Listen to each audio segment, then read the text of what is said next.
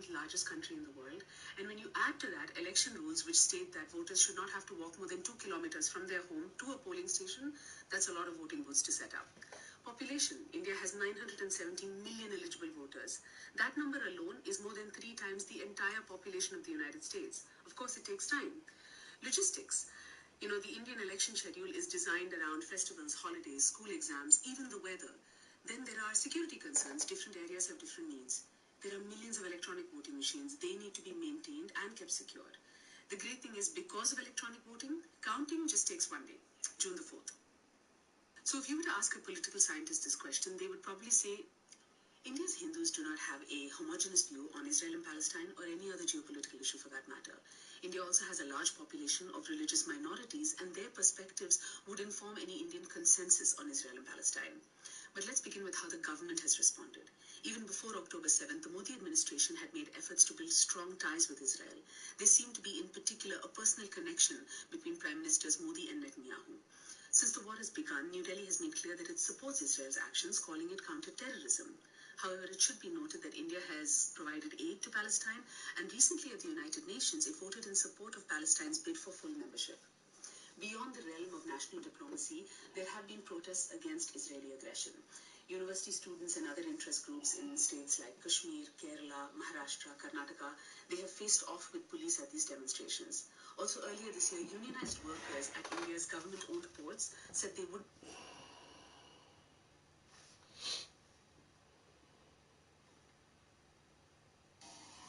Oh, shit.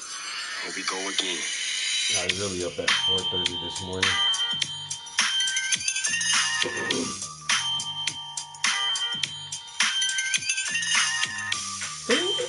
I done been up. I done paint for an hour and a half. I done fold clothes. I cooked some grits, eggs, and corned beef hash, and had breakfast and coffee. And yeah, it's just 7 o'clock. I've been up for 4 hours already. I've been up since about 3 o'clock.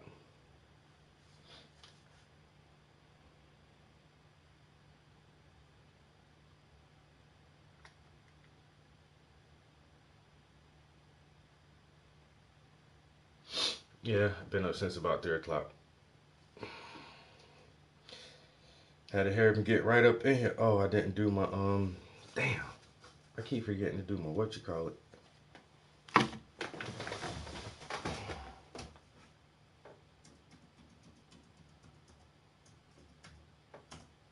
Spanish lessons. How you doing this morning?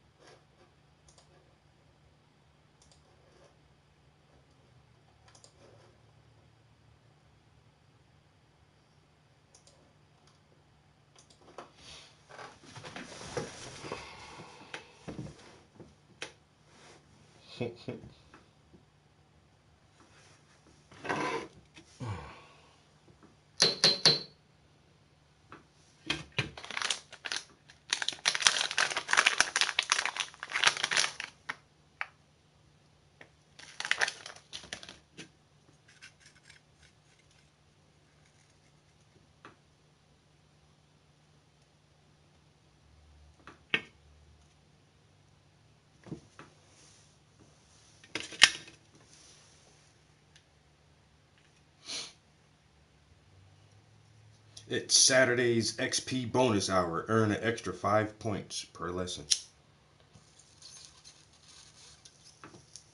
Las mujeres. Las mujeres, the women. Las mujeres. Mujeres. Los hombres. Los hombres, the men. Los hombres.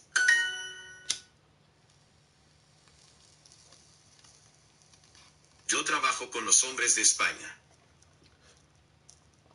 Yo trabajo con los hombres de España. Oh, my back.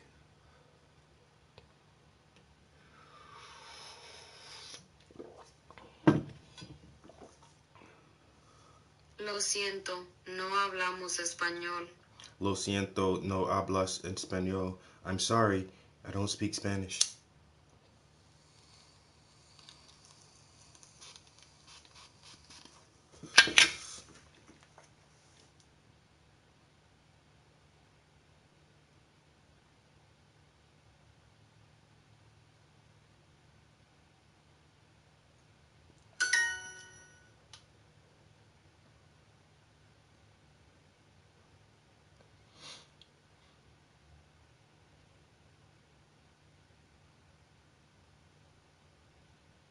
Amiga, tú y yo hablamos inglés muy bien.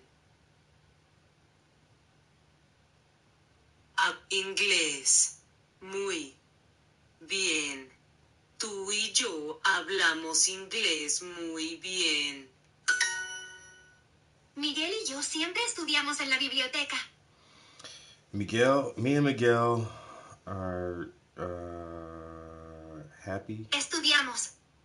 Siempre. No, siempre, always. Me and Miguel always study at the library. Miguel and I always study in the library. Alright, that's right. Nosotras somos hijas. Somos.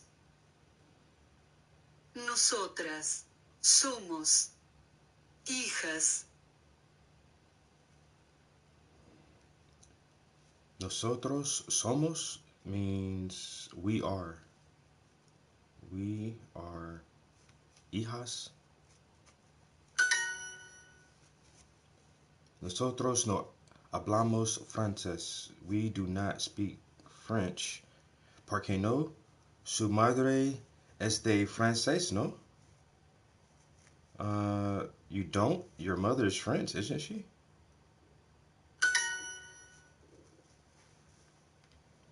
Nosotras somos mujeres. Mujeres, women. We are women. We are farmers. Dun dun dun dun dun dun. Nosotros somos hombres.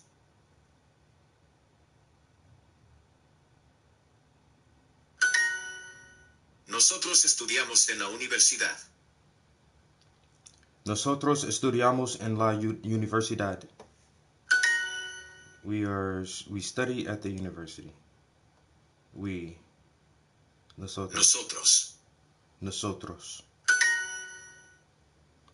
Nosotros no estudiamos Portuguese. We don't study Portuguese. ¿Por qué? Es muy difícil. Why? Is it too hard?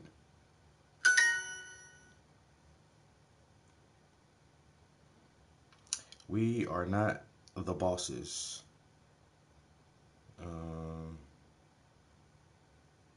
Nosotros somos no jefes. Jefes. Nosotros no somos. Oh, okay.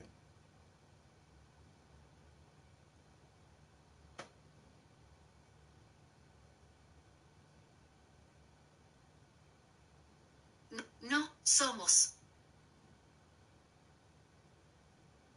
De México. Why did I get... Oh, I didn't put... Oh, nosotros somos de Mexico, not... I put donde de Mexico. Donde is where. Okay. Damn, 2 mistakes in a row. No.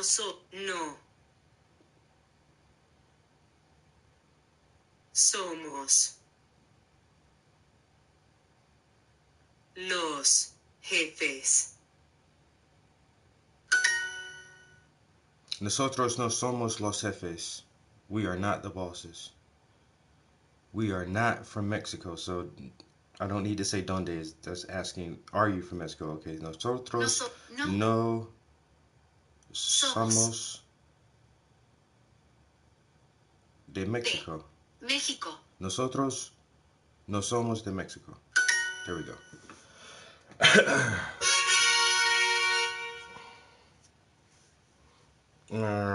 Work at 8. That right there is 185 days in a row. 15 more days. 15 more days.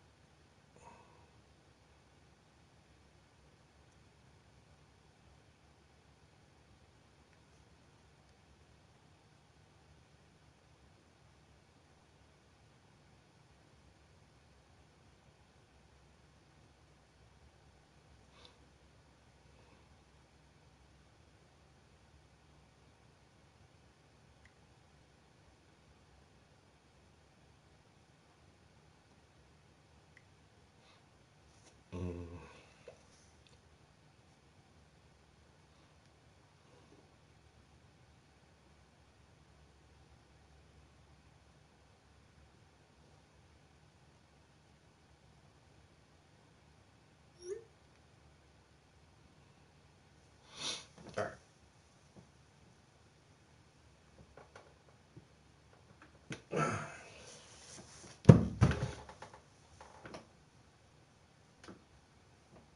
I really only have one thing to do today, and I really don't have to do it today, but I want to, is a little bit of grocery shopping. There's just a few things I need to grab from the store.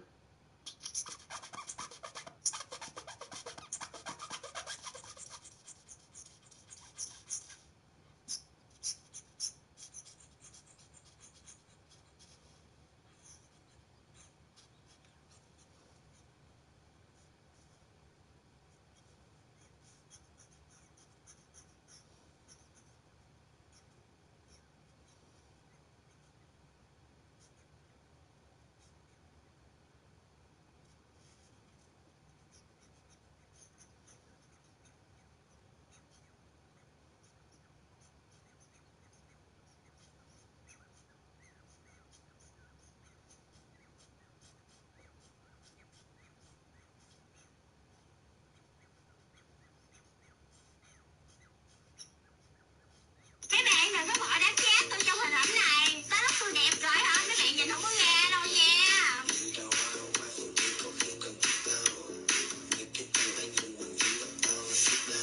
Mấy bạn đừng có bỏ đám chat tôi trong hình ảnh này. Tới lúc tôi đẹp rồi hả? Mấy bạn nhìn không có nghe đâu.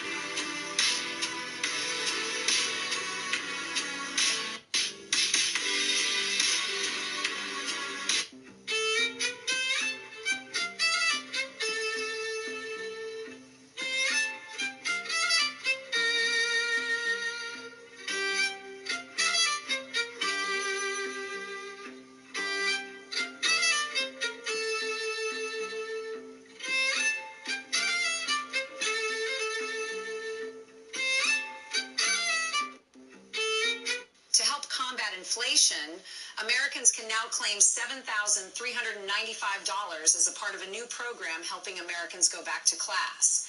Classes of your choosing to help you get a head start in a new career. Qualifying Americans can use the money for textbooks, groceries, or even rent. The program is only available for a limited time, and interested Americans are urged to sign up for the $7,395 on the official website.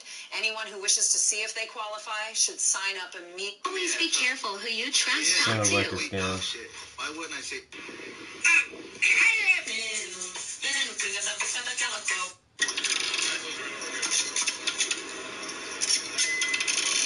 I show the mag again. Awesome.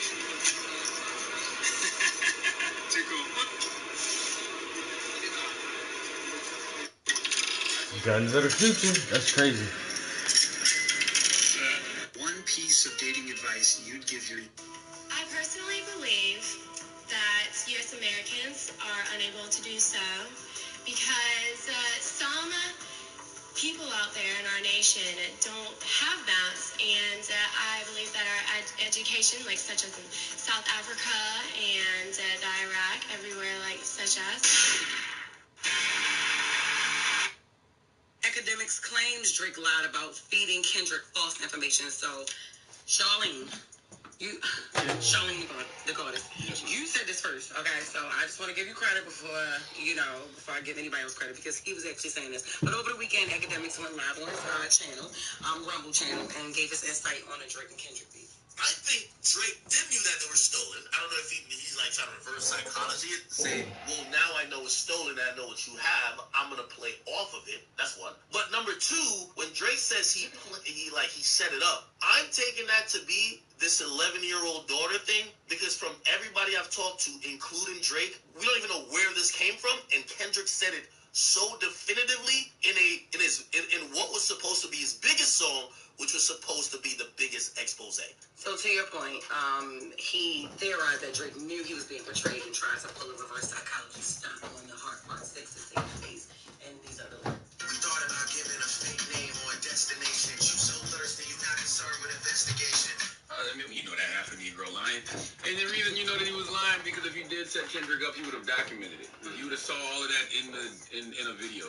For all the stuff you saw him record in Family Matters video, you don't think he would record him setting up, this picture that I'm about to take of all of these items? Yeah. Well, I was giving him some time. I thought maybe he did because he said it, but yeah, doesn't seem like. But then they also said, recently they said Kendrick did the same thing.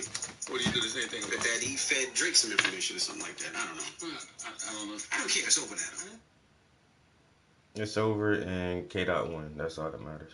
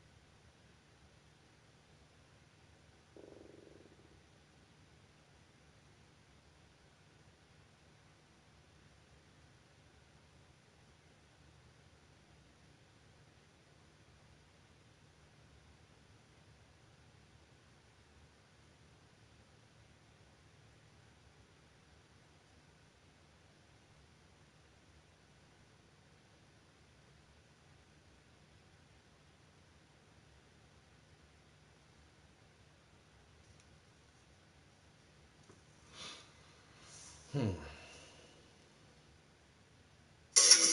be this one like this. Been through many things. Many things. I still You'll never guess how I made $300 this weekend. Oh, you're in trouble today. Because your mama called me and told me that you got a bad report at school. And we got an issue. Don't you say when it comes to a blessing, the devil trying to use your kid to distract you. And my mama must got a good blessing on the way. And the devil trying to use her kid just to distract her. Girl, please don't. You got she got a blessing on the way. See, nope, you trying to think of crazy. Nope, you just trying to say stuff that you think somebody want to hear. Don't try to intervene. This ain't got nothing to do with the devil. This got to do with you getting bad reports and trying to hide your reports so your mama won't see them. Don't even try to use that. My mama got a good blessing on the way. Ava, you know what? This ain't funny. I don't mean to laugh because this not funny for real. Your mama definitely got a blessing on the way, but understand. Oh, goodness, Lord. Hey, I'm not playing with you. That ain't got nothing. I can't even talk to you like this. Oh, girl, you're in trouble today. Did you know it's $500? Here's how to go viral on Instagram. This app can make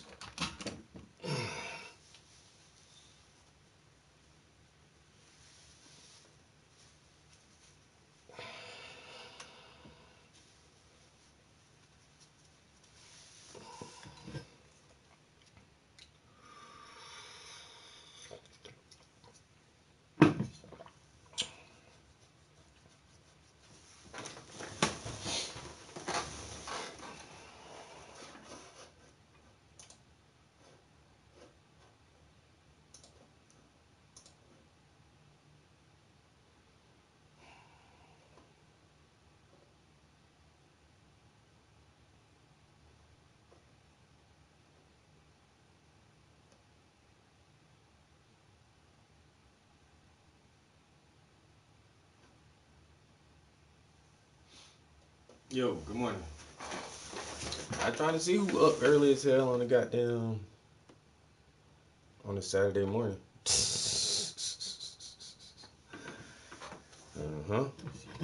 Shit, I done been up for a long time already though. But if this how you get your day started, yo, more power to you. Scrolling through Instagram, seeing who live, seeing who doing what. My man Sketch said he already up. Bruh, you know how we do it, man. That's how I try to start my day off if I can. This is my preferred method of getting out the bed. You know, if I get real rich, man, I can buy a big ass house. I'm gonna have a bed in my studio, so I can just wake up, just roll out the bed, and just hop right on the easel.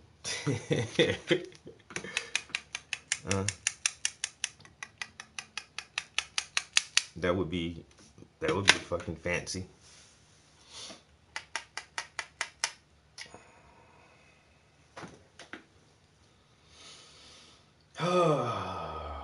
But I already been in here earlier this morning for an hour or so. Still trying to work on the some skin tones on this next piece. We're gonna try to. There's a little bit more skin tone we can detail, and then I may jump into some black and white and try to detail the background a little bit.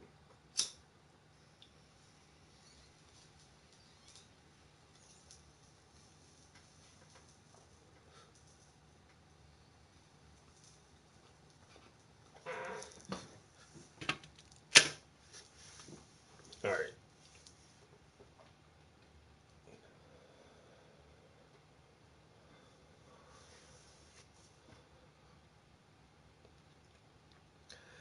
Damn, that was a lot of smoke. So yeah, Saturday morning paint session. It's gonna be one of those gray days. I don't think it's the weather's gonna be nice today. Luckily, once again, I try to get all my chores and shit done early, so I don't be having shit to do all day. I can just chill and paint and play video games and relax. I think our local fine arts fiesta is still going on today. Depending on the weather, I don't know if vendors and the crowds will be out because they are calling for a couple of hours of rain, like right at the mid morning. So I'm not sure if that's going on. Uh, Other than that, like I said, I ain't really had no plans for the day anyway. I stay my ass in the house and work on some art. I've been up since like way early. I got up at like 3, came right in the studio because I couldn't go back to sleep. So I'll probably paint for a little while and take me a little nap or some shit. And I don't know, figure out the rest of the day later.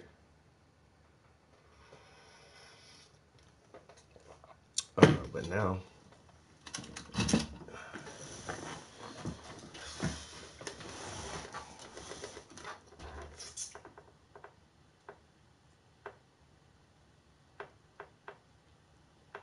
we're currently trying to get some of these red undertones for the skin. There's a lot of orangish, reddish undertones to her skin. So we're laying those down for this first detail layer. The skin is starting to look a little lush compared to the underpainting. And so we have just this section here left. We're gonna lay down some more reds. And what did I say? Oh yeah, we're gonna switch over to black and white and try to do some of the fabrics in the background, which should be pretty easy, but I definitely wanna try to knock out most of that background before I start detailing any more of the foreground. And plus I love doing fabrics too, so this will be a fun part. And we're gonna hop right into this thing. Let's not procrastinate any longer. Okay. Let's get the stand back for here. We are on YouTube Live too. Got a few people up in here checking out the stream. Yes, sir. You do the same thing, bro. He said he got to do some housework. That's that real painterly shit.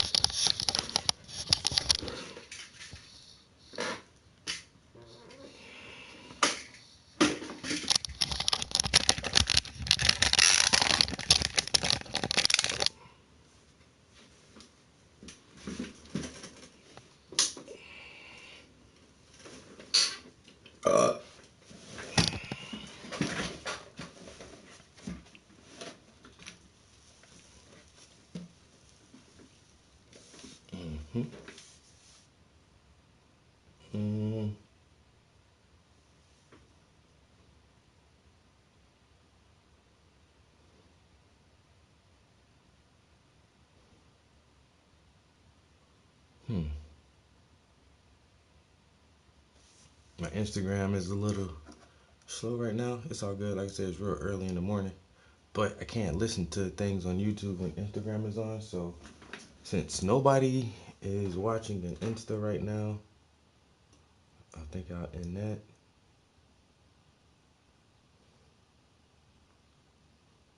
That way we can listen to YouTube real quick.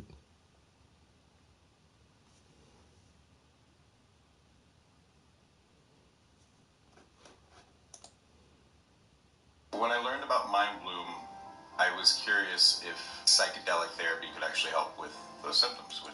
The people behind Rollerdrome, Ali World.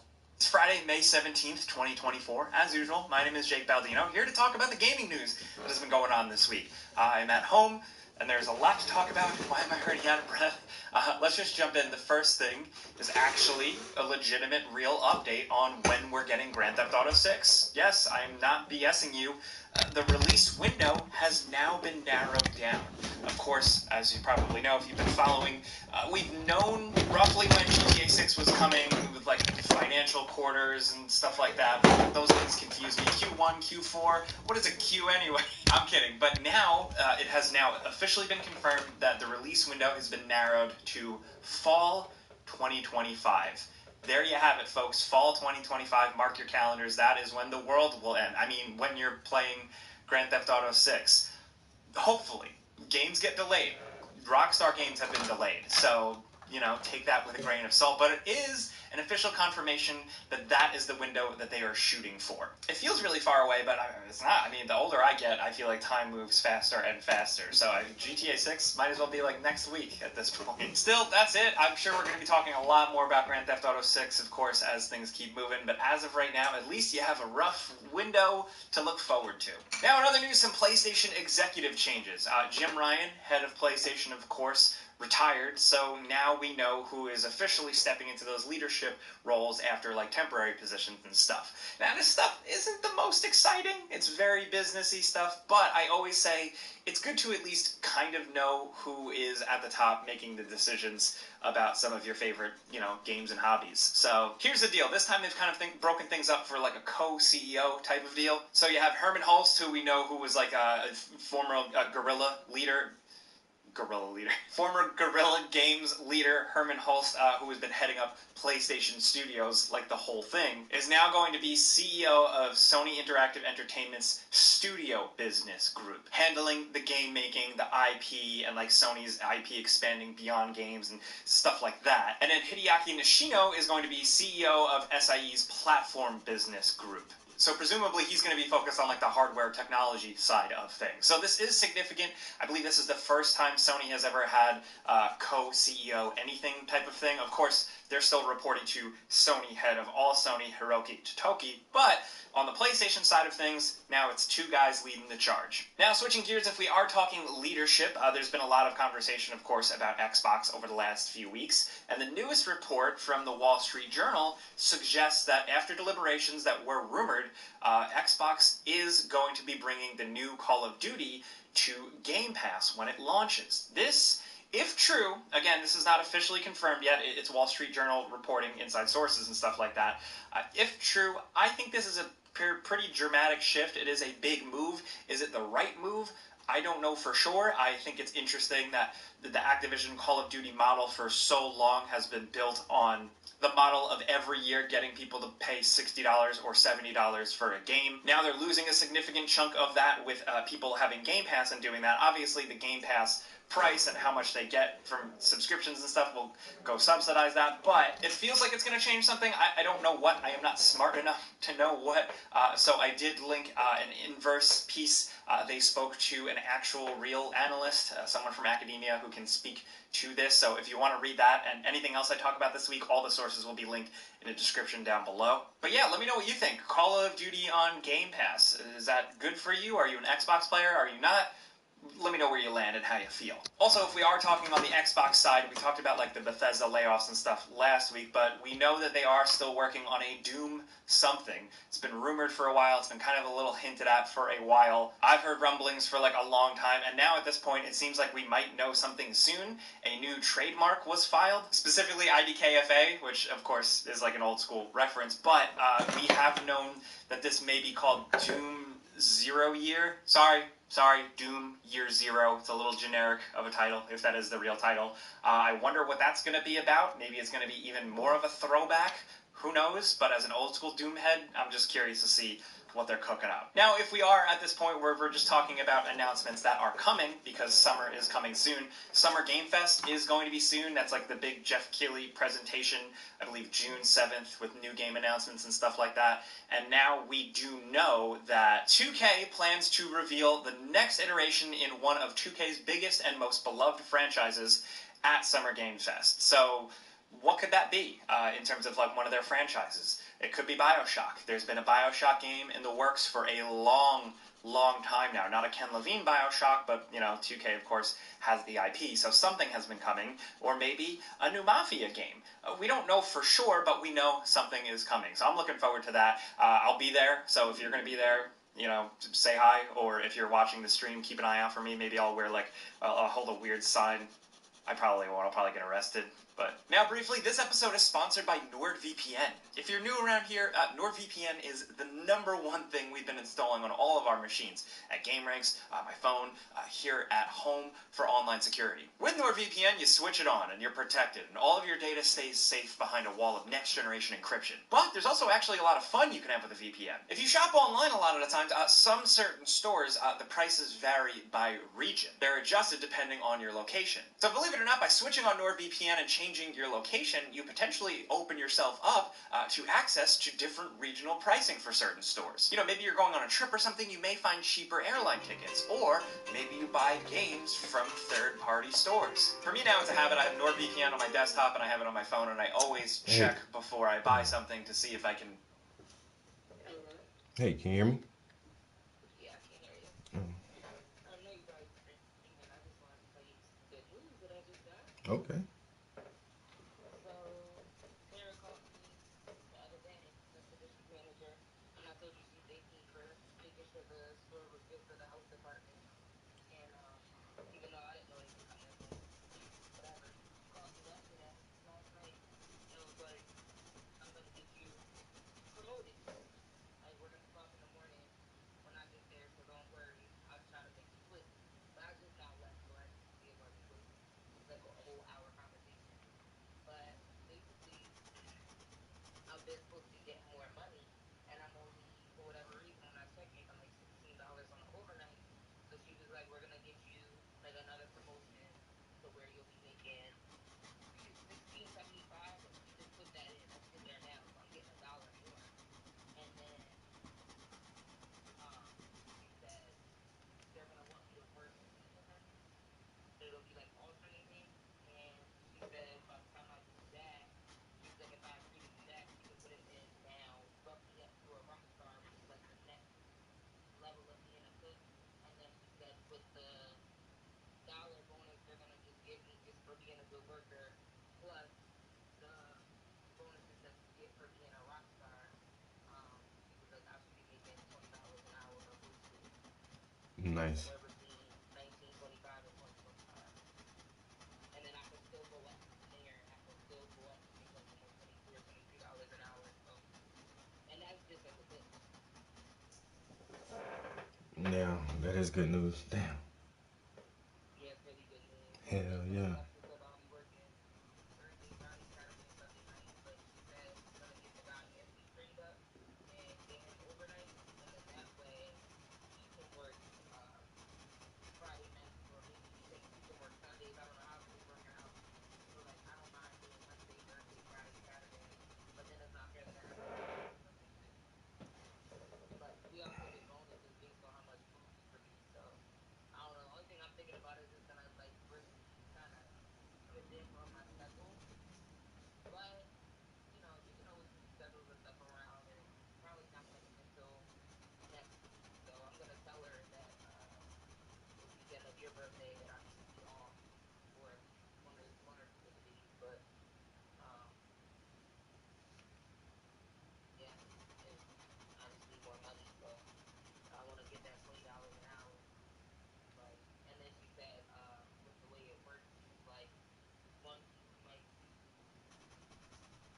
Thursday, Friday, Saturday, and Sunday. She was like, but then the next week you might do Thursday, Friday, Saturday, Sunday, and Monday. And she was like, and then when you do that, overtime. She was like, you'll get $20 of overtime as well, so your check will be like the end of the week. Now that sounds good.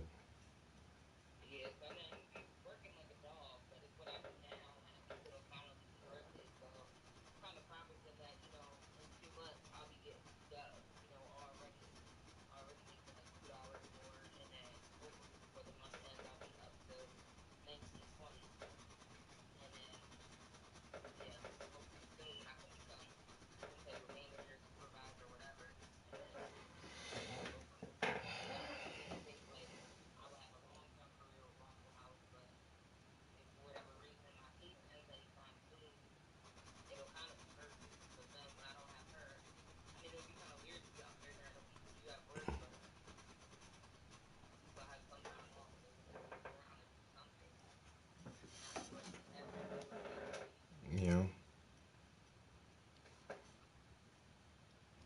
Nah, that makes sense though. Shit. And then that's the thing, like what I don't understand about some people is just like, if you just apply yourself, people can see that and you'll move up. Like, and some people just I don't know, but a lot of the time jobs do make you like I say, a lot of the time jobs don't respect employees and you're just gonna do the bare minimum. But then on top of that, sometimes like average employees don't even do the bare minimum. It's just like, damn, guys, just do the job. If you just do your job, you can move up a little bit. But I don't know, like, cause I get promoted everywhere I go. Like when I started painting, my first real job, I became crew leader, and like they gave me responsibility of the van and picking up the non-drivers. When I was working at Checkers, I became a manager there. When I was working at the factory last, I worked my way up to like um, machine operator and everything. It's just like people just it's not that hard if you just do the bare minimum as your job. So I'm proud of you. Like that's crazy. And just like you saying, just a short ass time, just go do your job. That's all you really have to do. And now you're getting promotions left and right.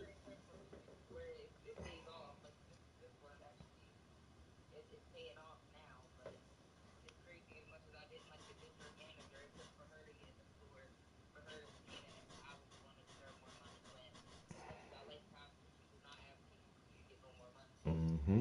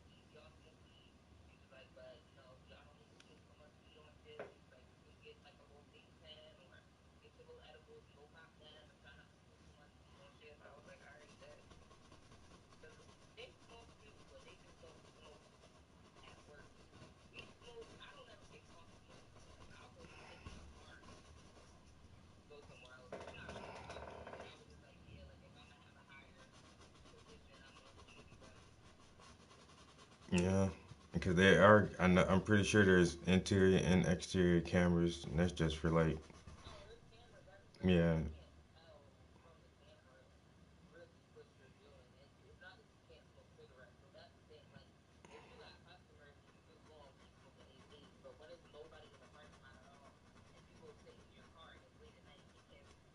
yeah, facts.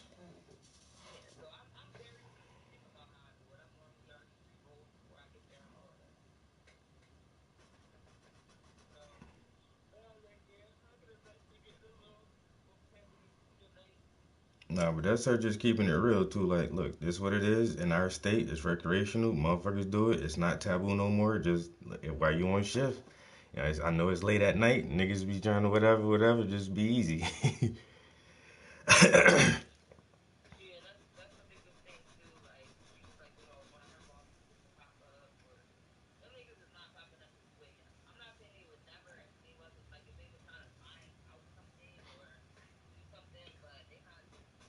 Nah, I know one time I kind of said something. We was talking about weed at work, and it was something about medical cards because Jennifer tells a lot of the guys who come in there like, yo, some of these places are not gonna hire you or if for driving positions, even if you have your medical card, yo, like so.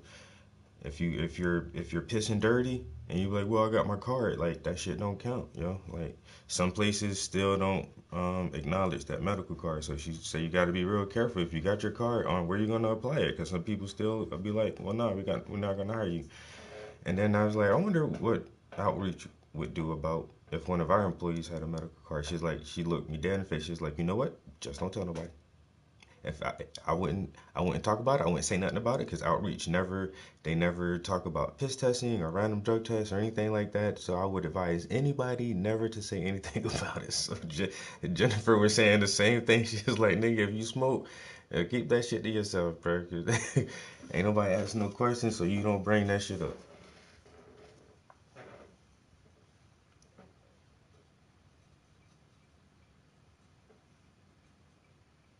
Oh, it's already raining down there. It's coming up here. I checked the weather. They say like by 9 o'clock it's gonna be raining up here.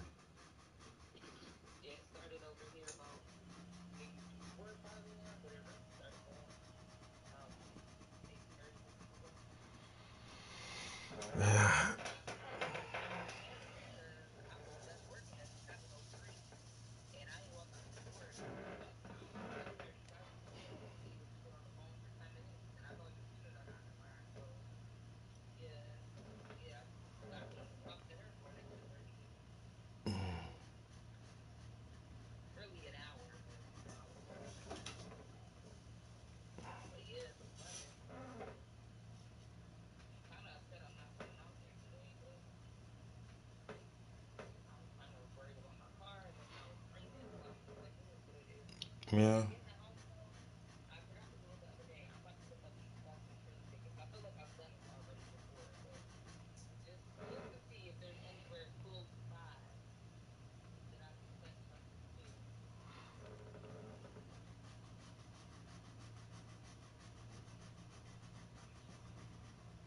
I don't know. I almost think that Marts actually comes into Wilkes-Barre, if I'm not mistaken. But I know that shit ain't no damn straight ass shot neither. So a damn no, not the price, but just the time. It ain't gonna be like a car drive. That shit probably be twice as long.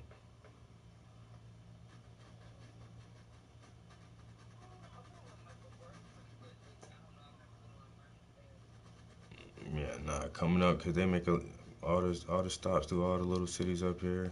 Then they, cause just the one time I did like the New York bus, man, it took us like 4 hours to get to New York. I'm like, yo, why does it take twice as long to get there? New York is only 2 hours away, but we had to stop here and stop there, and it's just like, what the fuck? And then the buses do the speed limit. I'm like, god damn, I can't wait. But we are getting that train. That train is supposed to come through up the Scranton.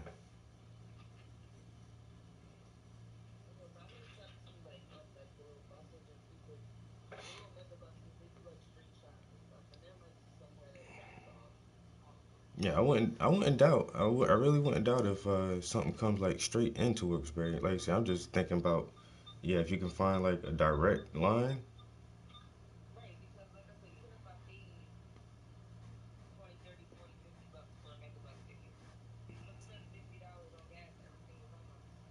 You know,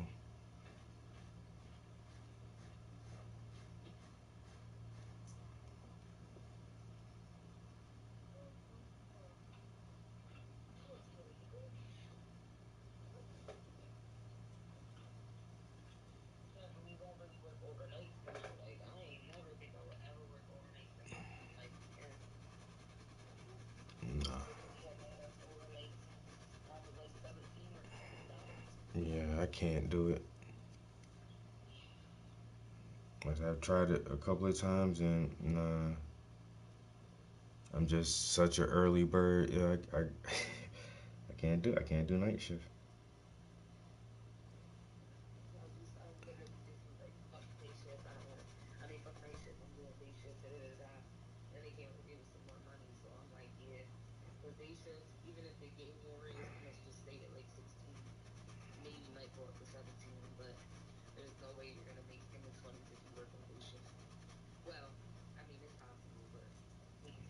And now what?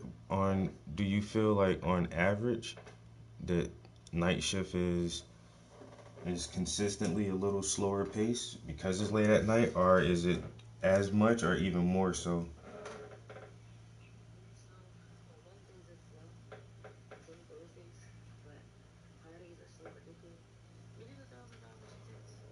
Mm,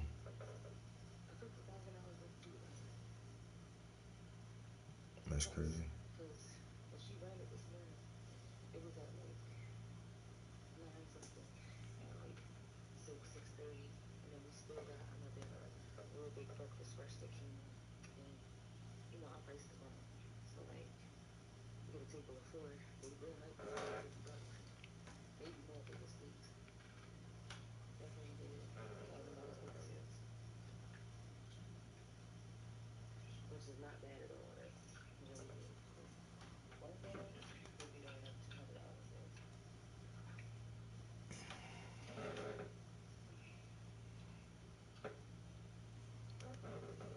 Nah, that's a big ass difference.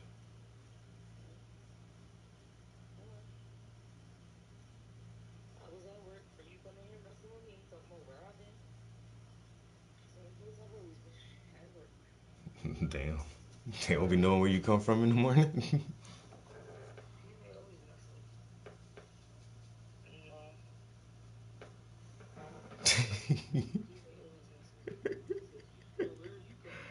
mm.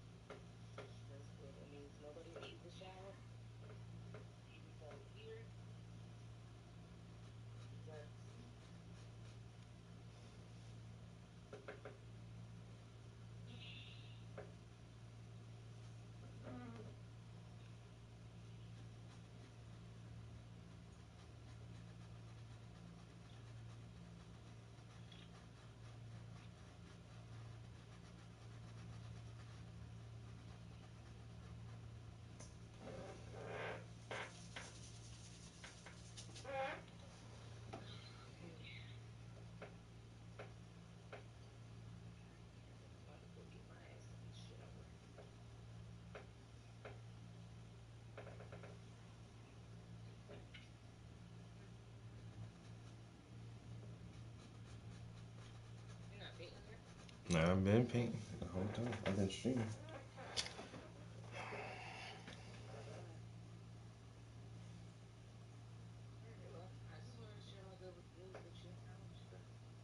Alright, well, I'll talk to you later on.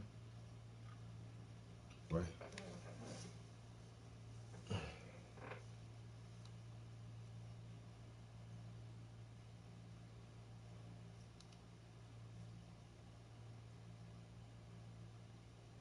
Some guys with some bikes, back roads all behind my home. Got the game by the throat.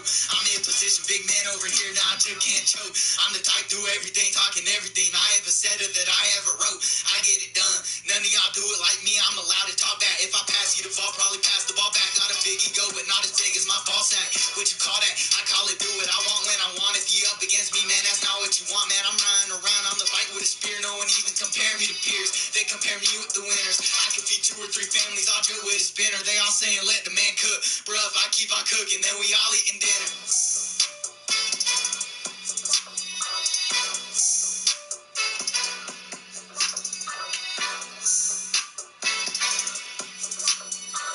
Front to come. I know some Mexican boys out here in the woods, good with the gun, they'll get you gone. I got some guys with some horses, some guys with some bikes, back roads all behind my home. Got the game by the throat. I'm in position, big man over here, now I just can't choke. I'm the type do everything, talking everything. I ever said it.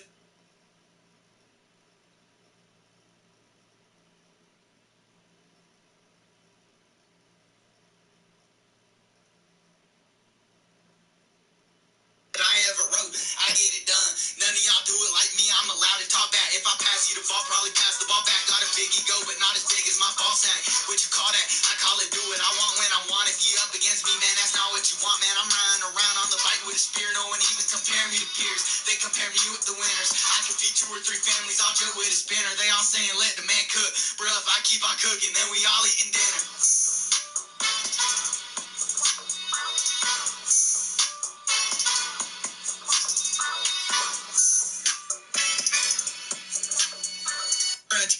I know some Mexican boys out here in the woods, good with the gun, they'll get you gone. I got some guys with some horses, some guys with some bikes, back roads all behind my home. Got the game by the throat. I'm in position, big man over here, now I just can't choke. I'm the type do everything, talking everything. I ever said it that I ever wrote. I get it done. None of y'all do it like me. I'm allowed to talk back. If I pass you the ball, probably pass the ball back. Got a big ego, but not as big as my ball sack. What you call that? I call it do it. I want when I want. If you up against me, man, that's not what you want, man. I'm running around on the bike with a spear. No one even compare me to peers. They compare me with the winners. I can feed 2 or 3 families. I'll drill with a spinner. They all saying let the man cook. Bruh, if I keep on cooking, then we all eating dinner.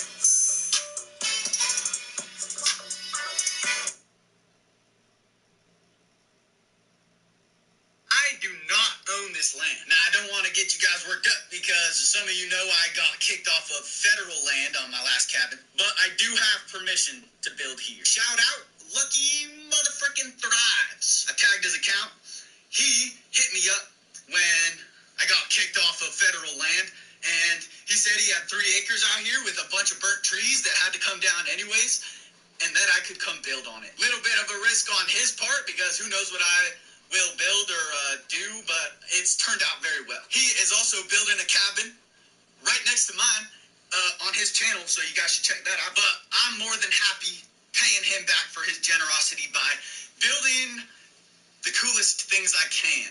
I'm trying to build him a homestead out here, and don't care if I ever get kicked off or have to leave or none of that. I'm doing it for the experience, and Lucky has even offered to sell me some land also so that I have a part of it out here as well. Right now, I'm just growing, learning, gaining skills, and I will buy land eventually, but I don't know where I want to buy land. I'm only 21 years old, so I got some time to figure it out. I do not own this land. Now, I don't want to get you guys worked up because some French come. I know some.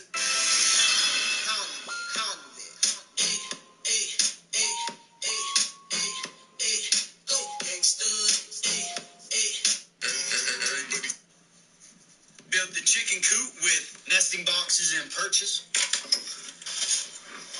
Took down my old kitchen that I didn't build. It was right here. Built this kitchen. Woo!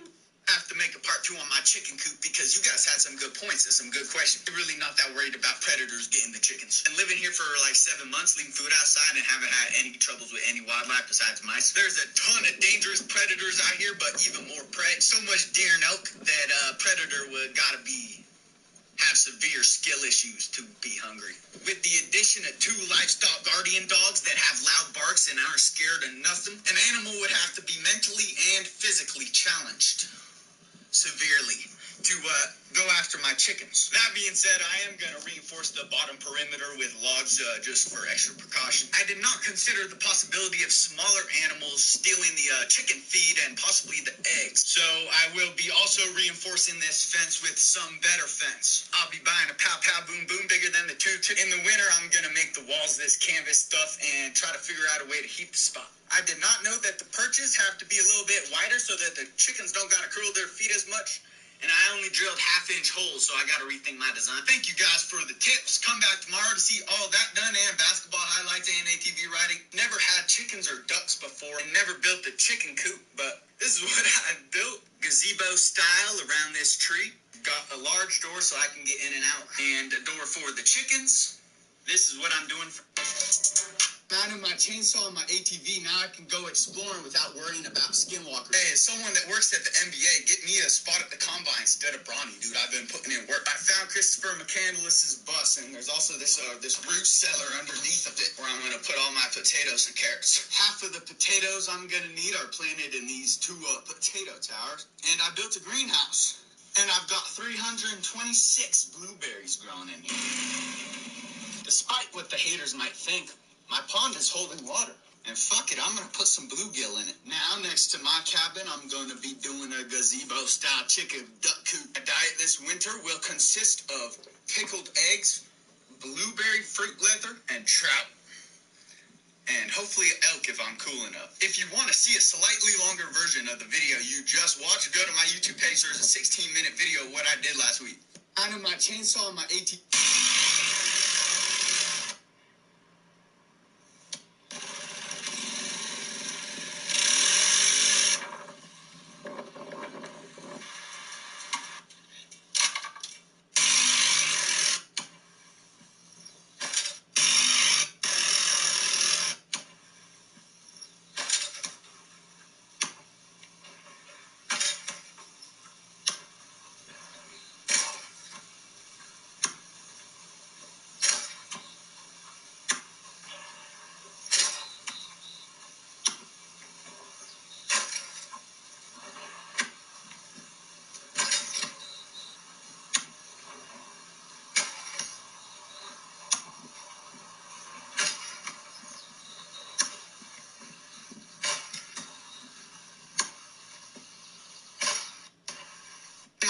Then I have a grass floor and a nice bed and hoop dough decoration.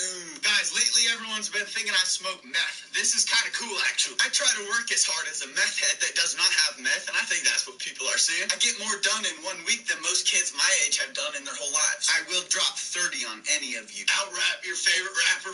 I am in incredible shape and eat extremely healthy. And I get more play than most of you, and I live in the woods and don't shower. I'm building skills and mindsets that will make me a feared opponent in any realm of human endeavor, and I'm setting up a beautiful, happy, successful, fulfilling life for myself. I seem to take no breaks and only progress very fast. Doesn't really make sense how I do what I do, but I make it happen. So I thank you guys for thinking I smoke meth. I love it when people have to cope to not feel bad about being absolutely obliterated in every aspect of life by a 21-year-old that made it happen from nothing. Now I just got to figure out how to put that on a beat. But guys, look, I got an ATV and a trailer to pull the ATV, and the ATV can pull the trailer.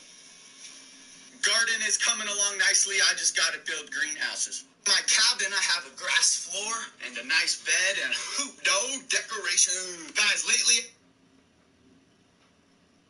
bed and hoop. Everyone's been thinking I smoke meth. This is kind of cool, actually. I try to work as hard as a meth head that does not have meth, and I think that's what people are saying. I get more done in 1 week than most kids my age have done in their whole lives. I will drop 30 on any of you. Out-rap your favorite rapper. I am in incredible shape and eat extremely healthy. I get more play than most of you, and I live in the woods and don't shower. I'm building skills and mindsets that will make me a feared opponent in any realm of human endeavor, and I'm setting up a beautiful, happy, successful, fulfilling life for myself. I seem to take no breaks and only progress very fast. Doesn't really make sense how I do what I do, but I make it happen. So I thank you guys for thinking I smoke meth. I love it when people have to cope to not feel bad about being absolutely obliterated in every aspect of life by a 21-year-old that made it happen from nothing. Now I just got to figure out how to put that on a beat. But guys, look, I got an ATV and a trailer to pull the ATV, and the ATV can pull the trailer.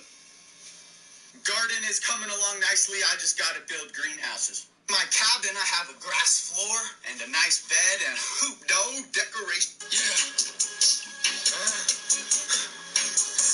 Yeah, I'm trying to hit this. I guess I could take one too. I don't think I could take much more. It ain't right if I fake what's true. I looked in the mirror and saw your ass. I probably would hate me too. I go better tomato, this car go fast. She like when I make that room. She ain't to make this move. Baby, let me give you an estimate. How much at least I have right now? I probably retire to live still. My chest, I'm doubling down. It's too late to look for the exit. They hit that girl so goddamn high. Nobody will ever come catch me. I'm just trying to be myself. I got everybody mad at me for it. So we're connected to the car. The water, maybe. Might take about a week. Like baritone and dead duck. Guys, is this big cat? Gotta go all the way up there and the very top. Your guys' I don't want to get political. Lots of buckets and a couple creek showers later. Good boy, Buck. Everything's starting to look cooler now that it's green. That's a metaphor, I think, for winning. That was a nice kick. These are all plants. So, no more getting water right now. We're gonna go... Yeah.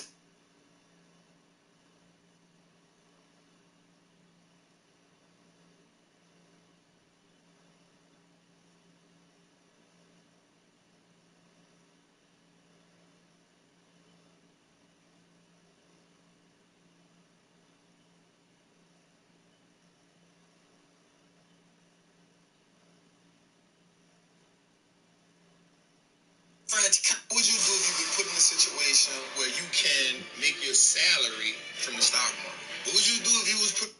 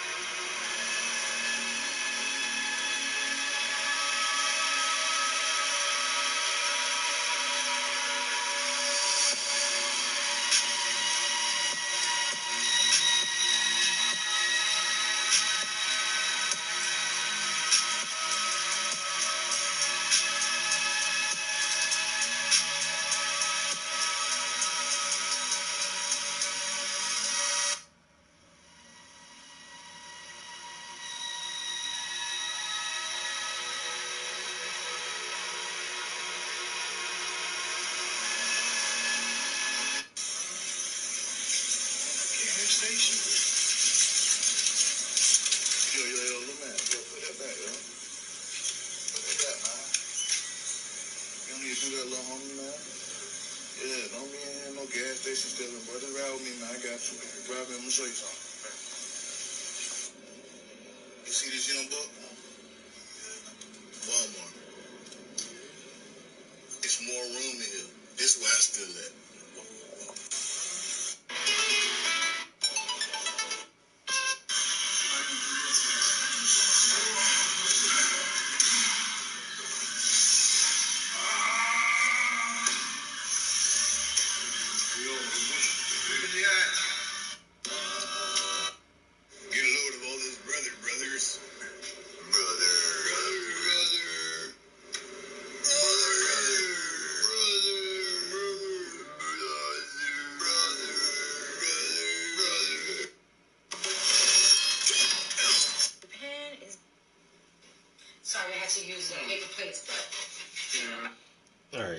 fucking stuck on Instagram.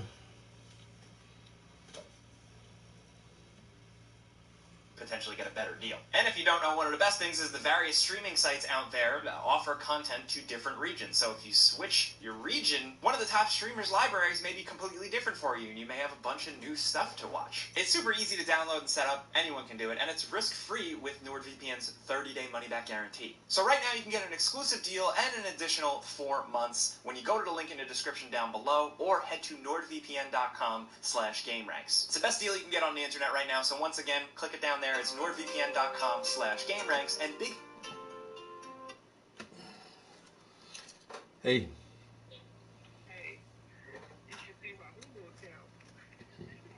Oh, my damn. What the... Oh, Lord. The Golden Girls. So I decided with it. I can't even remember the last time I heard that shit.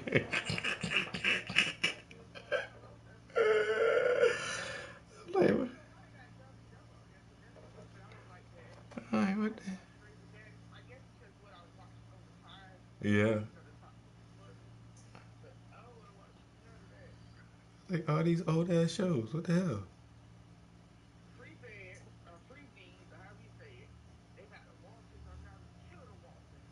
Oh, I remember that shit. I don't know. I tried to find something to watch last night, and by the time I got some shit set up, I fell asleep.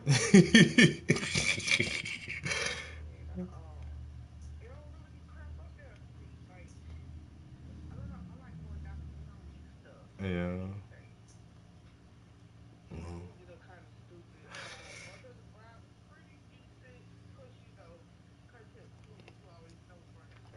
Mm-hmm. We done seen too many movies.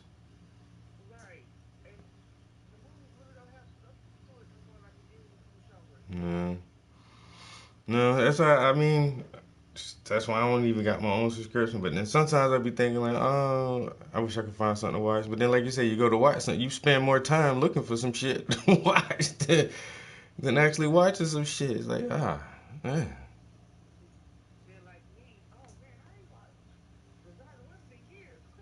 Yeah, you go back watching some old shit. Yeah. Well.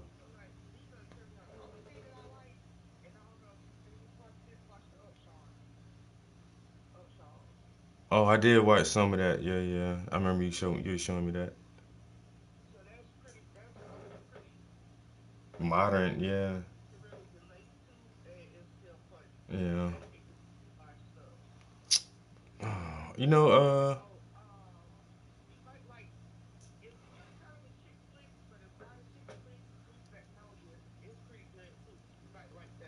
hmm.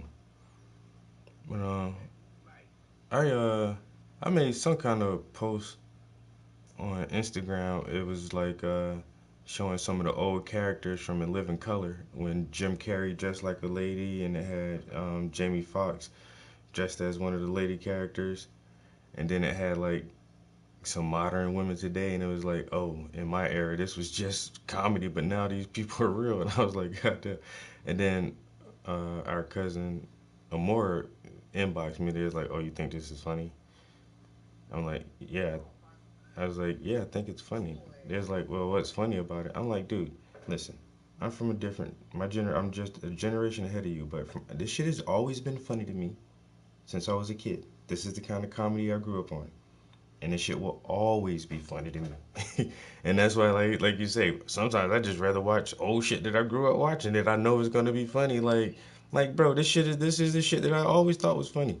I'm not gonna. It's not funny to me no more because the world is different or you're different or whatever. Like, nah, I still find shit like this funny, bro. And Living Color was funny as fuck to me. Oh my god.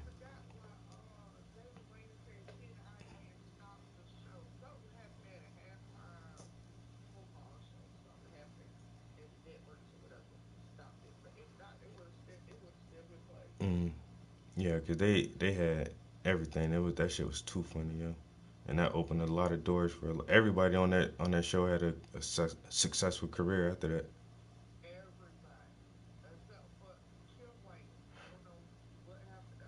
I think, man, she just ain't had to work, man. The sister probably just chilling.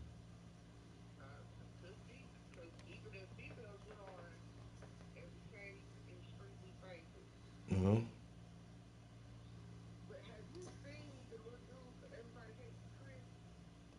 Not recently.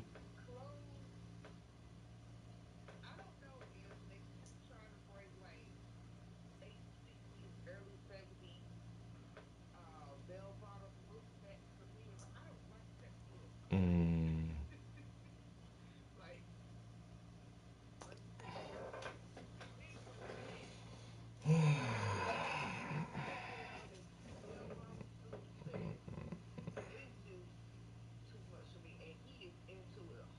Nah, I don't know about all that shit, man. I seen the one guy who Childish Gambino he had on his show Atlanta. It was a hard rapper dude. But now, like in some of his recent interviews, like he be dressing all weird and flashy. Like, bro, what are you doing? I thought you was a hardcore gangster. He's like, no, I like wearing silk and velvet. All right, well.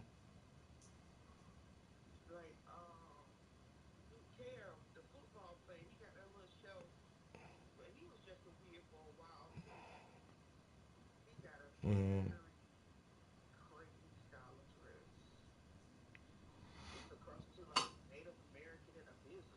oh damn. Mm,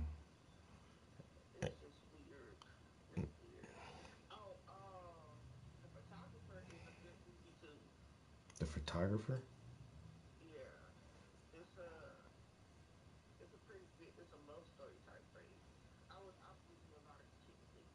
Uh, yeah.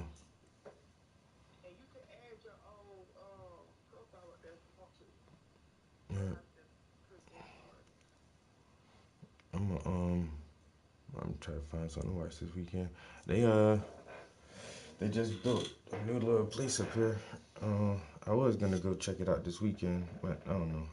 I might not, cause Marisa was gonna come up, but she having car issues, and like I don't know, she's been having car issues for a while, and I told her not to get that damn car anyway. But it's raining and her car not straight, so don't you get your ass on the down highway this weekend. But they built a Dave and Buster's up here. Yeah, yeah. I ain't you ever been to one? Yeah, I've been to one a couple times. Yeah, Dave Buster's funny shit, yo. So I haven't been yet because they said I didn't even know it was open. I forgot who I was talking to, and they was like, "Yeah, we went up." Oh, one of my coworkers. They was like, "Yeah, we went up to dinner at Dave and Buster's." I was like, "In Philly?" They was like, "No, on the mountain." I'm like, "On Montage Mountain?" They was like, "Yeah." I'm like, "When?" He was like, "Oh, it just opened a couple months ago." I said, "A couple months ago? I ain't even know that shit." I ain't been there yet, but like I said, I would have took Marisa this weekend, but I don't want to go by myself neither. That's weird to go to a place like that by yourself. But yeah, I definitely wait till I got somebody to go with. But that at least that is one thing to do now, because there ain't a lot of shit to do up here.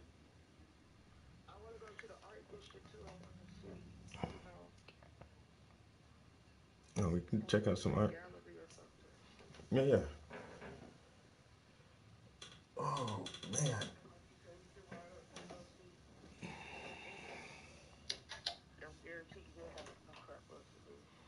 Yeah, I might check Monty out too.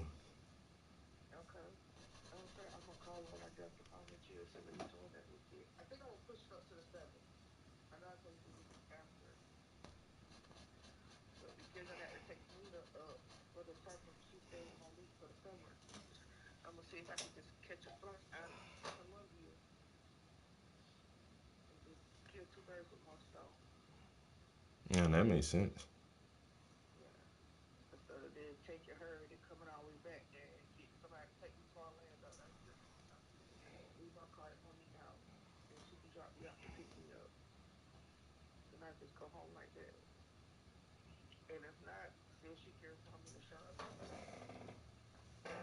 Yeah.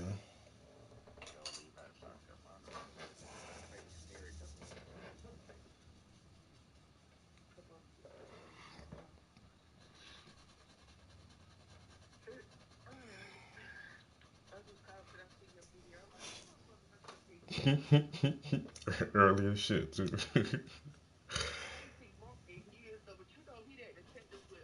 Yeah, yo, all those good shows though. We had good shows back then, yeah.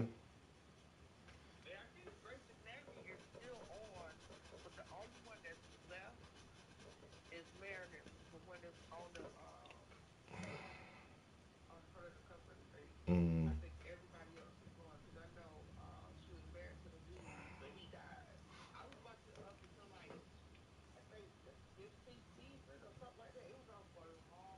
Yeah, man, they think that shit motherfucking as the world turns or some shit.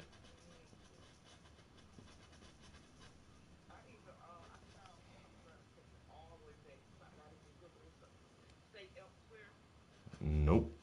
Saint Elsewhere. That was a hospital show with the black lady, the older black woman. No, I don't remember that.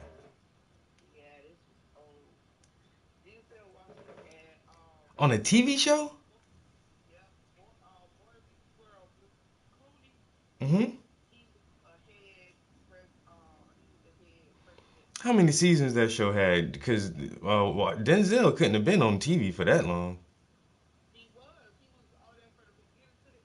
How many seasons? I got Saint Elsewhere. I'm gonna look that shit up.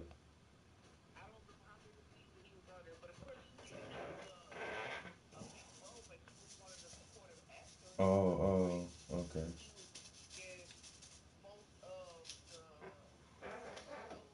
Hmm.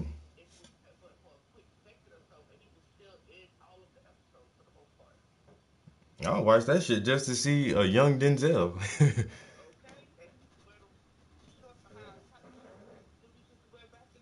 Mm.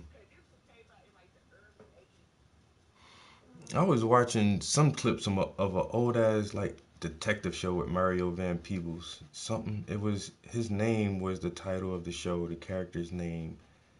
I can't remember that shit. But yeah, I was like, how come I ain't never remember this shit? But that must have been like right. That must have been right before our times.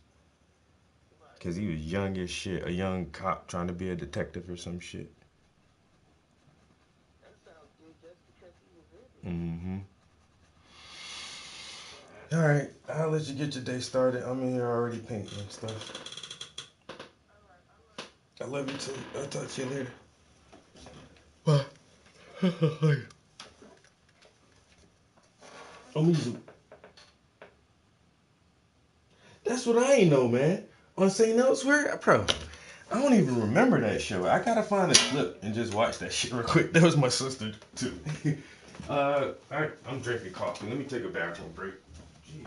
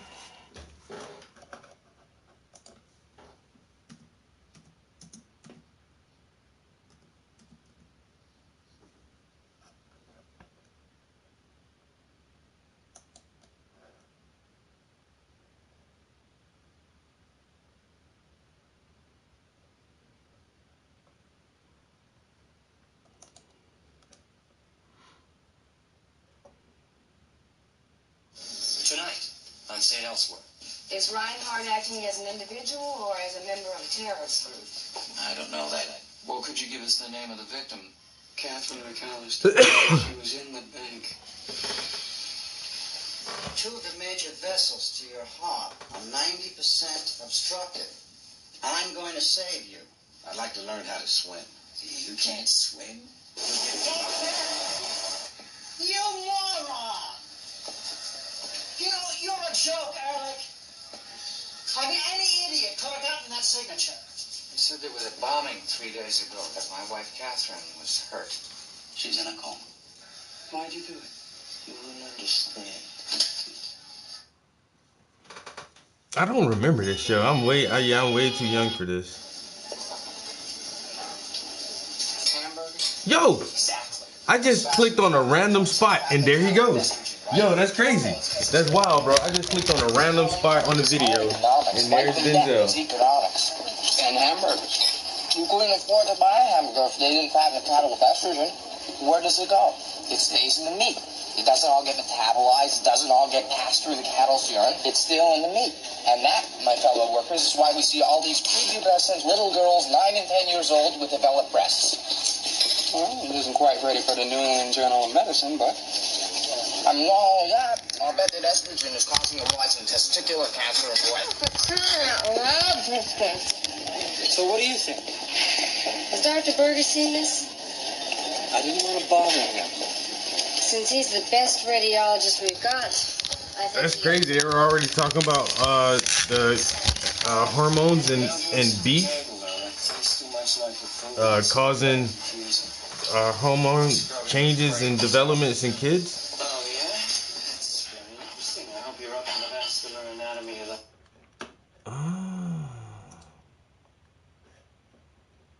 Okay. Oh, there's When I learned about Mind Bloom, Saint I was Elsewhere. curious if psychedelic therapy could actually help with those symptoms, with depression and anxiety. And it did. It actually did. This man says psychedelics help with my depression. What do you mean? I took a bunch of mushrooms and then I realized, fuck everything. This shit, whole thing is bullshit, nigga. We all gonna die, motherfucker. Enjoy what you enjoy and give a fuck about who gives a fuck about whatever the fuck you doing, nigga. Just don't hurt other people. All that anxiety is bullshit, nigga. You still gonna die one day. Enjoy this bitch while you here. And you got all of that from mushrooms? Yep.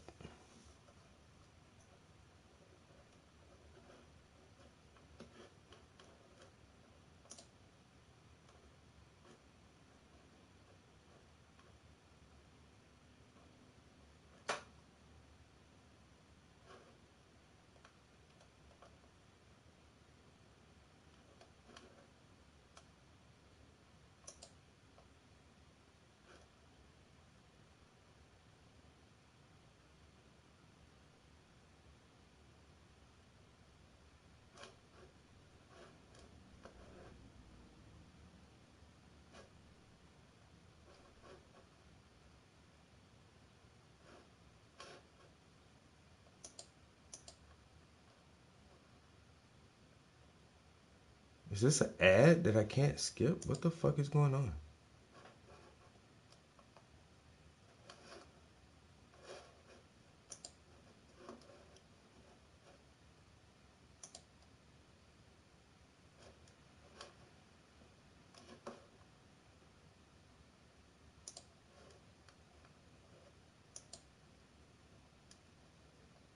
This week, we talked behind a wall of next-generation encryption. But there's also actually a lot of fun you can have with a VPN. If you shop online a lot of the times, some certain stores, the prices vary by region. They're adjusted depending on your location. So believe it or not, by switching on NordVPN and changing your location, you potentially open yourself up to access to different regional pricing for certain stores. You know, maybe you're going on a trip or something, you may find cheaper airline tickets, or maybe you buy games from third-party stores. For me now, it's a habit. I have NordVPN on my desktop and I have it on my phone, and I always always check before I buy something to see if I can potentially get a better deal. And if you don't know, one of the best things is the various streaming sites out there offer content to different regions. So if you switch your region, one of the top streamers' libraries may be completely different for you, and you may have a bunch of new stuff to watch. It's super easy to download and set up. Anyone can do it, and it's risk-free with NordVPN's 30-day money-back guarantee. So right now you can get an exclusive deal and an additional 4 months when you go to the link in the description down below or head to nordvpn.com/GameRanks. It's the best deal you can get on the internet right now, so once again, click it down there. It's nordvpn.com/GameRanks, and big thanks to NordVPN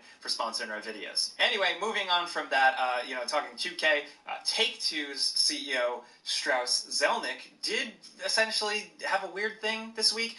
We talked a few shows back about the closure of Roll7, the people behind Rollerdrome, Ali World, and Kepler, the people behind Kerbal Space Program 2. More industry layoffs, of course, have been in the headlines forever. But now, the person above all of that, Take-Two's CEO, again, Strauss Zelnick, said, and I quote, to IGN, when asked why those closures happened, he said, and I quote, "We didn't shutter those studios, to be clear. And we are always looking at our release schedule across all of our studios to make sure that it makes sense. So we are being very judicious because we are in the middle of a cost reduction program that we've already concluded." Shut up. Sorry, but essentially this is just another, long line of, breaking news. Big head CEO guy is weird. I don't know if this is a legal thing, an admission type thing, but, those people are not going to work anymore. Those studios are closed. When pushed for comment, a rep did give, a weird tax filing explanation, but still, it's just bizarre and also just, a weird look. You couldn't just acknowledge, yeah, we did it, sorry. Nothing, just be like, that didn't happen. Come on. Maybe I'm not smart enough to understand the tactics behind that. I don't know. I don't care.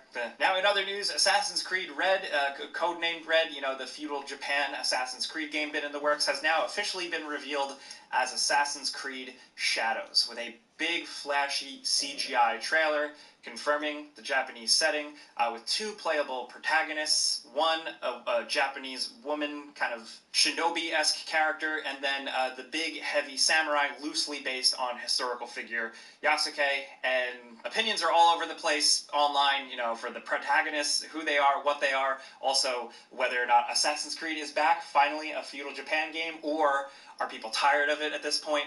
For me, I'm like, is this going to be good? That's all I really care about, and this is from the same line of, Assassin's Creed Odyssey, Assassin's Creed Origins, Valhalla, so it's going to be a big, vast thing. They did confirm that the world size is about the size of Origins, which is, smaller, way smaller than the massive Odyssey, so at least it's not going to be this exhaustive thing. I'm looking for quality over quantity, but the bigger issue, in my opinion, is Ubisoft doing a couple of, game industry things. First, taking pre-orders for a game that they haven't even shown gameplay of yet, just a flashy CGI trailer.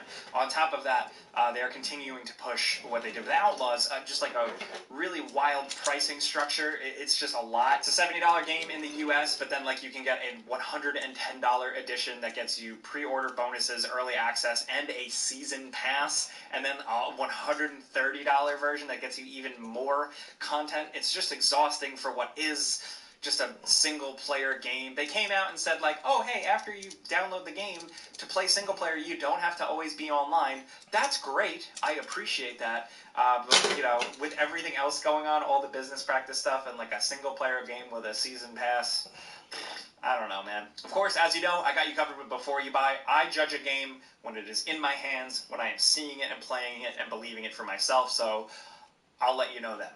And in 2 other bits of quick news, Square Enix announced that they are going to be more aggressively pushing a multi-platform approach, which sounds like, yeah, no, duh, obviously, but you might remember that they also recently did the new Final Fantasy Remix games just on PlayStation at first. So they announced that moving forward, they're going to make sure that they put more games on PC and Xbox and possibly Switch. So there's that. But also, don't miss that Ubisoft announced that they canceled The Division Heartland. This was going to be that free-to-play Division game that took place more in the suburbs. So if you were looking forward to that, unfortunately, that's gone. Another one on a long list at this point. Now, in other news, some things that have released this week. First is the return of Homeworld. Homeworld 3, the first mainline Homeworld game in a long, long time, is out.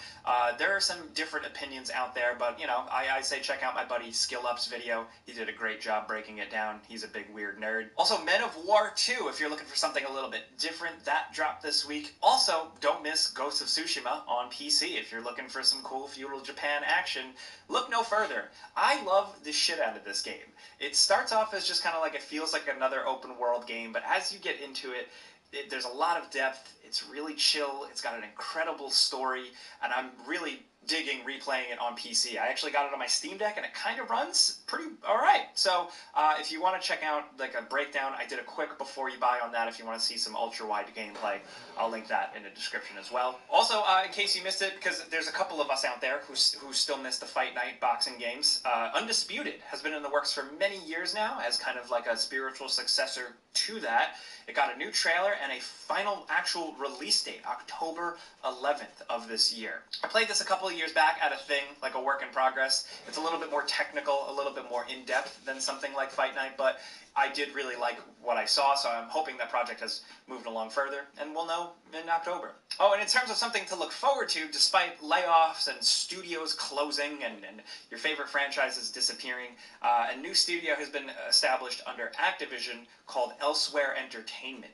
This is announced as a studio backed by some of the people behind stuff like Uncharted, The Witcher 3, so like some good pedigree, and they are apparently working on a narrative-driven, like, adventure AAA game. That's all we know. They've been working on it for a minute now, so maybe there's some cool thing to look forward to down the line. And also with that, like, entertainment studios have announced like this whole new Friday the 13th franchise thing. It's going to be Friday the 13th movies, TV, and games, believe it or not. And I expect us to actually see something from possibly a Friday the 13th game soon, so keep your eyes peeled for that. And if you are curious about like the whole Embracer thing and like the fact that they still are going to be making more Lord of the Rings games, I linked an interview with their head below if you want to kind of get some context on that. But I just wanted to kind of end on games on the horizon, because there's always a lot of doom and gloom. But let me know what you think about all the stories going on this week. From the changes at PlayStation, PlayStation's leadership, to Call of Duty potentially coming to Game Pass,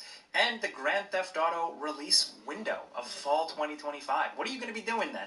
Huh? Let me know. Let's talk about any of this stuff down in the comments. I want to hear from you guys, so hit us up. We'll be down in the comments, of course, but things get a little crazy, so if you want to yell at me directly, you can find me on Instagram, Twitter, @JakeBaldino. My YouTube channel is called @JakeBaldino. I just made a video on Hellblade from 2017, kind of looking back before the new game, but that's really it. So thank you guys very much for watching, getting caught up on the news with me every week. I'm always here, but all I ask is that you have a great weekend, be safe, pizza's on me.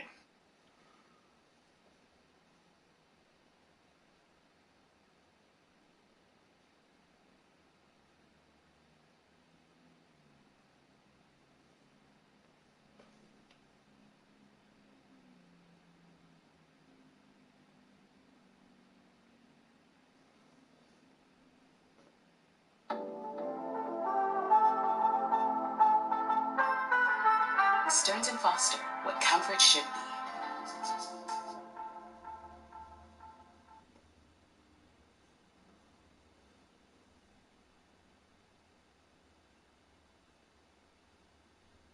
We've had like the idea of voice control computers for a long time. They've never, to me, felt natural to use. And this one, the fluidity, the pliability, whatever you want to call it, I just can't believe how much I love using it.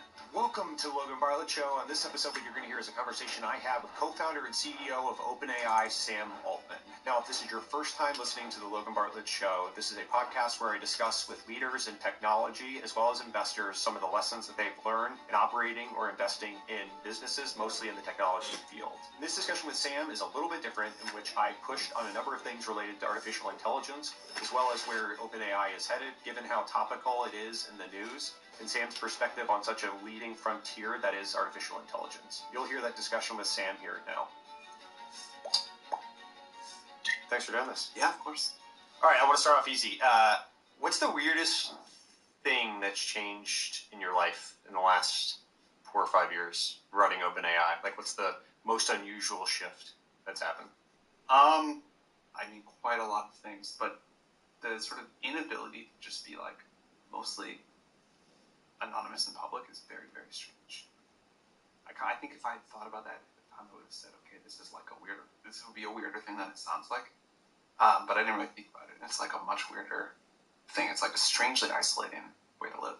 You believed in AI and the power of the business, so did you just not think through the derivative implications of running something that was Yeah, I that think powerful? I didn't think there were all of these other things. I'm like, oh yeah, it's going to be like really important. OpenAI is going to be a really important company. I didn't think I would like not be able to like go out to dinner. Yeah. In my own city. That's weird. That's weird. You made an announcement earlier today. We did. Multimodal 4.0. Yeah. That's the Omega sign, right? Just that. Like like Omni. Yeah, Omni. Okay, sorry. It works across text, voice, vision. Can you speak to why this is important? Because I think it's like an incredible way to use a computer. We've had like the idea of like voice-controlled computers for a long time. You know, we had Siri and we had things before that. They've never, to me, felt natural to use. And this one, many different reasons. What it can do, the speed, adding in other modalities, the inflection, the naturalness, the fact that you can do things like say, hey, talk faster or talk in this other voice, and then it's the fluidity, the pliability, whatever you want to call it. I just can't believe how much I love using it. Yeah, Spike Jonze would be proud. Are there use cases that you've gravitated to? Well, I've only had it for like a week or something. But one surprising one is putting my phone on the table while I'm like really in the zone of working, and then without having to like change windows or change what I'm doing, using it as like another channel. So I'm like working on something, I would normally like stop what I'm doing, switch to another tab, Google something, click around or whatever.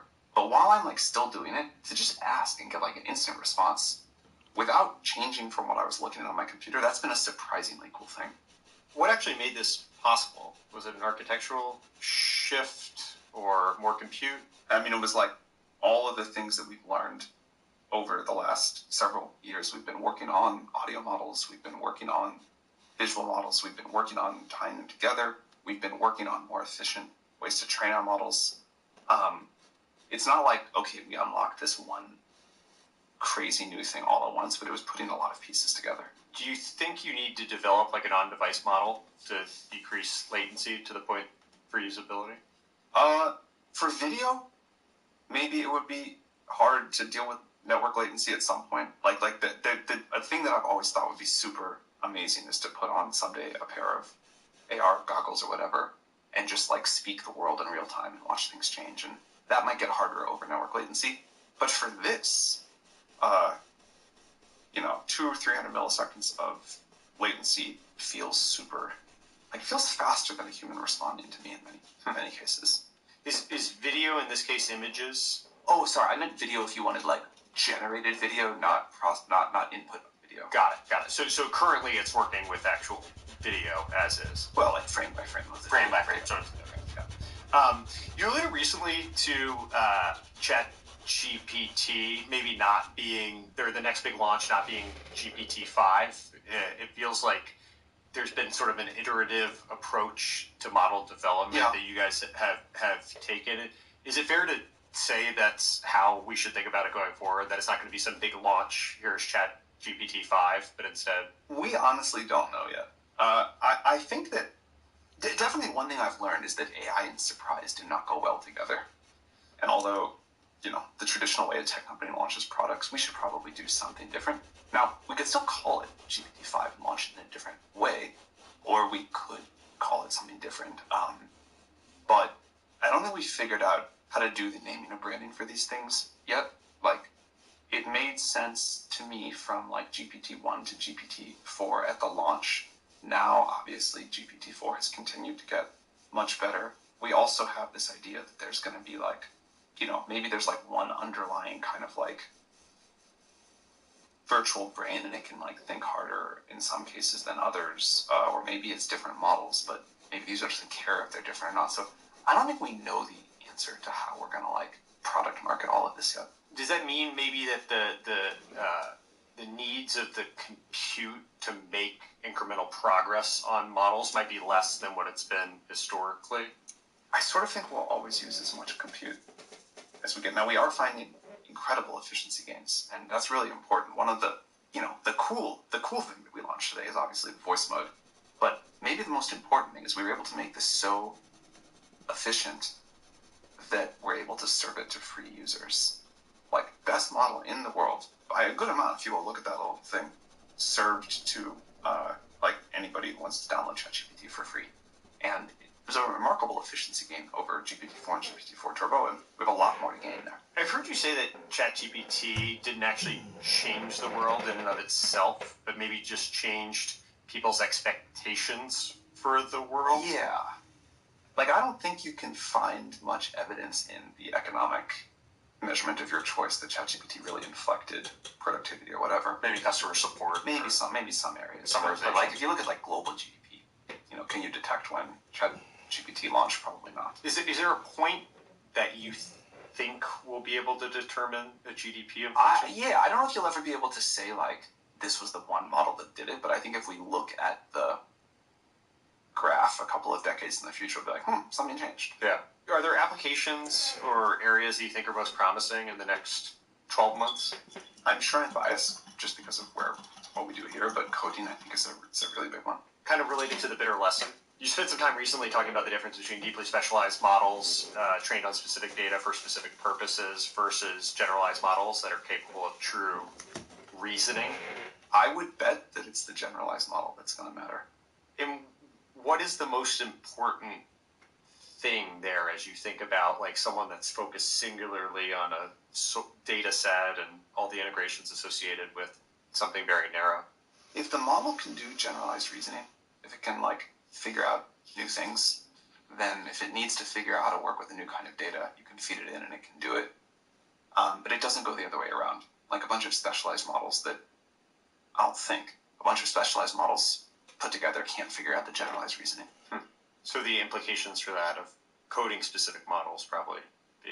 I think a better way of saying this is I think the most important thing to figure out is the true reasoning capability, and then we can use it for all sorts of things. What do you think the principal means of communication between humans and AI is in 2 years? Natural language seems pretty good. I'm interested in this general idea that we should design a future that humans and AIs can sort of use together, use in the same way. So I'm like more excited about humanoid robots than I am for other forms of robots because I think the world is like very much now designed for humans, and I don't want that to get reconfigured for some more efficient kind of thing. I like the idea that that we talk to AI in language that's like very well human optimized and like talk to each other that way. Maybe I don't know, but I think this is generally an interesting direction to push. You said recently something to the effect of the models might ultimately get commoditized over time, but the most important thing would likely be the personalization of the models to each individual. First, yeah. Do I have that right? I'm not certain on this, but I think it's like a thing that I would seem reasonable to me. Yeah. Then beyond personalization, do you think it's just normal business UI and ease of use that ultimately wins for end users? Those will for sure be important. They always are. I can imagine other things where there's like a sort of marketplace or network effect of some sort that matters. Yeah. Where it's, we want our agents to communicate. There's different companies in the App Store, but I sort of think that the rules of business kind of generally apply, and whenever you have a new technology, you're tempted to say they don't, but that's always like fake news, and no, it's usually fake news. And all of the traditional ways that you create enduring value will still matter here. When you see open source models like catch up to benchmarks and all of that, what's your reaction to it? Is that... I think it's great.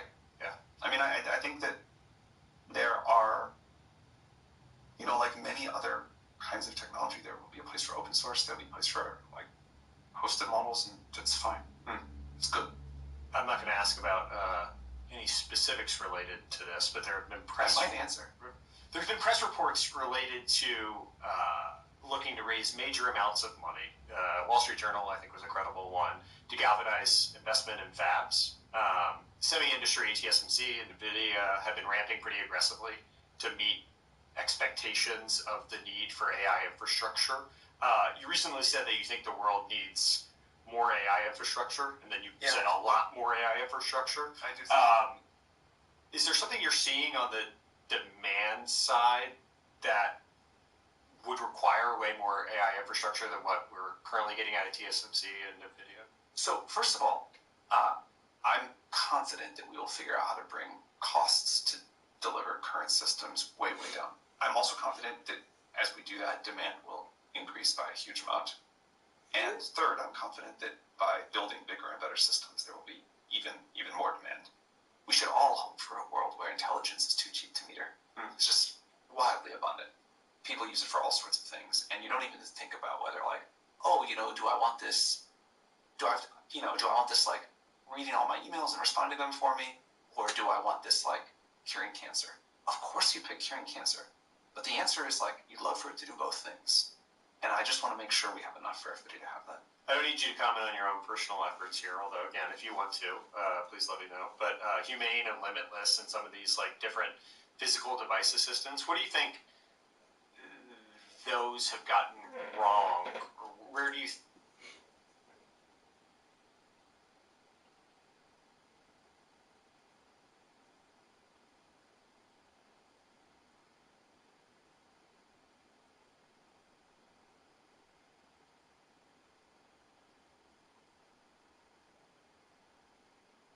Hello. I'm really excited about teaming up with you, and I'm all set to dive in. So, hey, I'm ready to hit the ground running. Hey there. I've got a really great feeling about... Hey, it's great to meet you. Hi there. I just want to share how thrilled I am to work with you, and I can't wait to get... Hey, it's great to meet you. How's your day going? I'm really looking forward to working on some cool stuff together. Hello. I'm really excited about teaming up with you, and I'm... Hey, I'm ready to hit the... Hey there. I've got a really great feeling about us teaming up.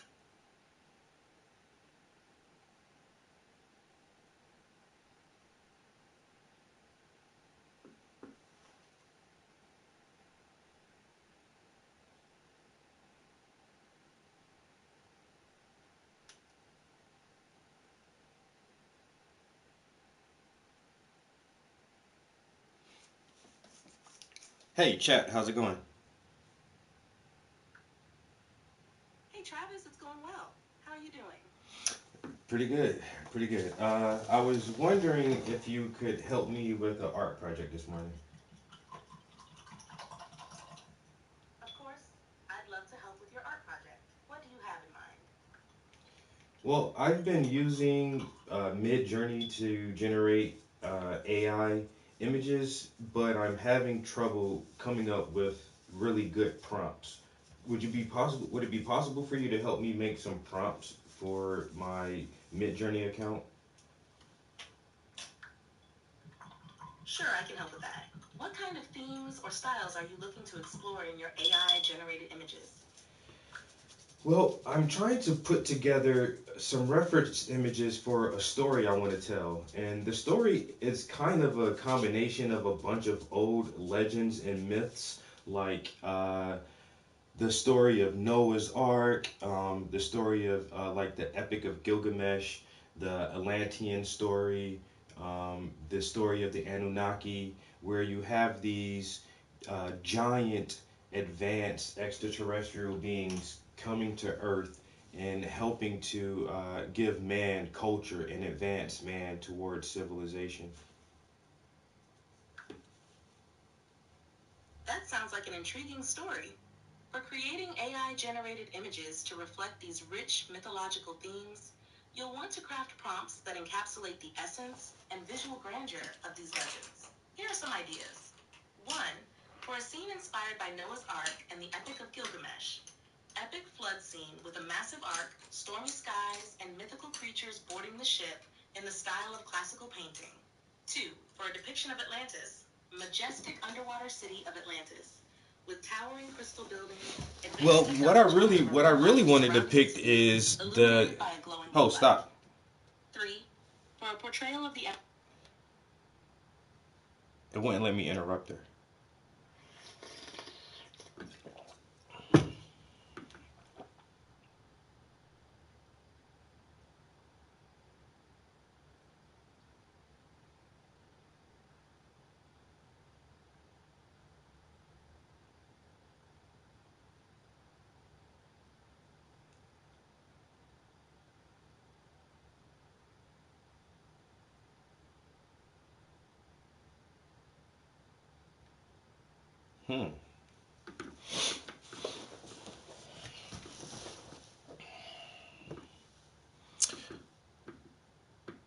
What would be a good prompt to depict a giant, but a very human looking person? Just a very tall human giant with like futuristic armor standing in a group of normal humans, and the normal humans are looking up at this giant figure, and they're standing maybe 20 feet tall or 25 feet tall, where the average person is maybe like 5.5 or 6 feet tall, and they're all gathered around looking up at this giant person.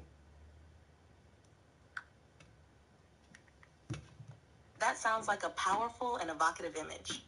Here's a prompt that might capture that scene well. A towering giant, standing 25 feet tall, wearing sleek, futuristic armor, surrounded by a group of normal-sized humans who look up in awe and wonder. The giant has a regal, yet human appearance, and the scene is set in a blend of ancient and futuristic styles, with humans gathered around in a mix of curiosity and reverence. That sounds good. That's pretty awesome.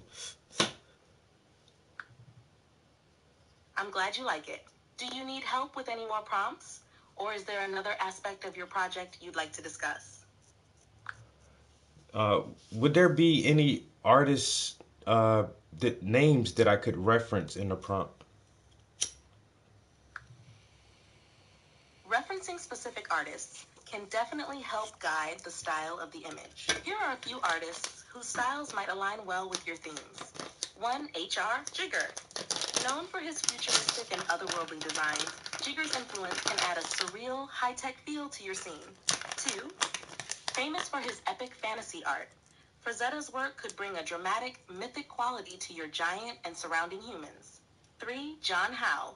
As a renowned fantasy illustrator, especially for his work on The Lord of the Rings, Howe's style could imbue your scene with a detailed, fantastical atmosphere. 4. Moebius.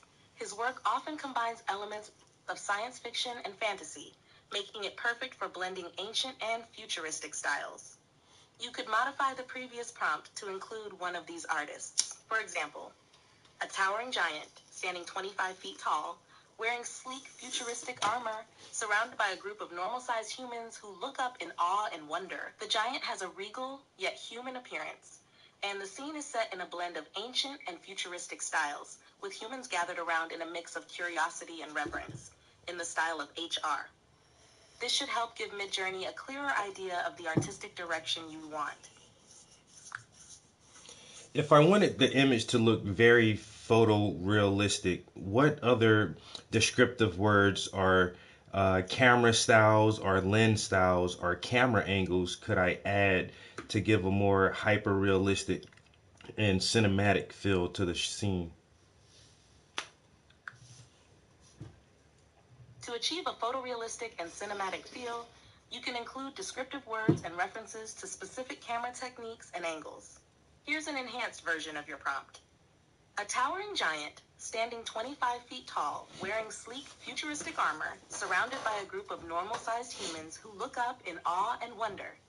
The giant has a regal, yet human appearance, and the scene is set in a blend of ancient and futuristic styles, with humans gathered around in a mix of curiosity and reverence. The image is highly detailed and photorealistic, with a dramatic low-angle shot, using a wide-angle lens to emphasize the giant scale, and cinematic lighting to highlight textures and depth. This version includes terms like low-angle shot and wide-angle lens, which help create a sense of scale and drama. Cinematic lighting can evoke the look of a film still, enhancing the hyper-realistic and immersive quality of the image. Would it be possible for you to add descriptive characteristics that would make the giant appear to be African American?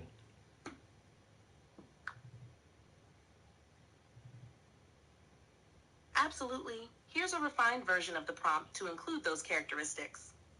A towering giant, standing 25 feet tall, wearing sleek, futuristic armor, with rich, dark skin and distinct African American facial features, surrounded by a group of normal-sized humans who look up in awe and wonder. The giant has a regal, yet human appearance, and the scene is set in a blend of ancient and futuristic styles, with humans gathered around in a mix of curiosity and reverence. The image is highly detailed and photorealistic, with a dramatic low-angle shot using a wide-angle lens to emphasize the giant's scale and cinematic lighting to highlight textures and depth.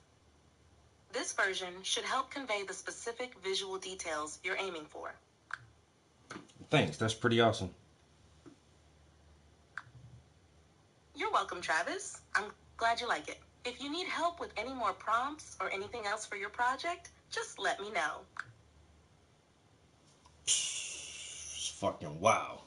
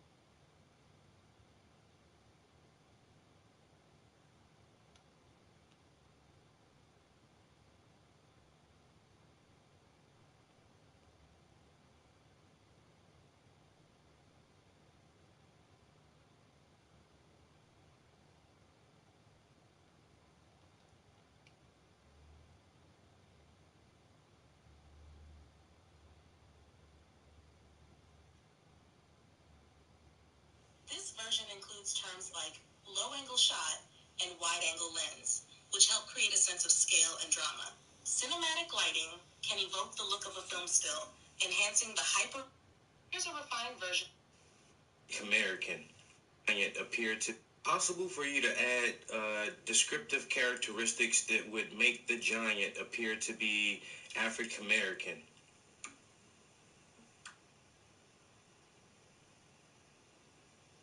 Absolutely. Here's a refined version of the prompt to include those characteristics.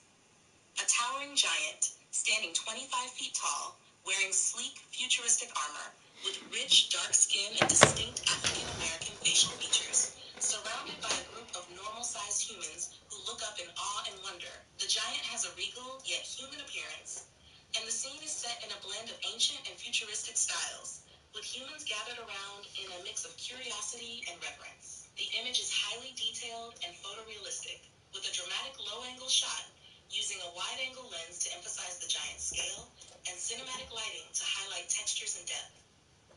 This version should help convey the specific visual details you're aiming for. Thanks, that's pretty awesome. You're welcome, Travis. I'm glad you like it. If you need help with any more prompts or anything else for your project, just let me know.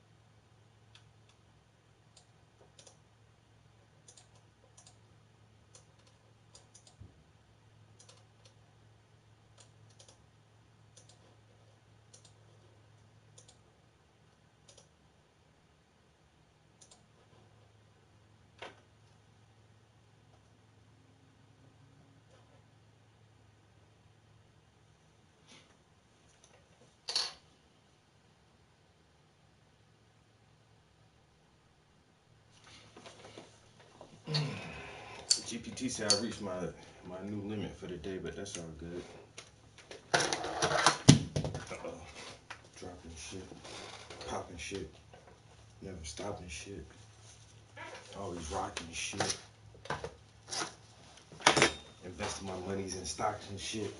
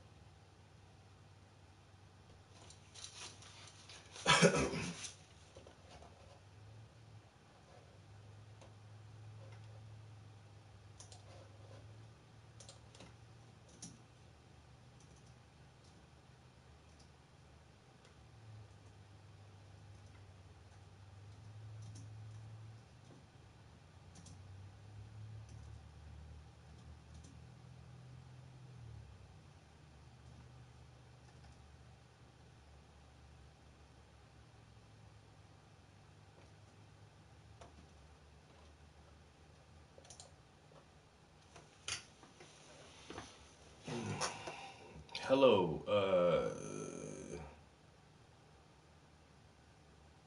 Zachariah.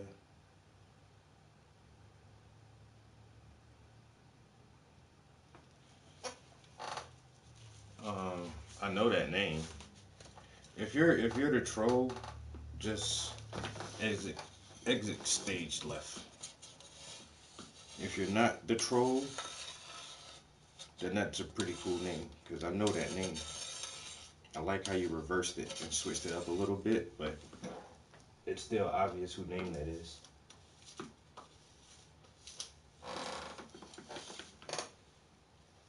What do you know about that shit? Where you get that name from, bro? Huh? Why you make that your name?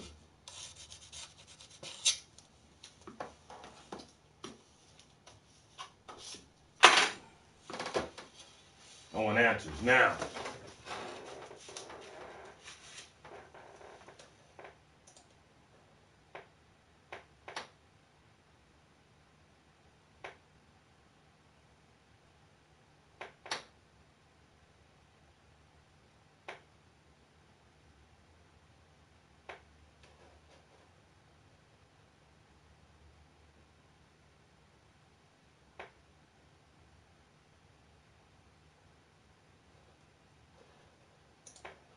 That's not a bad prompt. It's giving me some good shit too.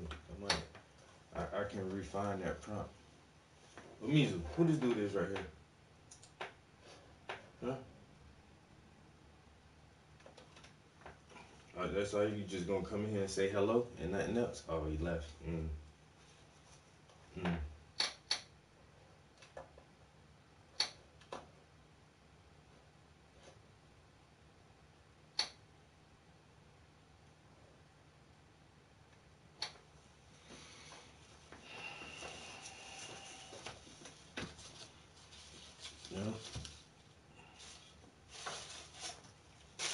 You ain't gotta tell me who you is.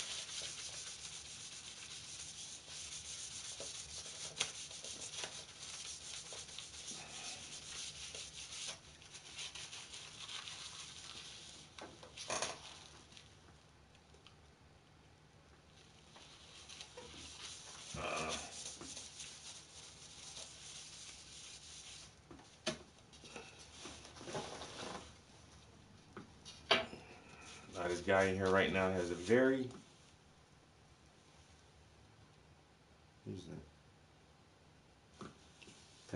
unique name.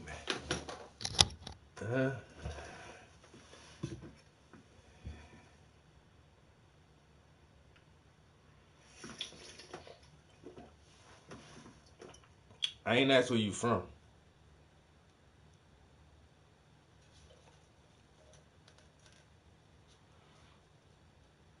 You African, huh?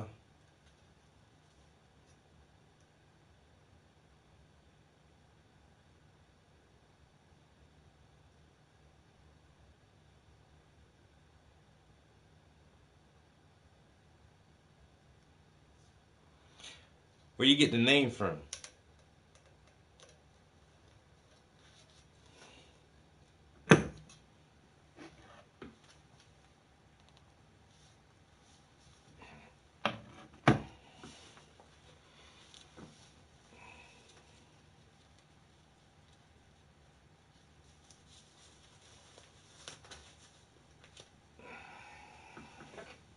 He says, I'm African. I know what, motherfucker, I know where Morocco at. Hey, man.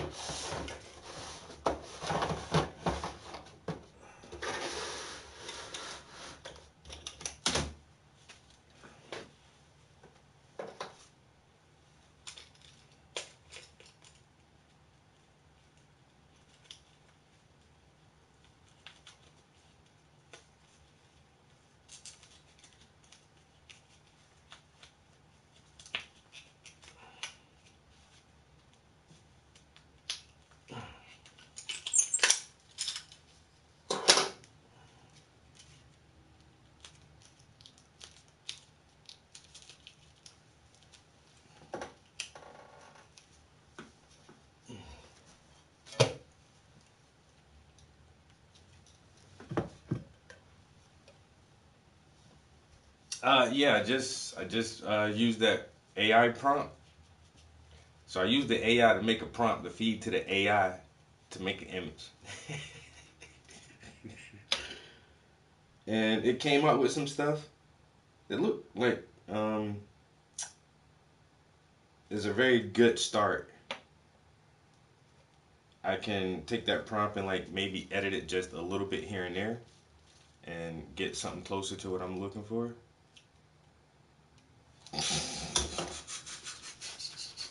Yeah, that's what I try to tell people, man. It's ill. Yo, this AI shit is fun as hell, man.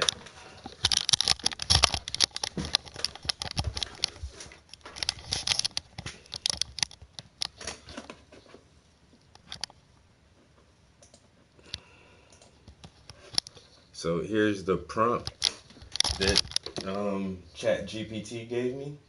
I took that prompt, copied, paste into my Midjourney account, and here's one of the images.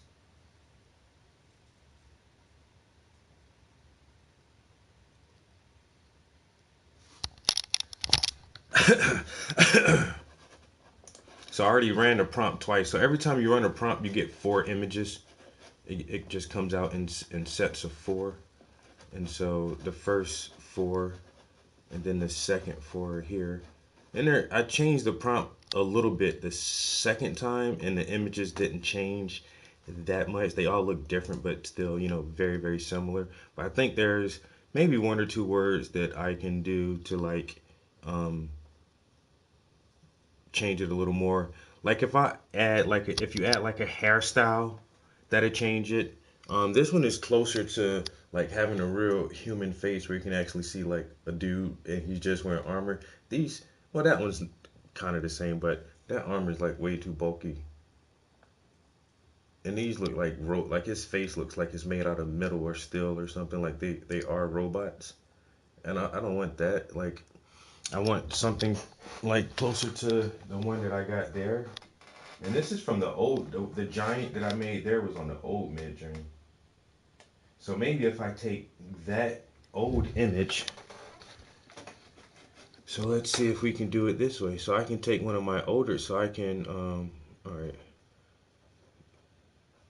So I want to use this prompt. I'm gonna just go to, click here, go to use. So that's the prompt there. And then I can go back down through some of my older images. It's gonna take a while for them to come up. Load images. Damn. Yeah, I got so many images, it takes a while for all my shit to load up. Well, maybe, is there any in here? These are gonna take forever to load too.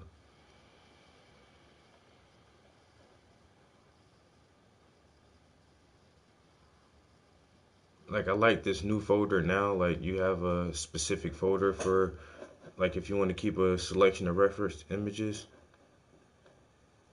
I don't know why my Midjourney is going so slow right now.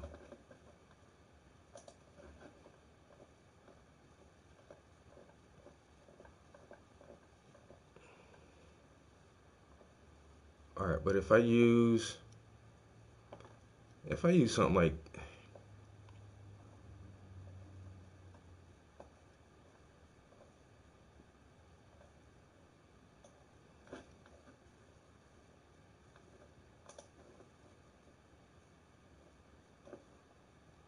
if I use the style from that image and then I find one of my giants,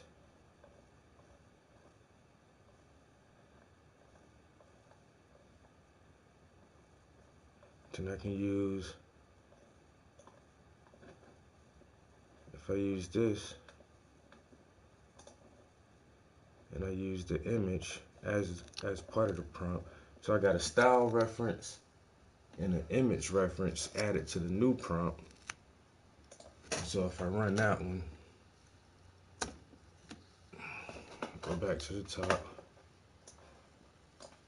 So now this is an AI, that's the AI generated prompt with some other images that I already generated using AI. See, it's like you keep feeding it into itself, essentially. I'll make an image, I'll feed it back into the damn machine and tell it, hey, use this as your reference for the next image I want you to make. So, and once again, you can come up with some completely original images.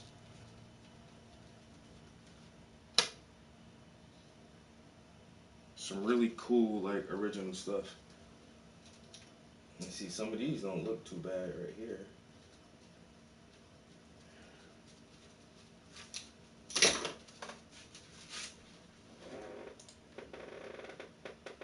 It's kind of janky. Those aren't the best.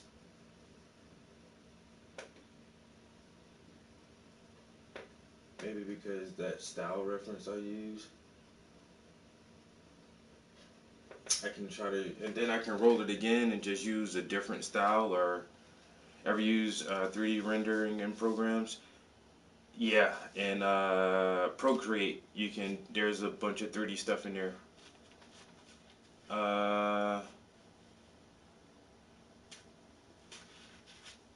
Say straight kaiju shit. I missed some of the comments. Yes. Did you get any images from your prompts? Yes. That's something cool. I just love art. Rocco.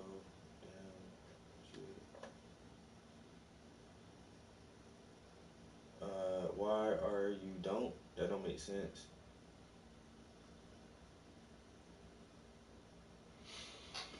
Yeah, the artistic process, bro. Rinse, wash, and try it again. Alright, black and white should just do us for a minute right here. Black and white, and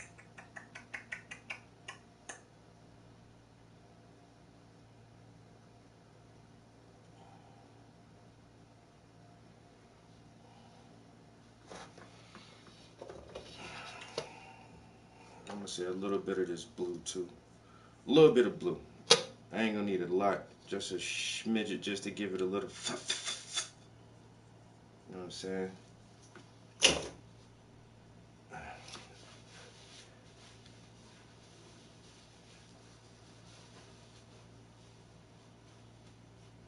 Yeah, man.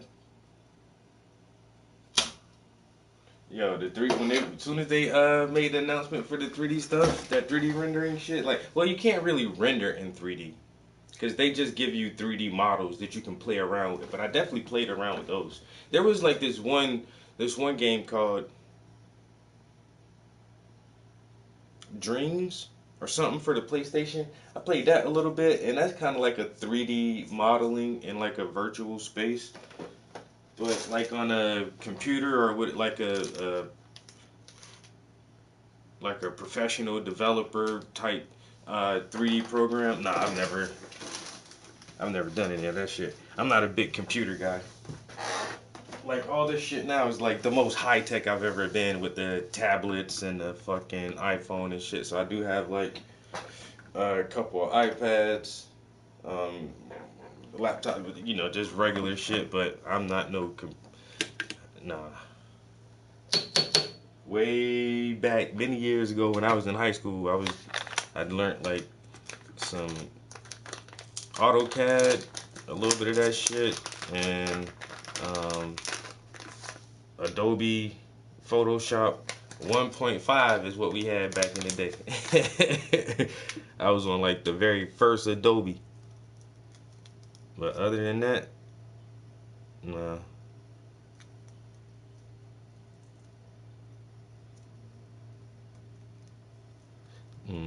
All you need is the shapes, bro.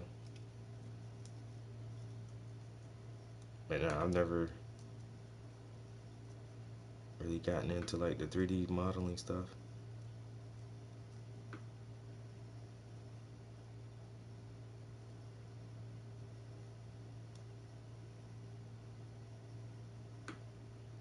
Yeah, it's crazy. You can just talk right to ChatGPT now.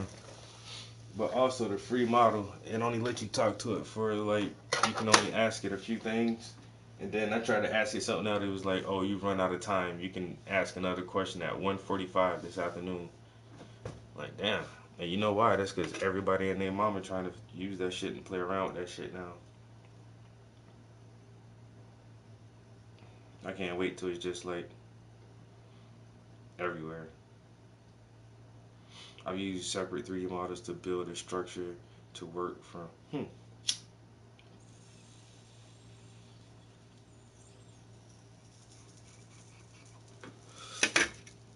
Like you say, whatever it takes to get to the reference you need. Even if I gotta use different sources to add these motherfuckers together, piecemeal.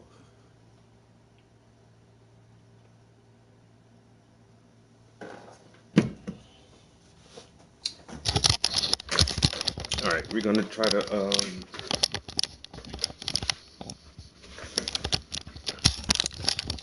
on this fabric now.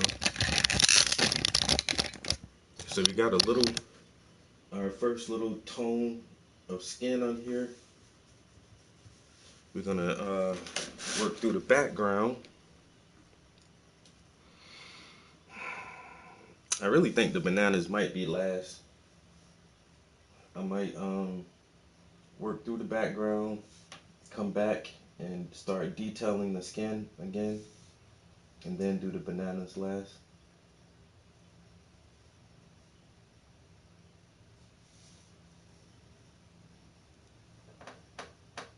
Oh, definitely, bro. These AI models are gonna just make everything just a little bit faster. Even just by saving you on typing. Even if it's just that. If I can just talk to this motherfucker, because talking is, I don't know, I mean, I'm not a very quick typer. Some people can type as fast as people talk, you know. Some people can type 22 words, 24 words in a minute. And how fast does the average person talk? I feel like I'm talking as fast as the average person normally talks. And so, yeah, you could probably input the data pretty quick if you're a proficient typer. But if you're not, like me, who can probably type 10 words a minute, maybe on a good day, I can probably get, I went to the store today, period, space, shift, capital B, cause I, delete, space, capital I need it, and that's how I type. So if I can just be like, what I did just now. Yo, make this prompt for me. Yo, add this to it. Yo, change it this way. That just saved time. In general. And most people like saving time. Alright, so I want to make this a little inky. More inky than normal, but not too inky.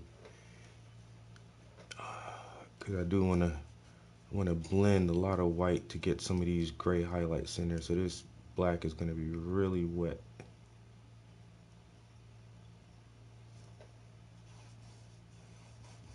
Nice, there you go, nice and smooth flow. And that's why the underpaintings are so important, because to lay down that base layer to cover up as much of the whiteness of the canvas as possible initially, so that when we do start focusing on our finer strokes and the finer details, we're getting the richest appearance of our pigments as possible, because we're already painting over a complete layer of oil paints already. As to if we just started painting oil right onto the white canvas, it'd be a little bit harder. We would have to shift our tones a lot more. You would have to apply heavier paints in some areas, and then go super light in some areas just for blending purposes.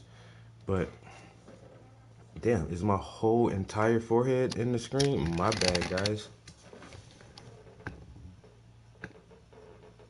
But for this,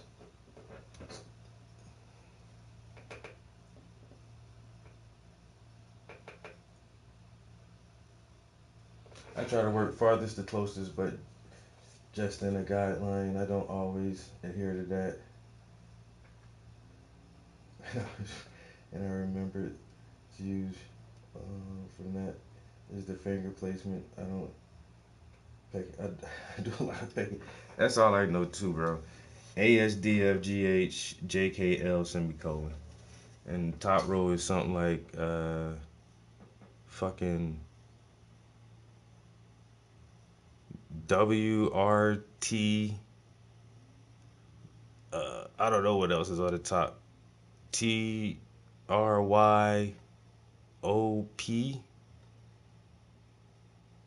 On the bottom row is something like ZX B NM. I don't know what else is down there.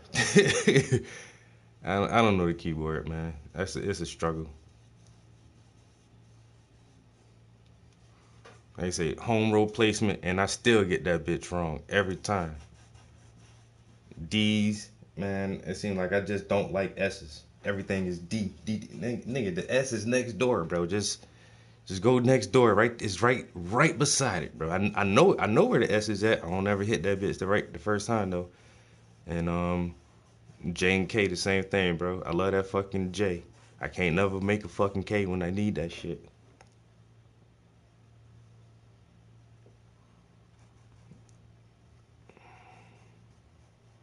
But if I ain't got the type. See, we thought that shit was gonna be crazy because kids can just use all their laptops and stuff, and they're not gonna learn how to have a neat handwriting, and they'll never write script or have a signature.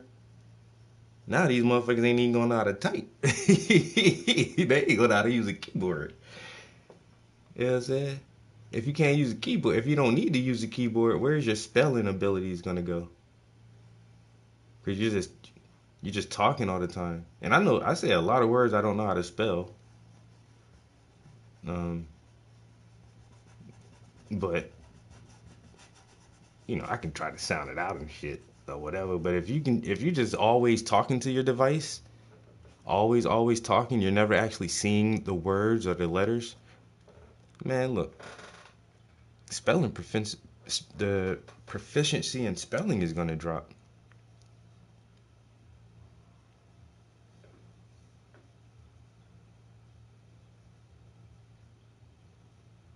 Oh man, that shit's so hard, bro. There's a couple of like free little typing courses online that can help. But even then, like, man, and that was one thing that I like every year during our annual evaluation, you have to state at least one thing that you're doing on your own to, you know, just better yourself at your job.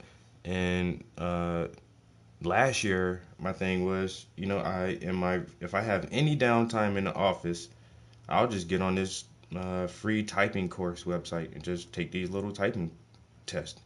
And some of them are like games just to see, you know, there's a character on the screen, this little funny looking animated character, and every time you type a letter, he moves or he jumps up, you know, the platform. And the faster you type the letters correctly, he jumps higher and higher till he gets to the top. And so they make it into a fun game. And so that was my, I forgot what it is, just like some self-improvement or whatever. And I was like, well, this year for my self-improvement, I take typing lessons. And I feel like if I can get better at typing and at least try to add a few words per minute, then I can get more stuff done easier. You know, because I write a lot of resumes and like letters and certificates and stuff like that. And so, once again, my job isn't computer heavy, but if I'm entering something into a spreadsheet, or if I'm creating a flyer, or once again, if I'm putting together lesson plans or whatever, if I'm typing up a resume for somebody, the faster I can type it, that just means I can get more done in that day. Instead of a resume taking me an hour to put together, if it takes me 30 minutes to put together, then I can do 2 resumes instead of just doing 1. And but yeah, I can't do it. I be trying, bro.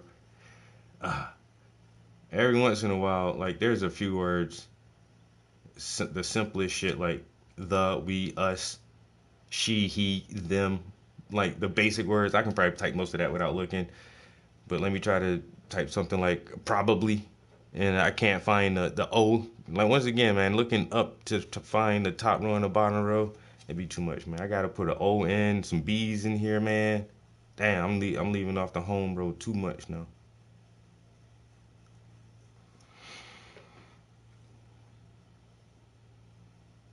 Yeah, facts. I'm definitely looking. But then I hear it like all my coworkers, everybody at their desk. Like, man, y'all motherfuckers be typing the fuck out that shit. But I be over here tick tick tick tick tick tick tick tick tick tick tick tick. I'm like, damn.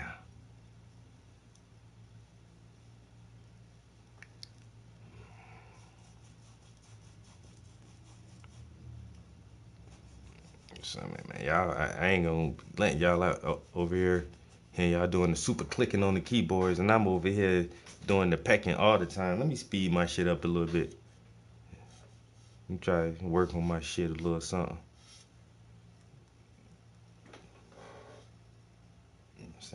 Now this year, what I've been doing, I'm actually on 185 or 186 days streak of using Duolingo, trying to learn Spanish. It's pretty cool. They keep a track of that thing, like how many days you do it in a row. So over 180 days, and I told my job about that, and I told my boss, I was like, that's gonna be my self-improvement for the year, because we got a large Spanish-speaking population, and no one in our office speaks Spanish, even a little bit. And so I figured, if I can speak Spanish just a little bit, a teeny, if I can say, hey, how are you doing?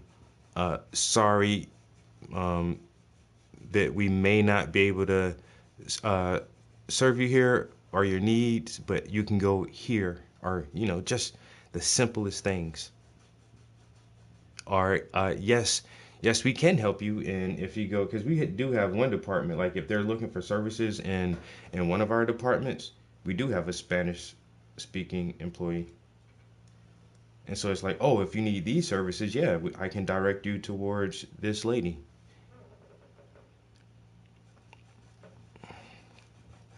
And I think just being able to, like bridge that language barrier in the slightest way. And if, people see that you're trying, it makes a big difference.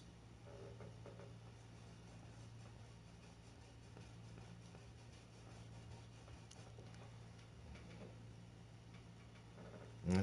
They go back to anybody that speaks Spanish. Nah, there was this one dude, this black dude. He was trying, man. This motherfucker can't speak Spanish, but he tried though. He said something like, he tried to say upstairs, but he ain't really say that shit right.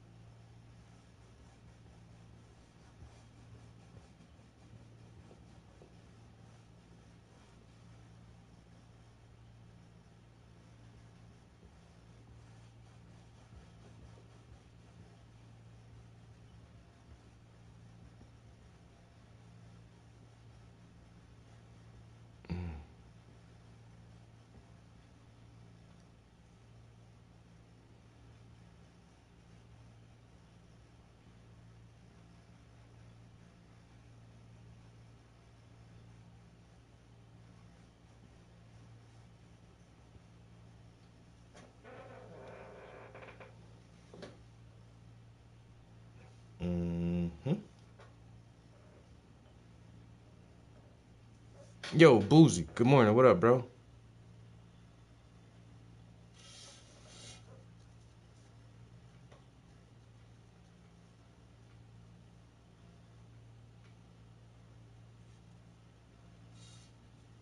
It takes a bit to find that right. Yeah, I know. And language barriers deter people and make having certain services done that makes it, more complicated. And that's frustrating.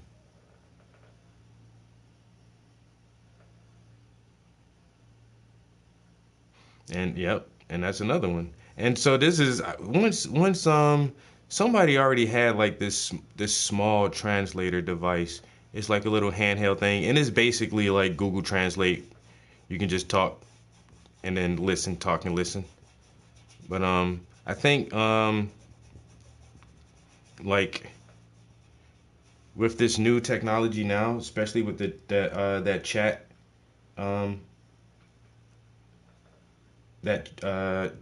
chat 4.0 demonstration from a few days ago, where it just said, "Hey, my friend only speaks Italian. When you hear Italian, translate it to English, and when you hear English, translate it to Italian." And they sat there, and it's almost instantaneous. There's very very small gap in between the translations, but it's almost instantaneous, and that's today. So in 3 or 4 years, that translation process will be instantaneous. There will be very, very, very low latency or low lag in between the input and the output, which means if you can just make a device like an earbud with, that sole module, that AI that is solely trained for translation. You can wear this earbud and set it to global, where it would understand any language. You can say just any language that you hear, translate it to me in English, and you can go anywhere and listen to anybody and understand everything that's going on. And if anyone else is wearing an earbud, then you can just talk in English, and it will completely break every language barrier. And see, these are the technological breakthroughs that I want from like advanced technology, where the world is, we still can maintain our individuality and our uniqueness, from personal individuality to cultures and ethnicities and everything, where we can all still be our individual unique selves, but still be very, very, very much connected, and we can understand each other more. And I like the way your traditional dress, your style of dress and traditional clothing, and the way you style your hair, and I appreciate all of that. And now I can talk to you and you can tell me like the history of all of this stuff, and I can tell you the history of like why I wear my hair the way I do. And we can once again be ourselves and break down barriers at the same time, especially with the language barrier. And then you can ask people about their customs instead of just wondering or trying to find a documentary that explains it well enough to you.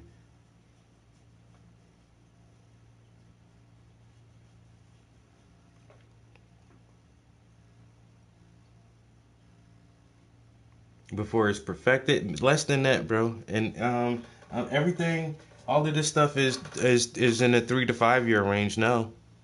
Like 10 years, I can't even really imagine what's out 10 years because it's going so fast, bro. We just saw the presentation. That's today. This thing is talking so good today. It's not going to need another 5 years, another 2, another 2 years.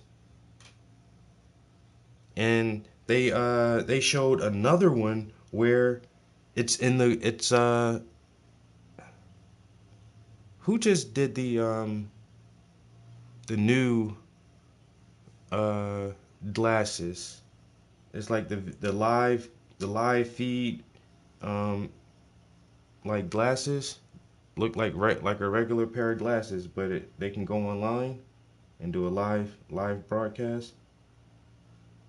Damn. My homie got a pair of them shits too.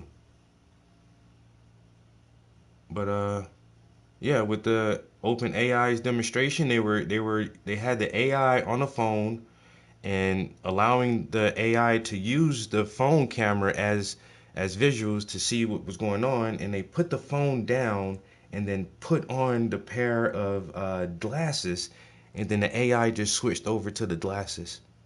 And now it's looking from your perspective and still seeing everything and still can communicate with you. And it's like, that's now, that's right now. If they can put that in a pair of glasses, once again, you can shrink it down. And well, the glasses have the speakers in it, so, they can just translate it right there. And those speakers are so good. Like I seen the one guy do a demo, and the sound was he was like, I can hear this loud and clear in my ear, but you can't hear it because I guess the speaker vibrates the bone behind your ear, which gives you the sound. So it's not like you have a speaker in your ear, like an earbud or a set of headphones or something like that.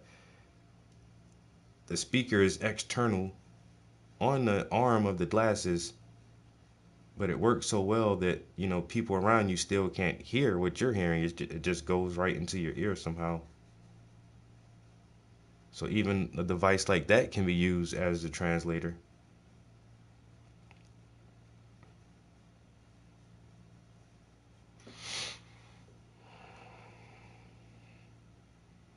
And some of these younger kids are trying to pull away from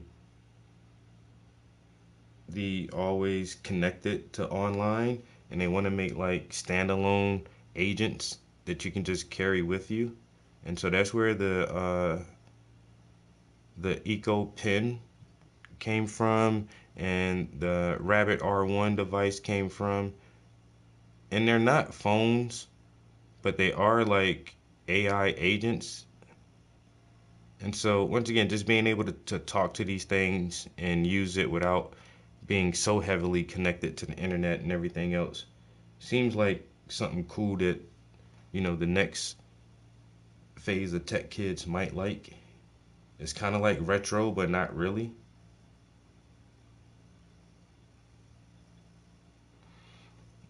I can only imagine the glasses of the future.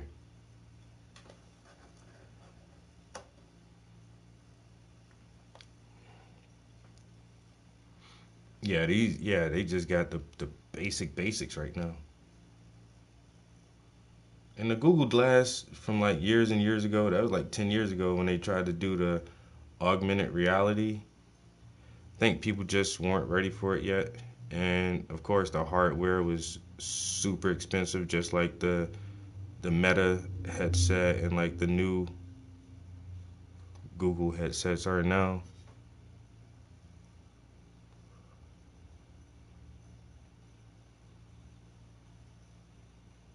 And once again, this tech is gonna get cheaper and cheaper and cheaper.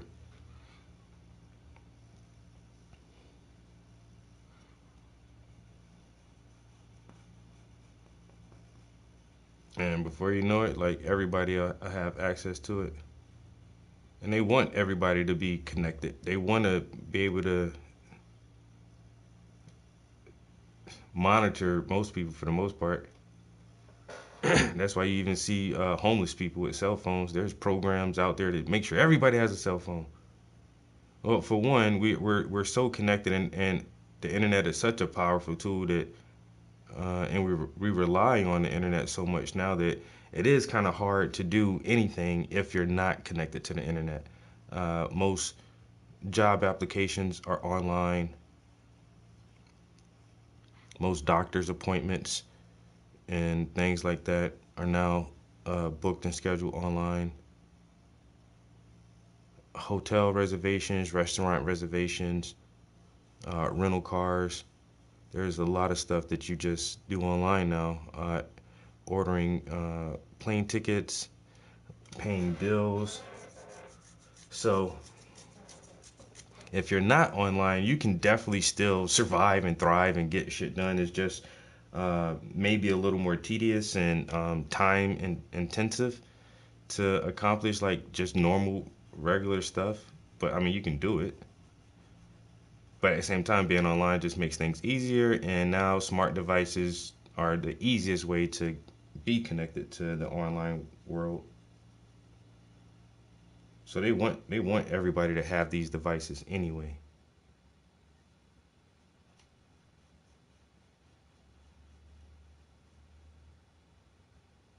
And they emit radiation and kill your testosterone and sperm levels. That's also a part of it. For entertainment purposes only. Entertainment purposes only. I don't know what I'm talking about. I don't know nothing about microwave radiation or cell damage or anything like that.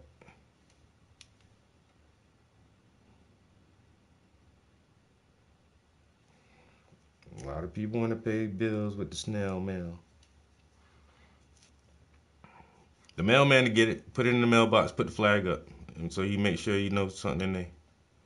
Because I ain't going to the post office. The mailman to pick it up when he come drop the other bills off.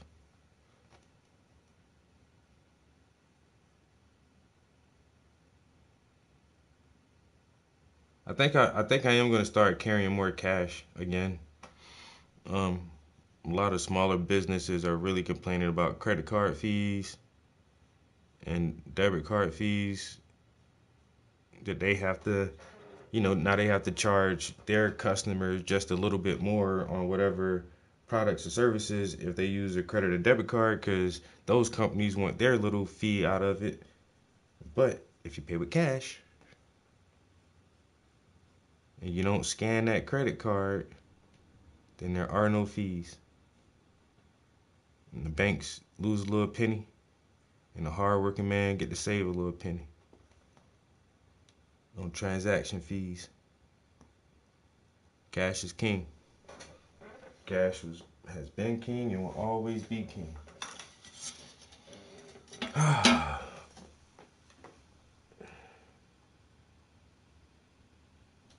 Oh, you already know they trying to knock the hard currency out, bro.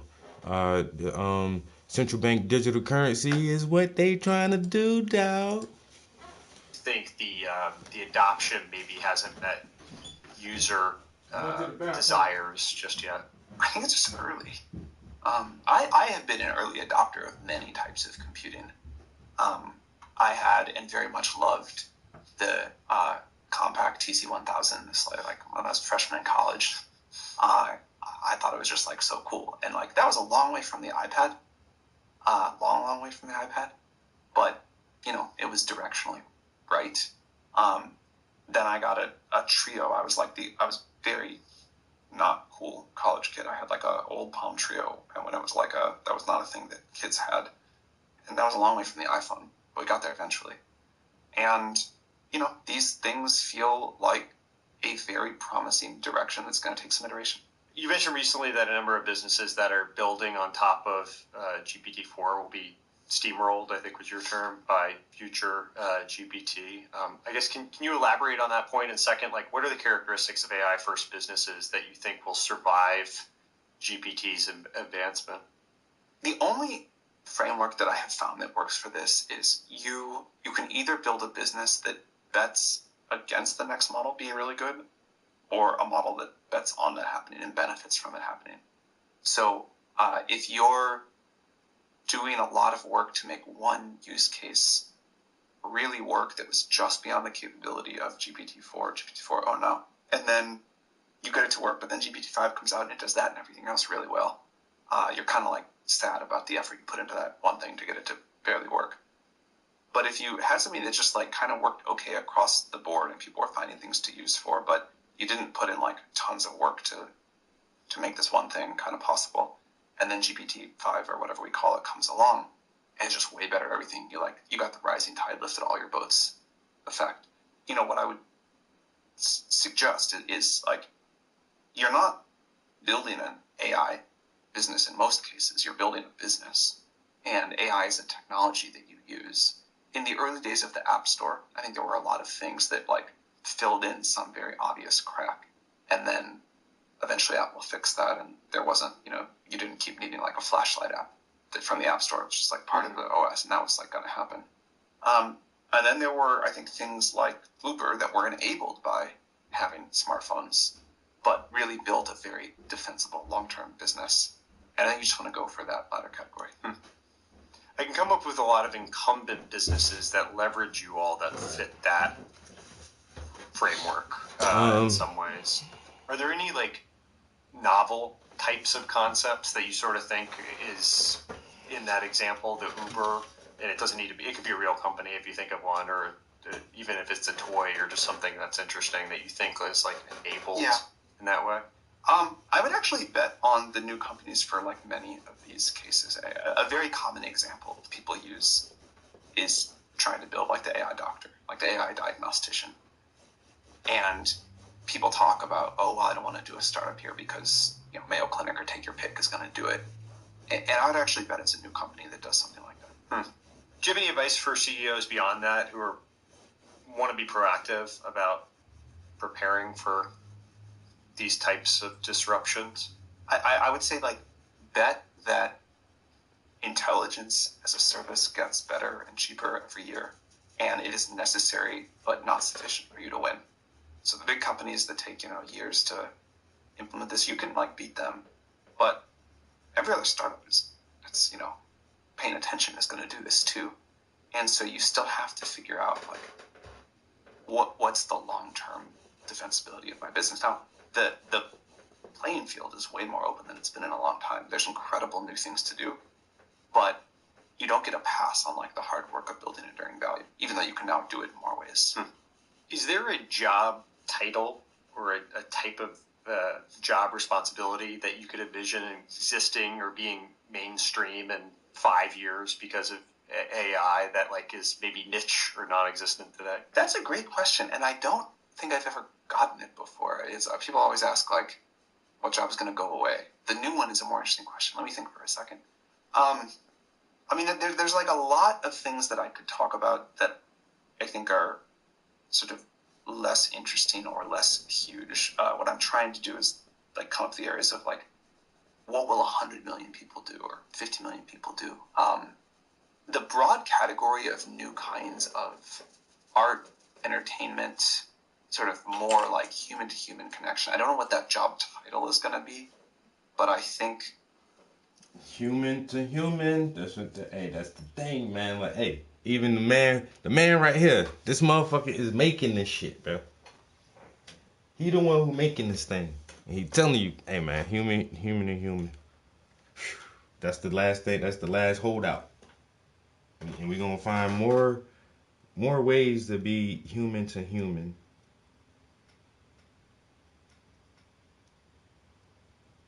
But we're also find more ways to help regulate, control, build, program, analyze, implement, and with the AI and robotics and stuff.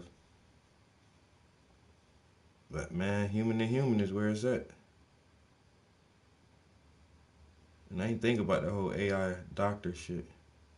Because, I mean, that was one of the bigger things that they were talking about last year, is that once they got the visual component pretty good with the AIs and allowing it to see, it's diagnosing cancer way faster and more accurate than human doctors.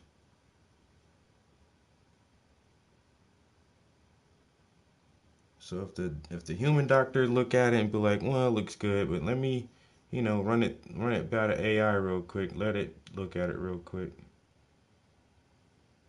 and it might see something that the doctor don't see yet or can't see yet.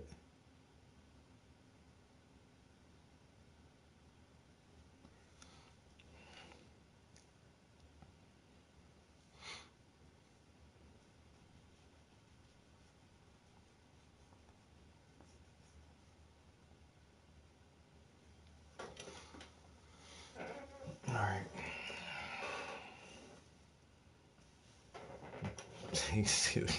Long live the Alamo.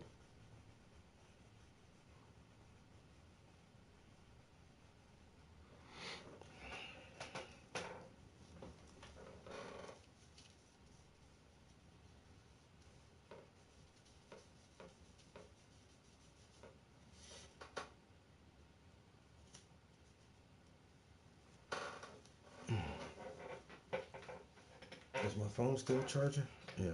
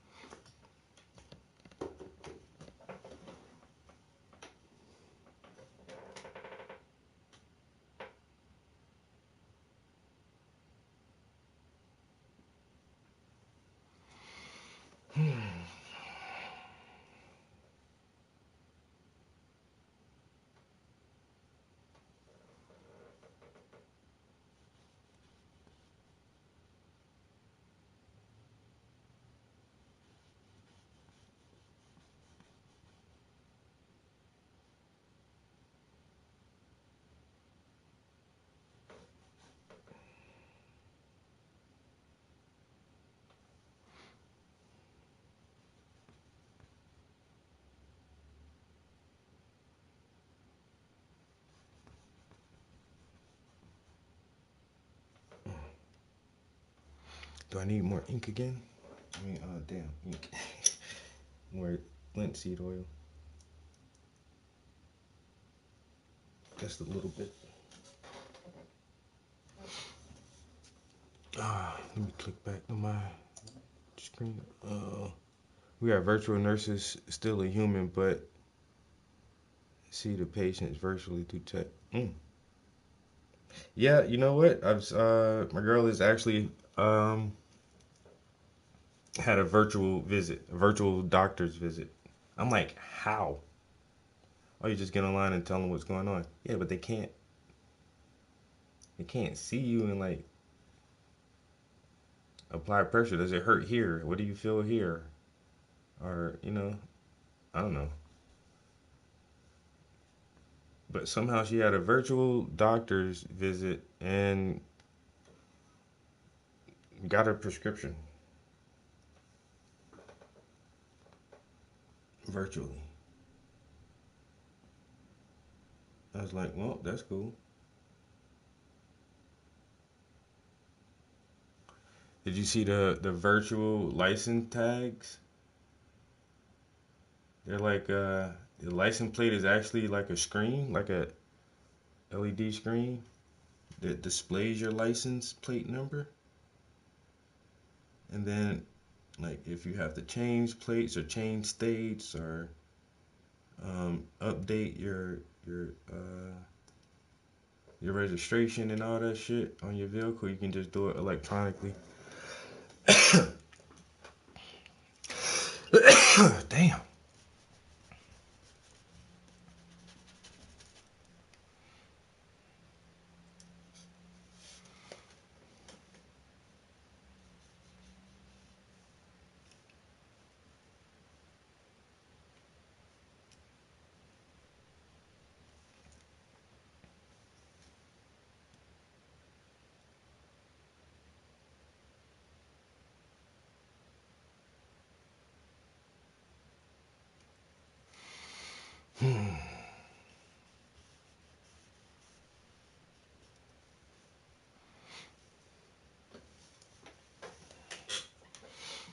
All right. Let's see what we're gonna do now. I think I need a little more. I can't really see right there. So what I need, honestly, is more black, like right here, like that. All right. And this comes a little higher.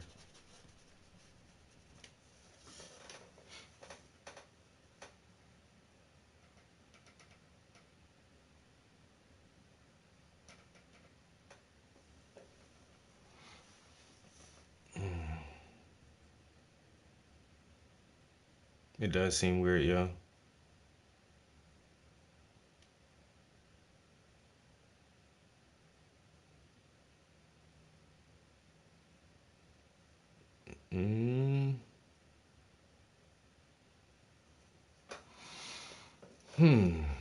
That is a good question.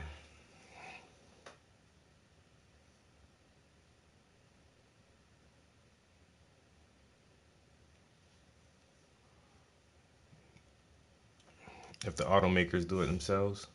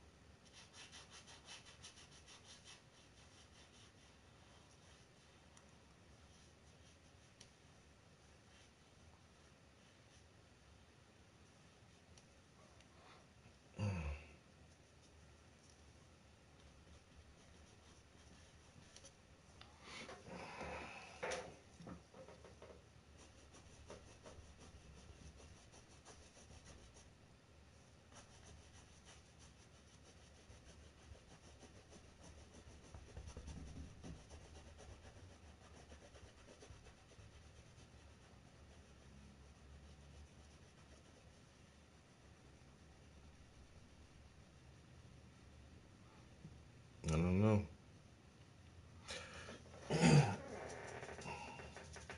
The one guy I saw doing it, I don't know if he has. Well, he just showed it. He just showed the license plate. So I don't know if he has like one of the first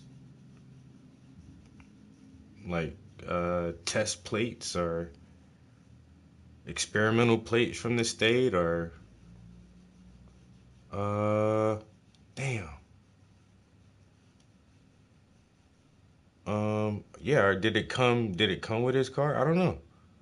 I'm trying to think. Was it a Cali? I think the license plate said California. And what he was doing, and when he showed it in the video, I think he was updating his registration because whatever it had the license plate and it had the date on there was the previous year, and then he held his phone up to the camera. He was like, "See, I'm on the DMV website now, and paying my registration, blah blah blah." And then he hit send or accept for the bill payment, and then they looked at the license plate, and that's when I realized, oh, that shit is a fucking screen.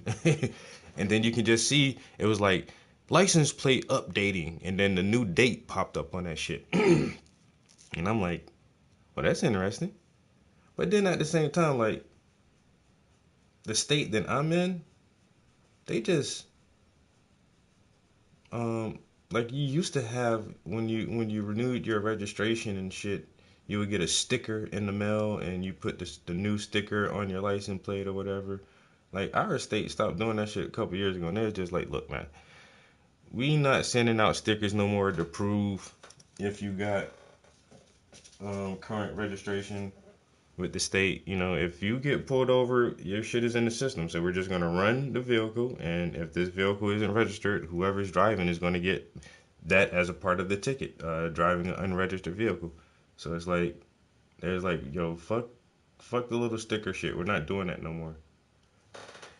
And so I mean, I don't see why like any other state just if your stuff is in the data system. Honestly, I don't see why. Well, for having proof of ID, that's one thing, like photo ID. But like my shit is in the system too, bro.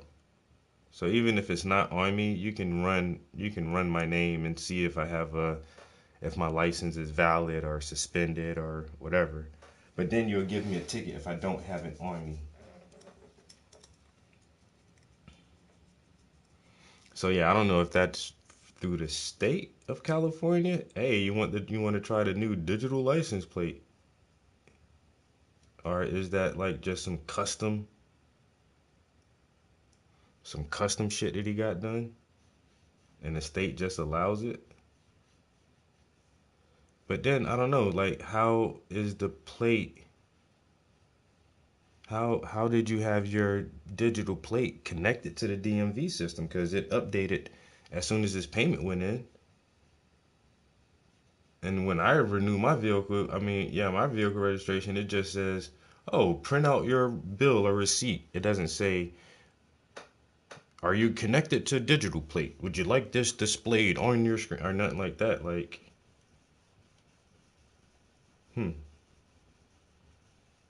now I'm questioning that shit even more.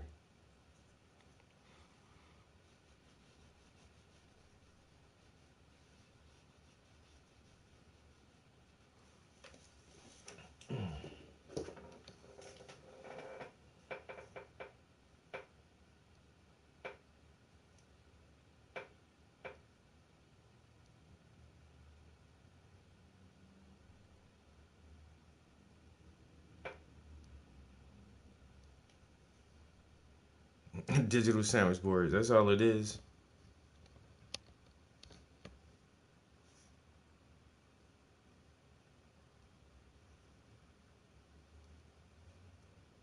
That's all it is.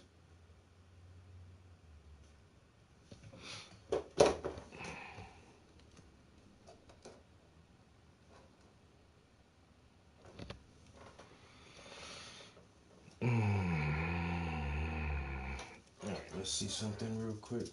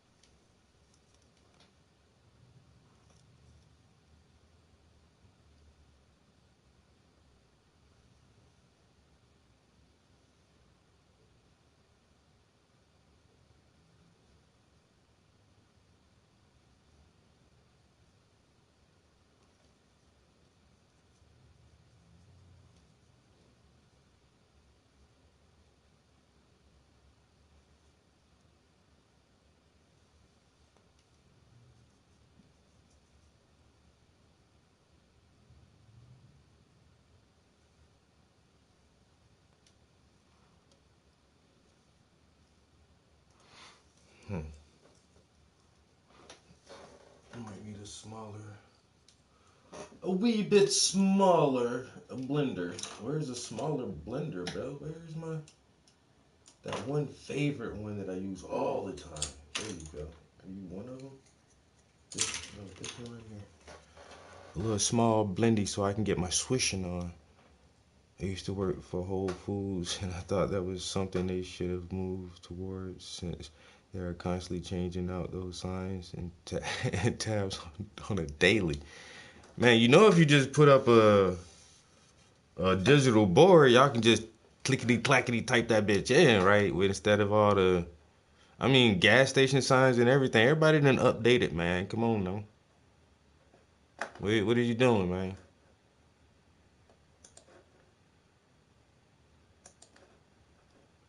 And I don't know if this would get there in 5 years, but I think there's going to be a premium on human in-person fantastic experiences. What did you say? I don't know what we'll call that. Something about 5 years? I can see that being a very huge. Okay, hold on. Is there a job title or a type of job responsibility that you could envision existing or being mainstream in 5 years because of AI that is maybe niche or non-existent today? That's a great question, and I don't think I've ever gotten it before.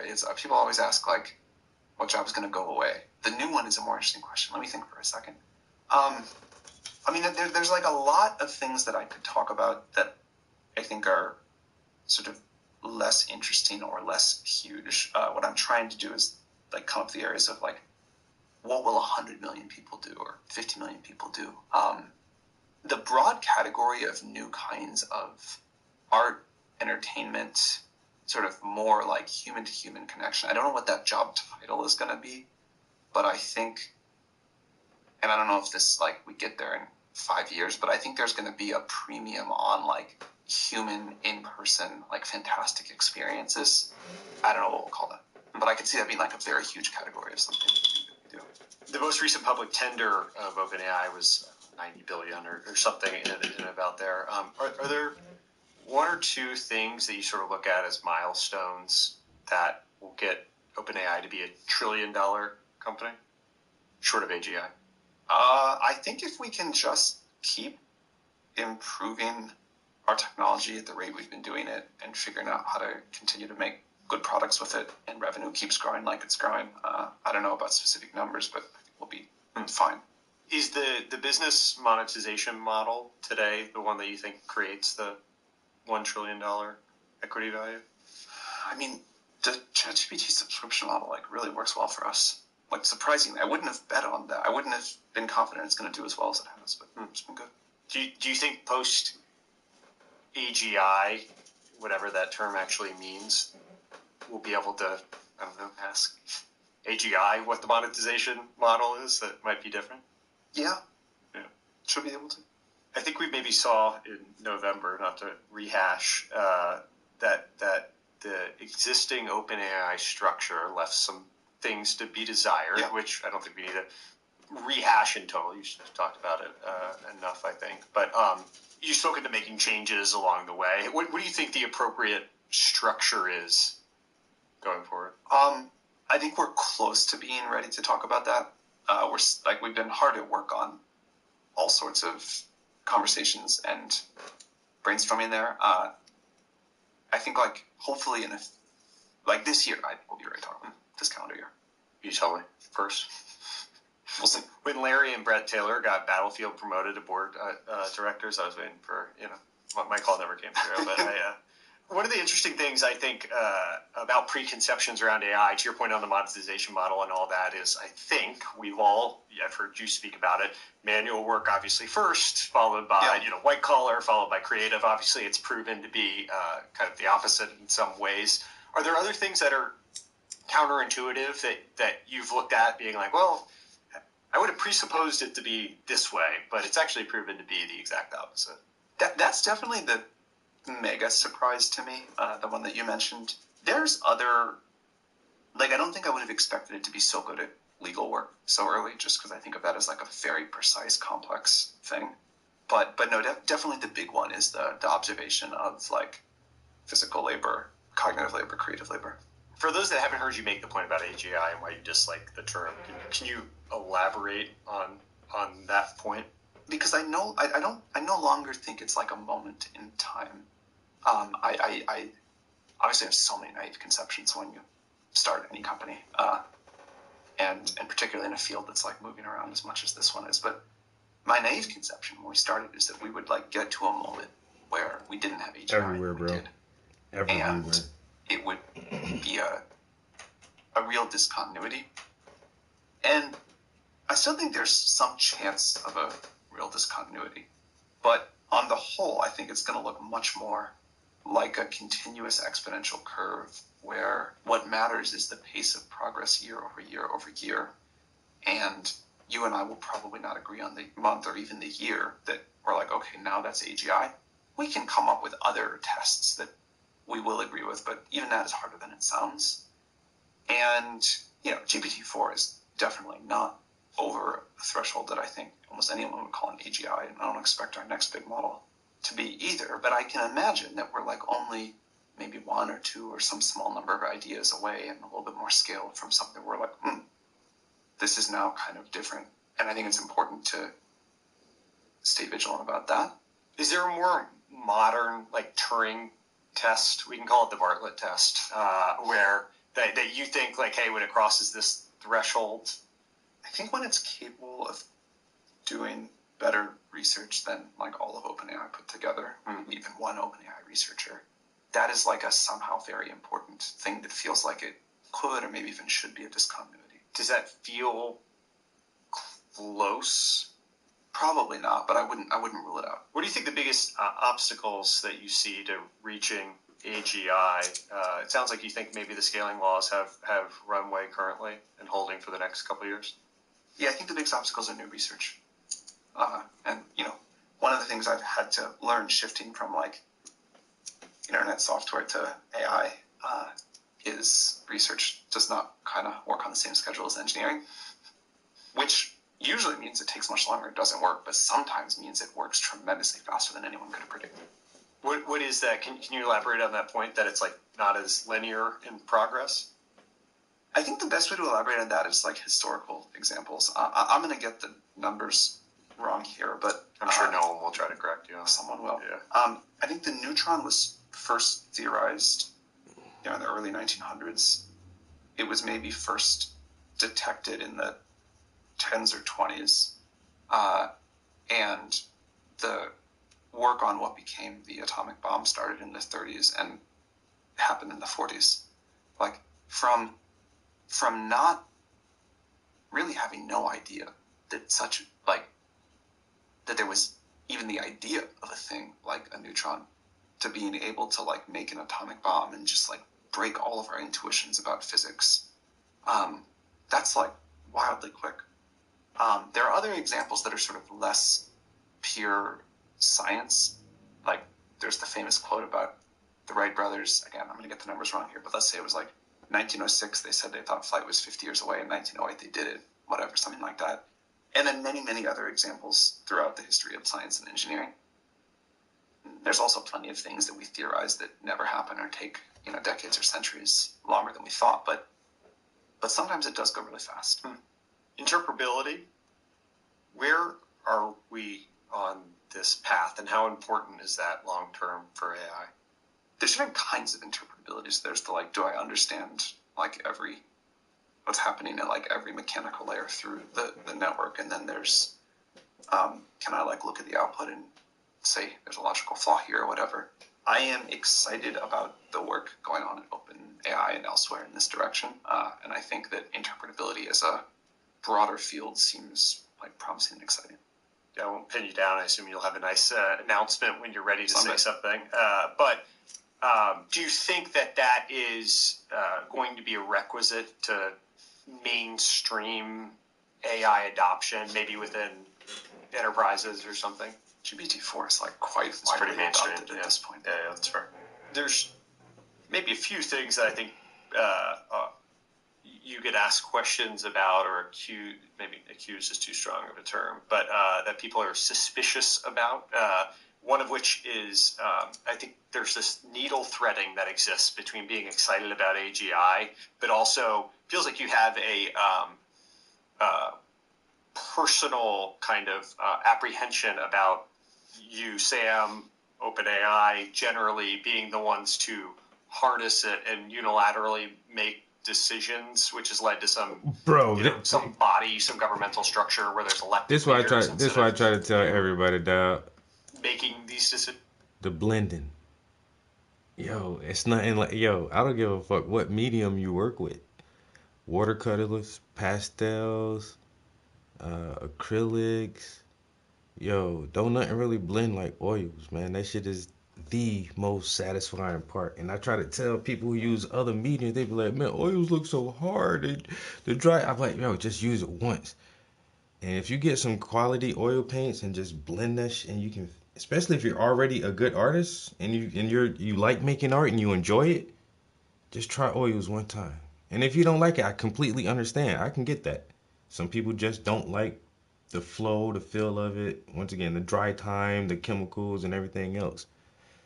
But man, oh man, when you hold an oil paint next to any other mediums, you can point it out like, oh, that looks like it's oil. Yeah, you can tell. It has a very distinct quality to it.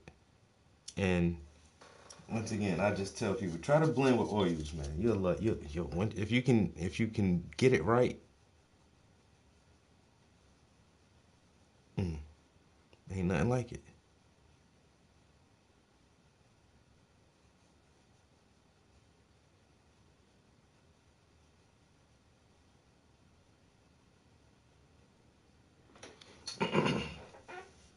Bro, that's one of my favorite parts of this shit.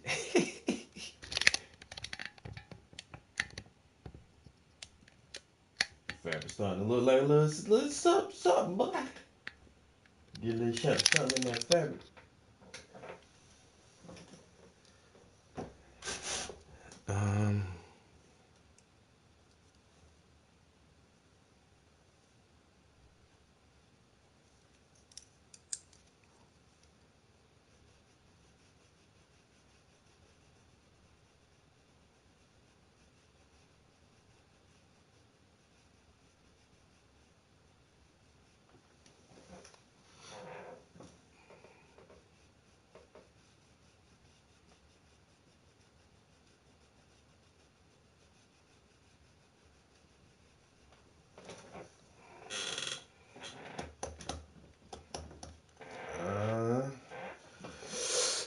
That ain't too bad.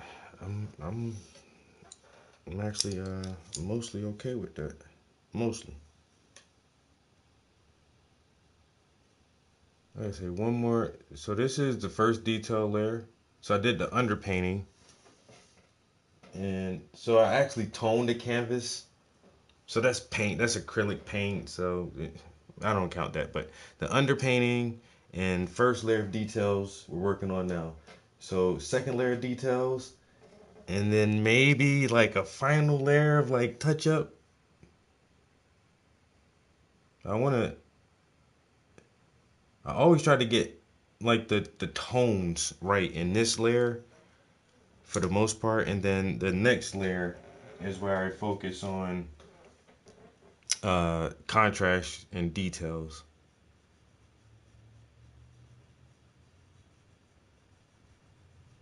This fabric is a little different. It's very, very low contrast. I mean, well, high contrast, but very low details and tonal changes. But for the banana and the skin, I'll definitely probably have to do like at least 2 more layers, which is about normal. Do like 3 or 4 layers per painting, and that's why some people too they be like when they see it like halfway, like, oh, it's done. Like, no, there's a good bit of details left that need to go in there, especially like the brighter whites, if and the real bright highlights. Those are like the last things that go on.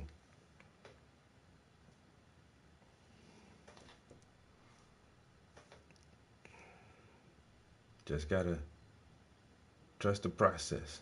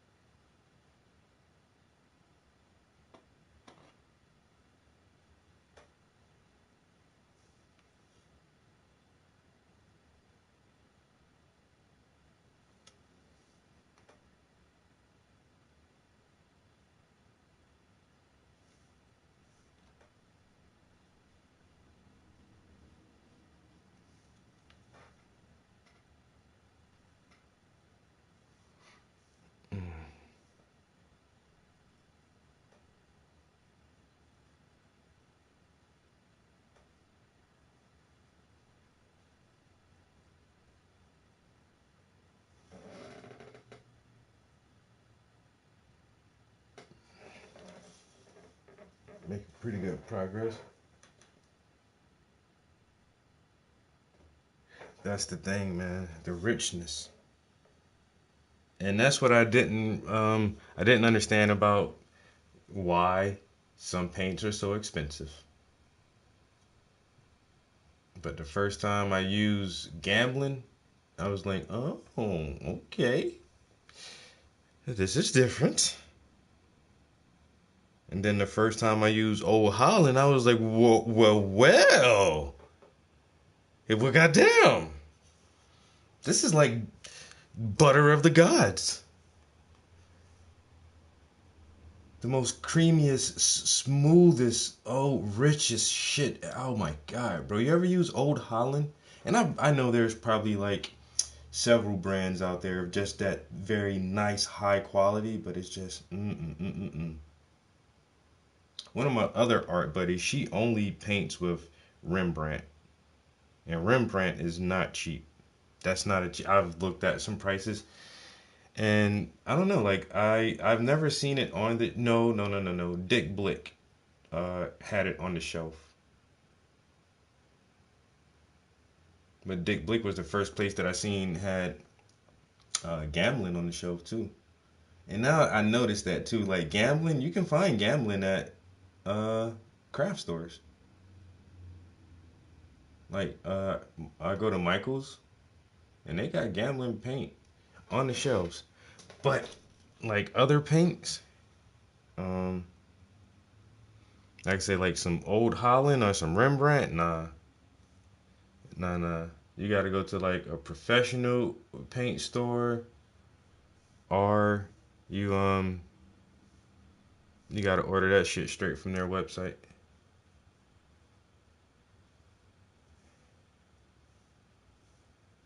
Like saying, then like years ago when I first started shopping at Michael's, they didn't have Gamblin. They just recently started stocking Gamblin in store. I guess because like I said, it's a little more expensive than the the Windsor, but it's cheap enough for me to use it. I mean, I'll say that. If Old Holland or something else was cheaper, then I would be using that. But yeah, like I say, Gamblin isn't cheap, but it's not very expensive. And so I guess that's why they decide to stock that instead of putting like Rembrandt or Old Holland on their shelves, because a lot of people ain't buying that shit, bro. I'm just telling you now. Yo. Motherfuckers can't afford that shit like that. I'm doing some pieces where I use various types of paint and juxtapose those to create an overall image. I'll use acrylics, enamel, latex, oil, spray paint. I've been following this other fellow on here that mixes his own oil paints, mixes the pigment with the blender, and has it gridded down to the right consistency. Oh, grind it, yeah. He says it's a lot cheaper, and a lot of people do say it's a lot cheaper, and which it should be if you're just buying the components and like doing it yourself. But once again, it's that learning curve. There is a learning curve, and I can imagine it's not rocket science. But now you need more equipment because you have to have whatever is needed for the process. And then you got to teach yourself the process.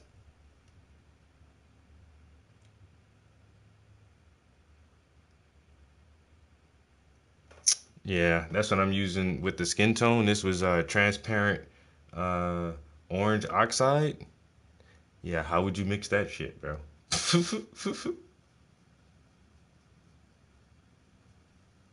But I've seen people. I like watching people mix their oils. That's all it is, really, just oil, pigment. If you use a little filler, maybe, but like good paints are just oils and pigments. That's all it is. You take your mineral or your linseed or whatever kind of standing oil you use and dump your pigment into it and grind that bitch and grind that motherfucker till it's nice and pasty.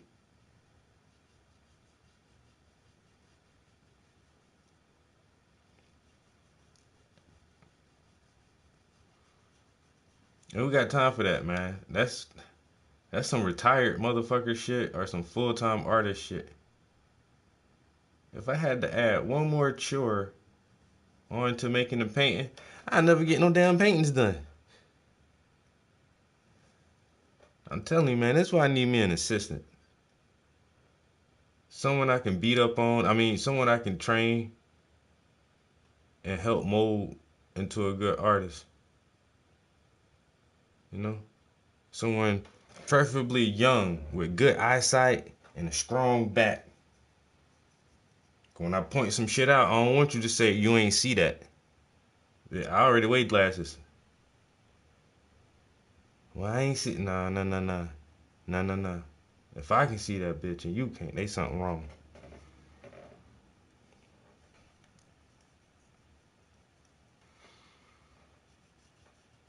I definitely need me an apprentice, man. I need me an apprentice.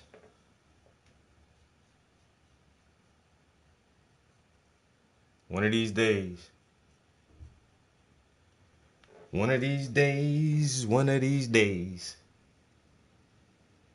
I'm gonna find the perfect student. Just like I don't know if I was the perfect student, but I was definitely I always tried to be teachable. And that's my main thing. Like I definitely gave my mentors a little pushback here and there. Cause this motherfucker hate what I'm doing right here. Yo, he don't like me blending on the canvas. He like, yo, you blending on the canvas too much. Why don't you just mix your colors more on the palette? If you want the gray to be that solid gray, mix it more on the palette. I'm like, that's all good, man. I can blend on canvas. Yeah, but it's better if you mix it on the palette. All right, I'll mix it on the palette, and then as soon as you walk away, I just go back to blending that shit right on the canvas.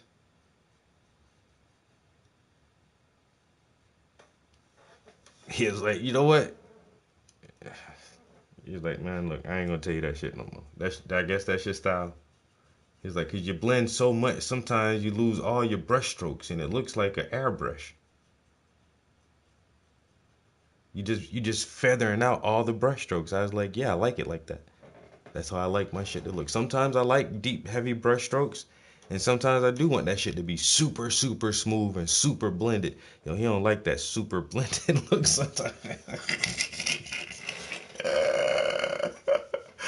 Yo, I can still remember that shit. Yo, he's like, why you blending so much? Why? Look. How about just your first few layers? You don't blend. Maybe you can blend closer towards the end. All right, bro. You know, and I tried that shit a couple times, and I see exactly what he was saying too. I see exactly what he was saying for trying to show me. I don't like that shit. Sometimes I like brush strokes. Most of the time I don't. I just like my shit to look smooth. But you know, that's a good. But other than that, I tried to stay teachable. That was my main thing. Because I really admired his art. And so whatever he presented to me, I really just tried to absorb it and really internalize it and take his words into consideration all the time. Even about like ideas, like how to formulate an idea when it comes to painting. And knowing that if this is something that you're gonna make public for everyone, that you know there is an audience, and how will the audience and the viewers see the piece, and how can they interact with it, or you know get the maximum experience from your artwork. So he taught me a lot of different things that I probably couldn't have got anywhere else. So if I can just find like the right pupil, the right student, the right apprentice who just wants to learn and is willing to be teachable and doesn't get all pissed off when I say, well, do it this way or do it that way, or I don't like that. You know, that's all I'll be looking for, but I have yet to find that fucking student. And like I say, my mentor, it took me a minute to realize what he was doing. It took me weeks. And then, like, when he told me he wasn't going to charge me for his class, now he teaches classes at an art gallery 3 days a week. And each class is 2 hours long. He taught classes on Fridays, Sundays, and Wednesdays. And each one of his classes would have like anywhere from like 10 to 14 people in there sometimes. And he was such a good artist. Like, his class always stayed full. People would always sign up to take his art classes. And when he told me like he was going to let me slide on payment, I don't know if he thought I was just, at first I was thinking like, this motherfucker think I'm a charity case or some shit. That was my, trust me, motherfucker want to look out for the cookout. I'm gonna take it, bitch. I'm gonna take whatever I can get. So when he said, you know, don't, because I asked him, I specifically, I tell this story all the time. So I moved to Virginia and trying to find a little, this is when I really first got started too. And I already showed my art like once or twice. And I moved to Virginia from South Carolina. And so South Carolina was the first time I've ever like shown art as an adult. And when I moved to Virginia, like I was at that time, like I said, I was really just starting out and really deciding like, you know, I love painting and I think, you know, I'll just try to see if I can get my art out there more. And so moving to Virginia, I just tried to find a gallery that would show my art, or at least, you know, become a member of, so I can get kind of ingrained in the art community. And, you know, this little town had tons. It's like a little small, like folky, touristy town with a lot of like antique shops and ice cream parlors and theaters and coffee shops. But then there's a lot of little art galleries and museums, and it's just like one of those little towns. And so I found this one gallery, and walking through the gallery, I was like, damn, this shit dope as fuck. Yeah, there's some really cool art in there, and they had like classroom space. And then there was like, the gallery was so big, like you walk through this motherfucker, and there's like workspaces. Like it's broken up into like a bunch of little rooms. Nice size rooms, 8 by 10, something like that. And there was a bunch of them.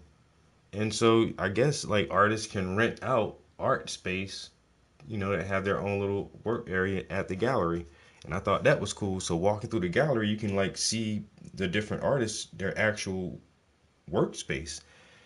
And I came across this one space, and man, the paintings in that shit were so fucking dope. I was like, yo, I was captivated by that shit. I was like, damn. Yo, this art right here, crazy. And then the dude walked up, and he was like, hey, how's it going? I'm like, yeah, are you the artist? He was like, yeah. And he introduced himself, and he was like, are you an artist? I'm like, yeah. He's like, you got something I can see? And bro, I had paintings in the car with me. I was like, yep. I ran outside, and I grabbed the painting, and I came back, and I was so proud of my damn paintings too. And I showed him, I had these 2 paintings, and I showed him. He was like, oh man, that's pretty good, man. He was like, what is this, some comic book characters or something? I was like, yeah, like video game characters. He was like, that's good. He was like, you freehand these? I was like, yeah. He was like, man, look, that's pretty good stuff. He's like, I'll give you a little advice though. He's like, don't copy other people's stuff, man. He's like, you can draw really good if you freehand this. He's like, don't copy nobody else's stuff, man. He's like, take your own pictures and paint your own stuff. And then he said, he was like, you know what? I teach a class here in the gallery. He was like, how about this? I can't teach you how to paint because I see you're already painting. So this is one of the paintings I showed my mentor. Heavenly Sword. I showed him that painting, and I had this other painting of Max Payne. So Heavenly Sword is before I met my mentor. And that's why he told me, like, stop copying, like, comic books and video. He was like, just do your own shit, bro. But he said, look, dude, you're not bad. I can't teach you how to paint. But he said, I can show you a different way to, like, make a painting.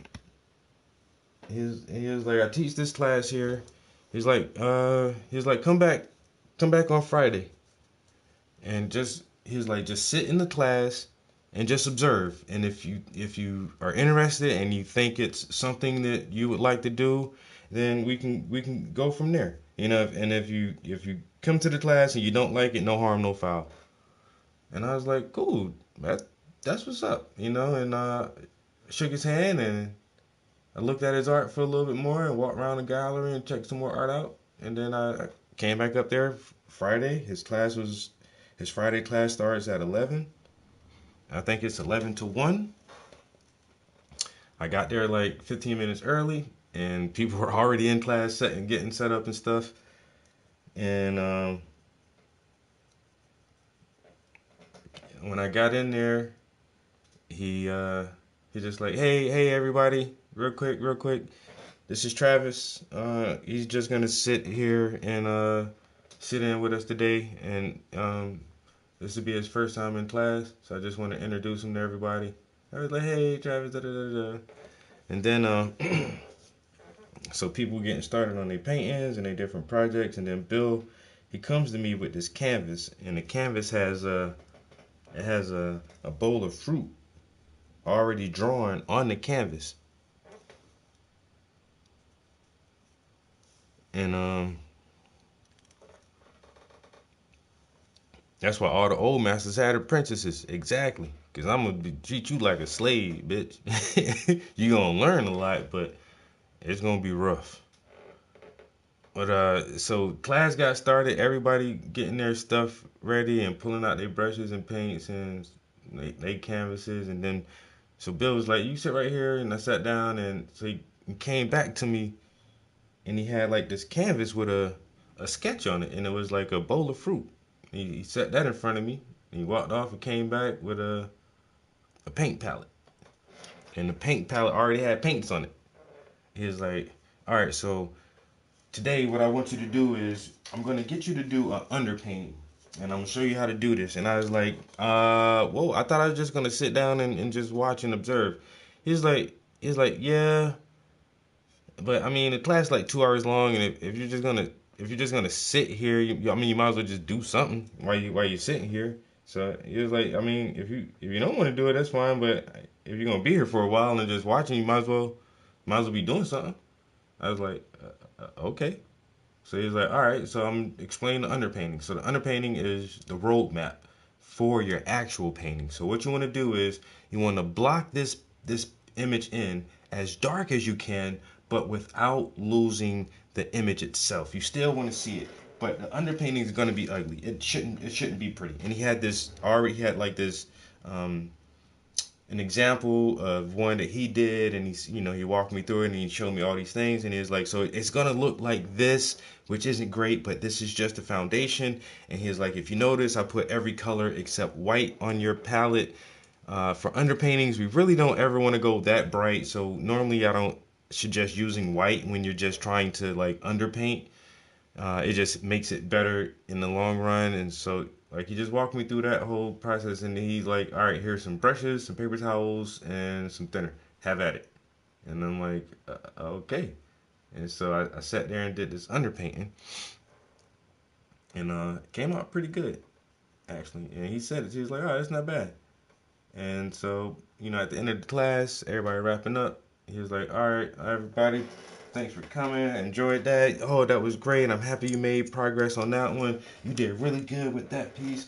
Don't forget, we need to work on that other section next time. And he was like, Travis, I see you on next Friday. Everybody have a good one. And I'm like, see me next Friday. All right. Yeah. He's like, just leave the painting here. You know, it'll dry in a week. It should be dry enough. And when you come back on Friday, we'll get to the next part of it.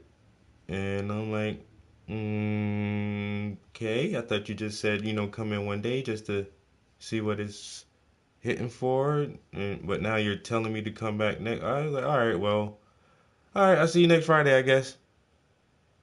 And then next Friday came, and he was like, all right, so we got the underpainting done. So now we want to start our first layer of details. So what you're going to do is you're going to try to work from dark to light, this and that. I'm like, okay, sounds pretty simple. And so, that second class, I'm just in there, painting the whole time with everybody else and trying to, add my first layer of details to the piece. And it's all good. It's all fun. Had a good time. It was there the whole class period. And then after it was over, oh man, everybody, hey, great. I'm so happy everybody made it today. We had a great time. He'd be playing music. There'd be a little wine sometimes, some snacks. He was like, yeah, that was looking good, man. That's beautiful. It's coming out real good. Yeah, all right, everybody. Travis, I'll see you next week. And I'm like, okay. I guess it's turning into a thing now. So I came back the third week, right? Now this is where I gotta say something.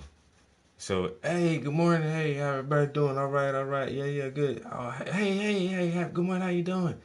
Hey, oh, Bill, come here. Oh, hey, good morning, Travis. Oh, you mind? Come here. Can I talk to you for a second?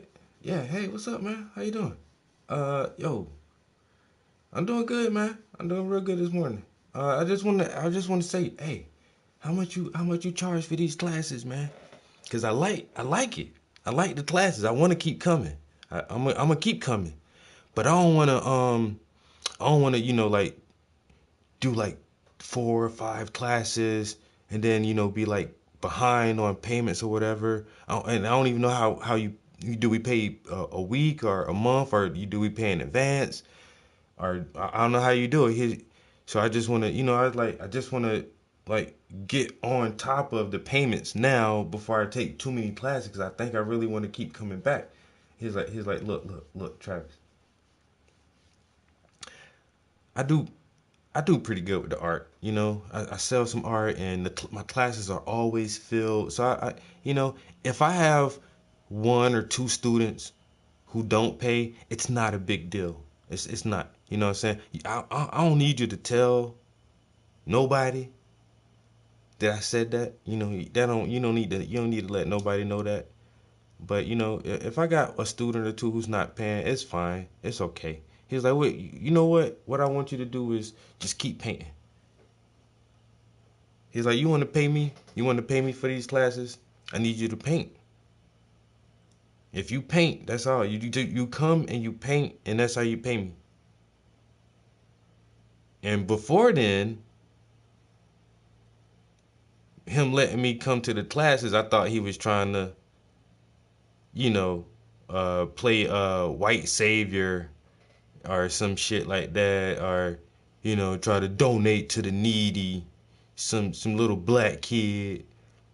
But nah, I think this motherfucker really saw like my talent, and not trying to be a white savior or nothing. That motherfucker he wanted to see if I was teachable. The paintings I brought in there, he saw right through that shit. It was some crappy ass shit, but he saw my potential immediately. And I didn't even see that he saw that immediately. And he invited me to his class. And if I ain't said nothing, he wouldn't have said nothing. But I had to say something. And in turn, he told me what he told me. And you know why I paint so much? You know why I try to do this shit every day? Because that's me still paying my mentor back. I got to. That was part of the agreement. I gotta paint. I have no choice. I owe a debt. And this is a lifelong debt because he has given me knowledge that I would not have received, or I would have taken way much longer and probably paid a way higher cost to receive the knowledge that he imparted to me for free. Now I feel like this is a debt that I can't pay back. This is an ongoing thing. His goddamn terms and stipulations, son bitch. I love it though. He told me just paint, man. That's all I want you to do. If you do that, you can come here as long as you want, man. I say, you know what? I got you, bro. And I studied under him for 2 years. For 2 years. Never gave this man a red dime. Never asked for nothing.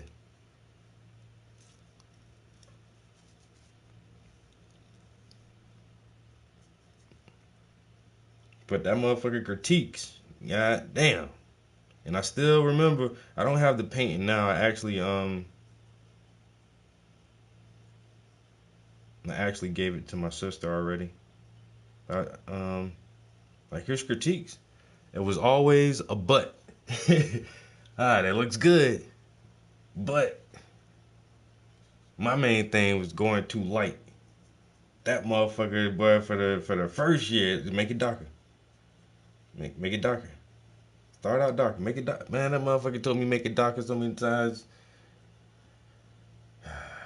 I got tired of hearing his ass say that shit until I made it darker, and then he stopped saying that. Finally, nigga, that's how dark you want me to make this shit? God damn, man. I'm just using black, bitch. How darker where?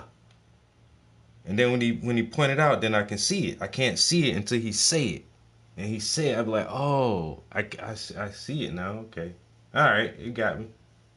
Some bitch. You got me on that one.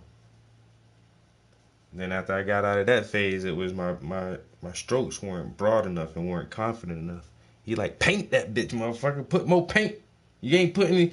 He like, put paint on the goddamn canvas, bro. All right. So now I ain't scared to slap some paint on there. And now it's just concept, design, composition, and final execution. And then, like I say, for damn near the whole time, there was always a but. Always a but. It looks good, but, you know, this, that. It looked, oh, that's a good one. But you could have, right here and right there, and, man. And then,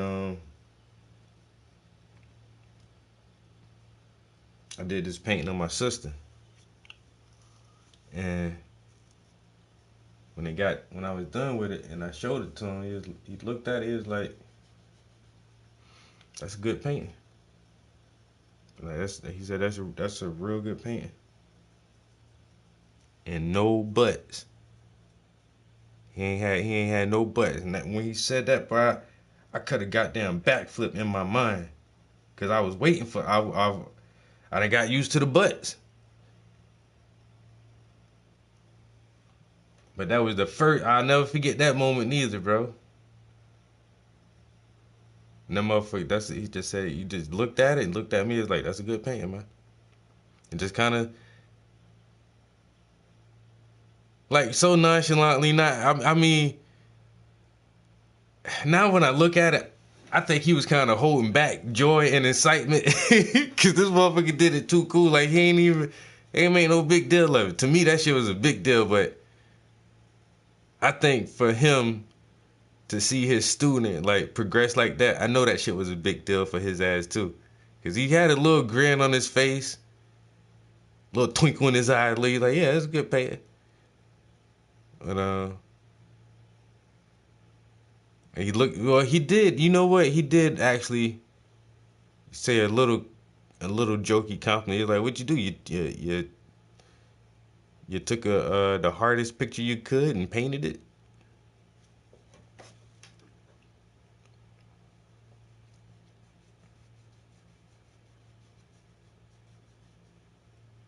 I don't know. That was one of my happiest moments.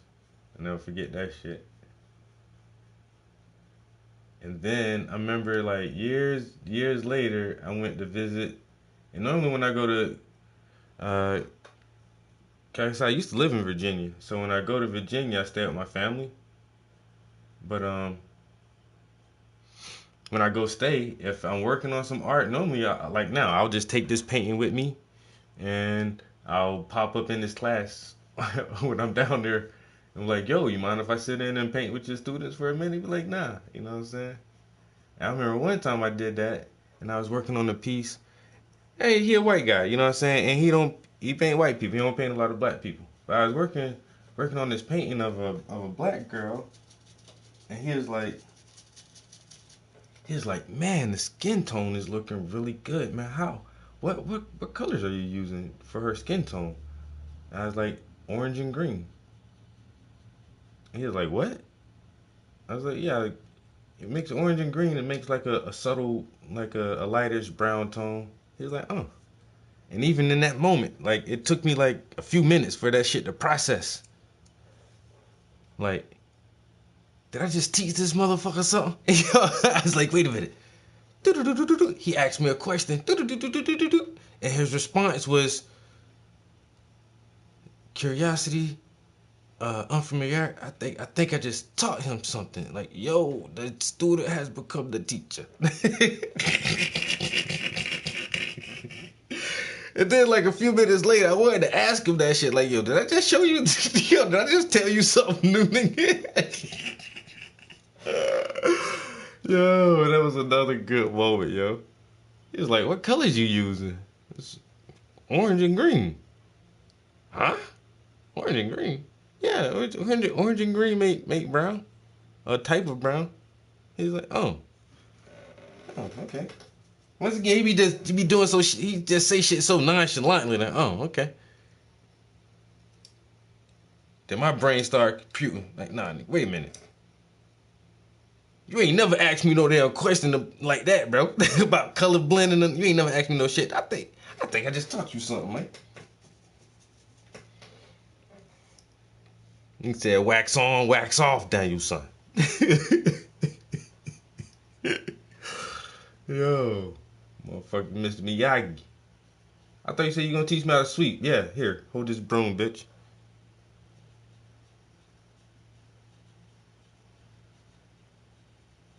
Now go wash my car. Well, remember, wax on or wax off. Oh, nigga, that was a fighting move the whole time, bro. I'm about to beat this nigga ass.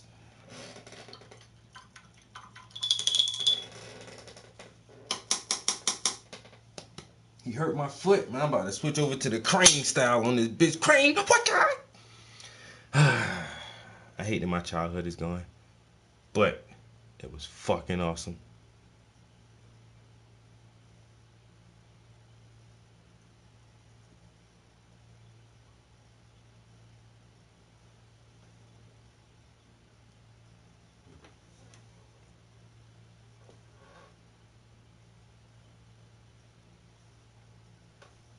It's the Cobra Kai.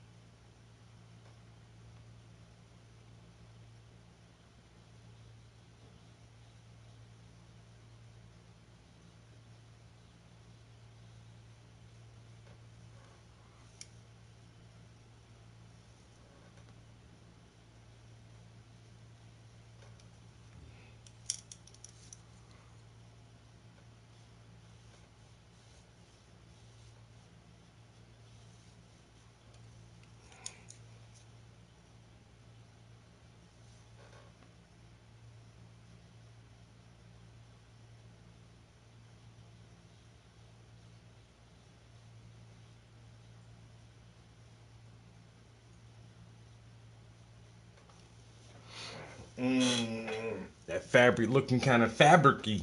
You know what I'm saying? Because I don't. Fabricy? It's a word now. Fuck it.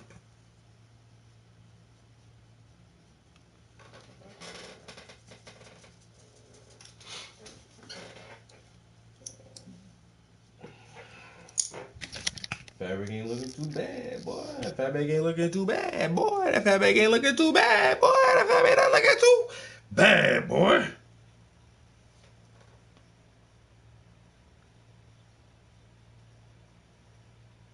That fabric not looking too bad, boy.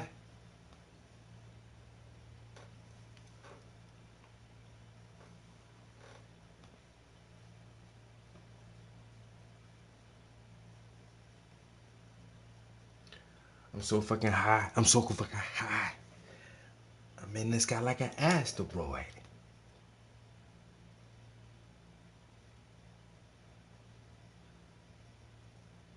Alright. Okay. We're gonna drop down to the lowest section. I feel like I'm about to start overworking this when I already know I'm gonna have to come back and do another, like a little touch-up detail there on the fabric anyway. So, I don't know, it'd be so hard for me to just like, stop working in that area, bro, and just go to the next part. Come back when it dries. I brush it till it dries. I brush it till it dries.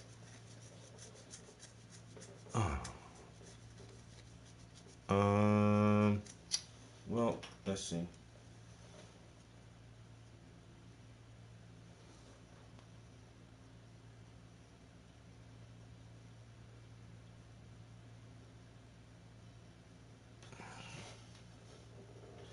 Just one little stroke make a big ass difference. One little poke had your whole disappearing.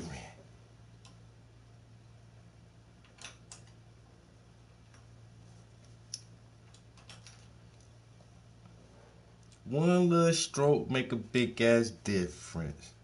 Your whole disappear when I make my appearance.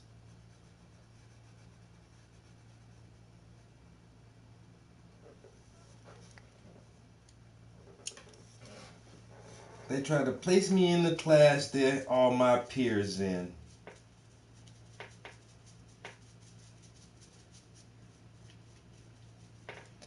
They talking all that shit, but I don't hear them.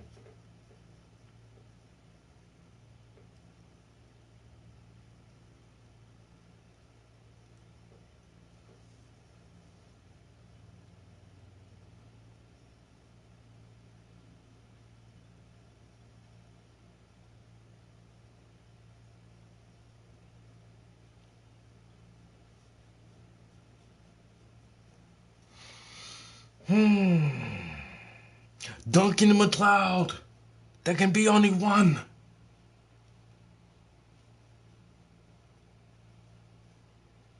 This we call the quickening.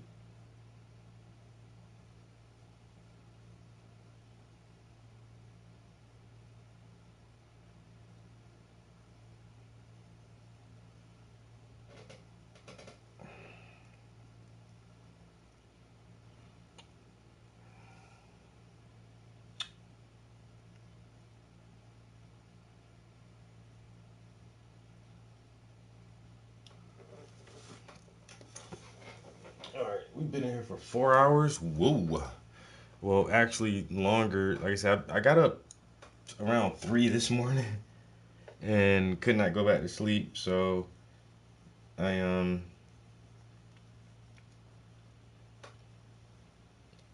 just started scrolling on the internet.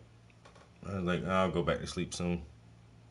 And I didn't. So at like 3:40, after being up for 40 minutes and not being able to fall back to sleep, I was like, you know what? That I just might as well just get the fuck up then. You know? Since my brain is want to fucking goddamn 3 o'clock in the morning, just goddamn click in and shit, bitch. Like, what the fuck? What are you doing? Shut down. Nah, we got enough rest. Are you sure? Brain? Because the body says it's still, no, the body's alright. We've already calculated the amounts of calories and oxygen intake needed for sufficient brain activity, and we're up.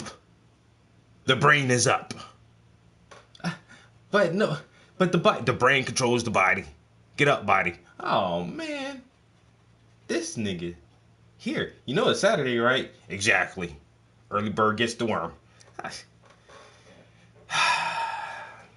Well, you know what? I'm gonna sit here I'm gonna sit here on social media, and I will fucking numb the shit out of you. You can try to numb me. It's impossible. Just do some mind-numbing activities until I fall back to sleep. We are not going back to sleep, sir. Not this morning. Bitch, it's 3 a.m. You went to bed at 8:30, bitch.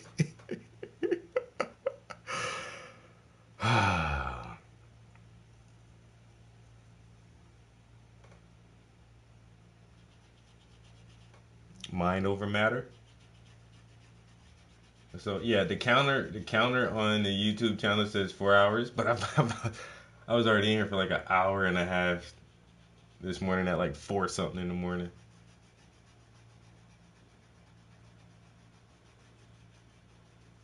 I just got up and started doing laundry and shit. Like, bitch, go ahead and knock these chores out.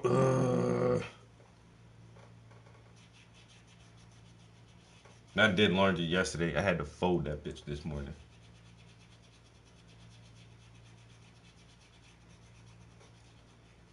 Did some painting, fold some laundry, and then I cooked some breakfast.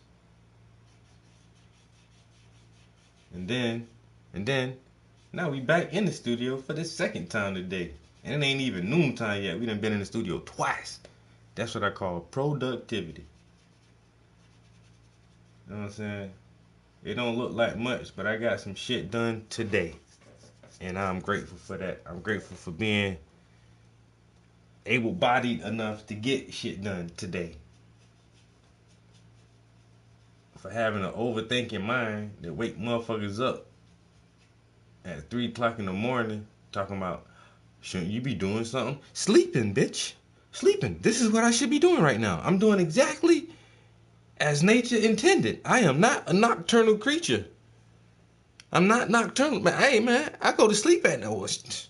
Technically, nighttime is over. Bitch, it's still dark outside, man. Once again, I am not nocturnal. I'm not a bat or a possum, bro. I can't see at night, and my sense of smell is shit. Not that I smell shit, it's just shitty. Not the situation, but never mind, you get it. But yeah, I'm trying to sleep right now. Not this morning, sir. Not this morning.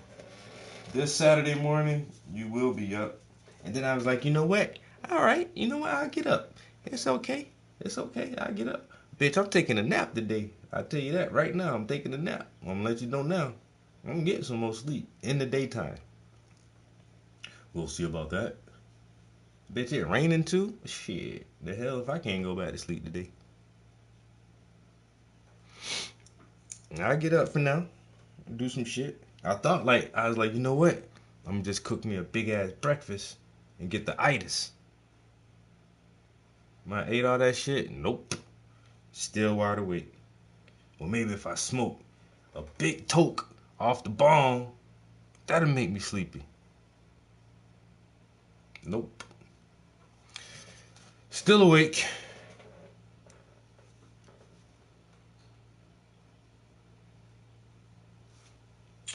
The witching hour is what they call it.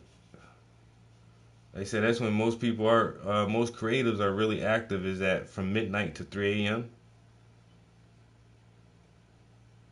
Around that time, midnight to 3 a.m. is the witching hours. And it's something about how the body produces serotonin and melatonin. That's like that moment where your melatonin starts to decrease, or I don't know. Whatever they said makes people more creative late at night for some reason.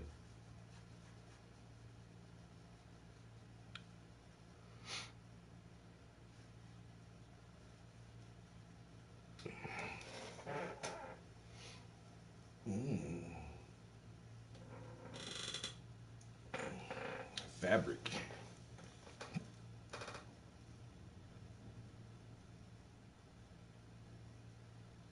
Exactly.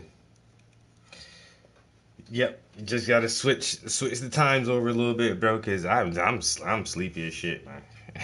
I want to stay up and paint all night, but how my body and my metabolism set up nowadays. After I'm going through my second puberty, you know. Cause at 35, 40, people start going. You start hitting that second puberty, man. And second puberty, that shit just as rough as the first puberty when you hit your growth spurt. Well, I only know from a man's point of view, personally. You know, you hit that growth spurt, then your voice start to change, and you get body odor, and you start growing hair in weird places, and it's like, damn, I'm growing up. And then you'd be like that most of your life. And then you get into your 40s, and then you start going through the changes again. Now, you're going through this hair growing thing again, where hair is growing in weird parts of your body, like in your ears. And your nose hairs start growing real long. It's like, what the fuck is that? And then you start losing bone density and you get cramps in your joints and shit. And your hearing start going, and you gotta get your prescription glasses filled more frequently. You know, and certain things you used to eat make your stomach hurt now. You get the runs and the farts and shit from certain foods. And second puberty is not great. It's a luxury because most of us don't get here. But at the same time, you gotta watch out, be careful going through this second puberty, man. This shit to creep up on you fast. Cause one day you're 20, and the next day you feel like you're 69. It's like, wait a minute. I was feeling fine 2 days ago. I was feeling absolutely fine 2 days ago, and today I feel every bit of my age. My body feels like it's been here for 43 years. And it feels like it's been getting beat up for 40 of them. Man, I don't like that feeling. Like, Jesus Christ, where did this come from? Like, overnight, shit falls apart.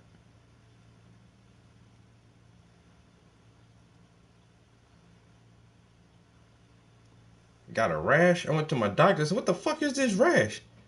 Let's see. She's like, it's definitely something external.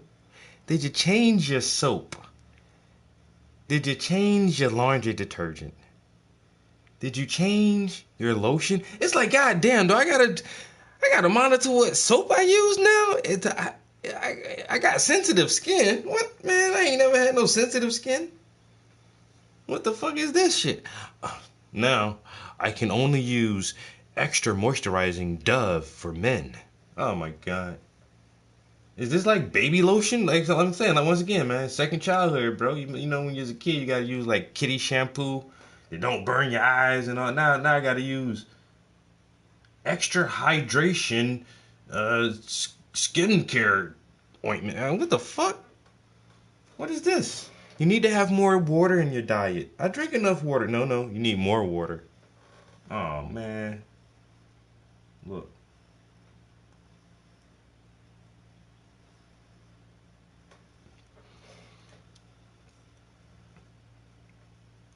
My mind is young. My body, not so much. That's the part though. Hey, as long as you can keep your mind sharp, as long as you can stay quick with it, keep your wits about you, man. Stay quick with your wits. I think that's a real sign of health, you know, because degenerative brain diseases are on a rise. And people in their late 40s and early 50s from all of the chemicals that we are exposed to throughout the course of our lifetime, including different, this is for entertainment purposes only, YouTube. I am not a professional. I do not have any degrees or certifications in any field. I do not give out any advice, whether it be political, religious, medical, scientific, or anything else otherwise. If I say anything that you may think is true, I would advise you to do your own research and figure things out for yourself, because I'm just doing this for fun. This is only entertainment purposes only. From the accumulation of all the chemicals and stuff, our foods, and plus the vaccines, they got us by the balls, man. Got us by the balls, man.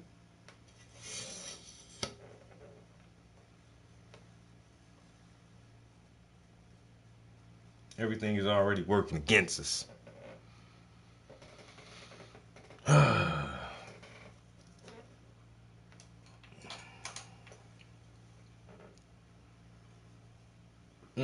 That was too much white on there. Damn it. Damn it, cow.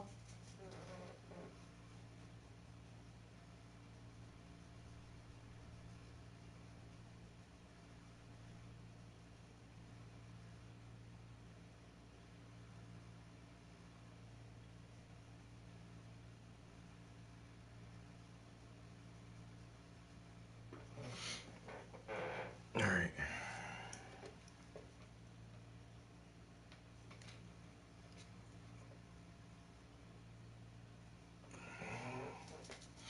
I might try to break at 12 right for lunch.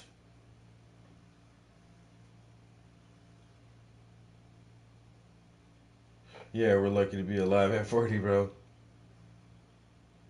It's after 40. Yo, Sushi said. Yo, hey, after 40, yo, your warranty is expired, bro. My elbow. How old are you? 42. Sorry, sir. That is no longer my concern. That is no longer my concern, bro. Your factory, your factory warranties has been up, my guy. You're done. I'm telling you, bro. After 40, the world does not give a fuck about any of your recovery needs. Yo, do not fall, bro. I'm telling you. You 46 years old, you better not fall. Because even if you just fall and scrape your knee, you know how long it's going to take for that shit to scab up and heal? Man, you might have that scrape on your knee for the rest of the year, dog. Trying to heal up. your platelets and everything gonna slow down. We in slow mode right now, bro. You take 40, so your body's warranty has expired. We're lucky to still be alive at 40 working in toxic factories. I know that's the fucking truth, bro. Like, I was having some respiratory issues some years ago, and my doctor did some all these tests on me, and then she was like, I would advise you to get out of wherever you're working at. She's like, what do you work with? I was like, pulverized plastic. Pulverized plastic, like dust? And like, yeah, it's basically like powder. It's powder, but it's plastic powder. She's like, can you smell it? Can you see like particles in the air? I'm like, yeah. She's like, no. You don't need to work there.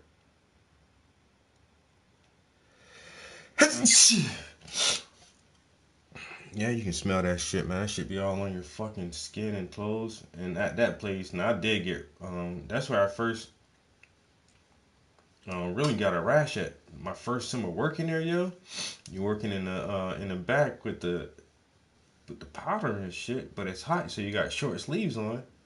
But you sweating too. It's man, yo, you melting plastic, yo. The machines in there running at fucking 400 something degrees. And so like right in the crease of my fucking arm right here, that when you changing it, cause the material were in these big ass bags, like fucking 600-pound bags, and you would have to, a hoist would come down, you cinch the bag to the hoist, and it would raise it up, and then it would slide over the machine. You untie the bag from the bottom, and then the material would fall into the machine. So you're working up the whole time, and as the dust is falling, like it's, of course it's gonna fall like right on your arms, and like right here in the crease of my arm, bro, I would get a rash here from that powder, like mixing with my sweat, and that shit would itch so fucking bad, dog, like so bad. and it looked like poison ivy or something. But it would just be right in the crease of my arms. And I went to the doctor, and she was like, "Well, it's definitely something external." Like, what is this? I was like, I guess it's the fucking materials I'm working with. It's giving me a fucking rash. And then I told my damn job about that shit. They was like, well, you just wear long sleeves. Bitch, it's 110 degrees in here, man. It's 110 degrees in here. You talking about wear some long sleeves? Or you can wear some heat shielding arm sleeves. Bro, that shit hotter than a regular long sleeve shirt, bro. That shit made out of fucking some wool and Kevlar or some shit, man. So my doctor just gave me like some anti-rash cream or some shit. And for years, like working in that factory, I just had to deal with that shit. And especially that shit was more so in the summertime. Because in the wintertime, you would wear long sleeves in there, because the factory that shit not regulated, man. There's no climate controls in that bitch. If it's cold outside, it's just the building is just a block. It's just a center block building. So if it's cold outside, it's cold inside. If it's hot outside, it's hot inside. And sometimes it's extreme. Like if it's really hot outside, it's extra hot in the building because the machines in there were melting fucking plastic. So you got super hot heat in this fucking block ass building with these fucking hot ass machines. Man, you about to pass out in that bitch. But then in the wintertime, when it's fucking 10 degrees outside, it feel like it's fucking 5 degrees in the building. Even with the goddamn machines running. That was the best time really to be the operator is in the wintertime, because you got to stay in the back by the machines. Man, when it's cold, machines definitely keep you a little warm. You got to stand right close to that bitch though. And they run better in the wintertime too. Like I think the external heat, and I kept telling people that shit too. I was like, y'all don't realize like in the summertime we have like way more product issues. If the building is always cool and climate controlled, then the heat from the machines won't fluctuate as much, and we won't produce so much bad product. So y'all need to keep the building fucking climate controlled and keep it cool and regulated at one temperature, yo.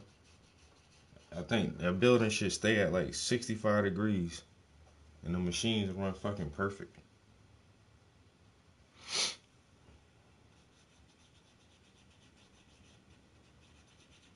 Now, who the fuck am I? I'm just some goddamn line worker. Nobody want to hear my suggestions on shit. Yeah, you're gonna fucking increase your energy bill, your electric bill throughout the plant, but if you're saving on scrap or unusable products, you're not constantly trying to refill orders, because the building is so hot that the fucking machines aren't working right.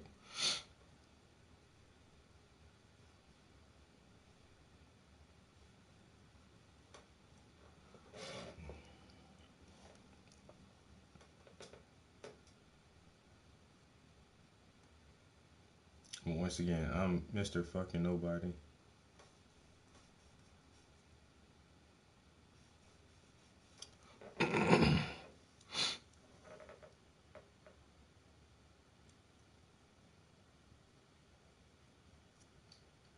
So I used to trim weed, and after I did that shit for a couple hours, I felt like I was weed. I'm just ready to smoke my damn self.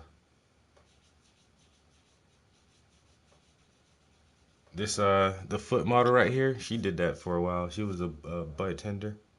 She like trimmed and prepared buds and made like the concentrates and waxes and stuff and hash.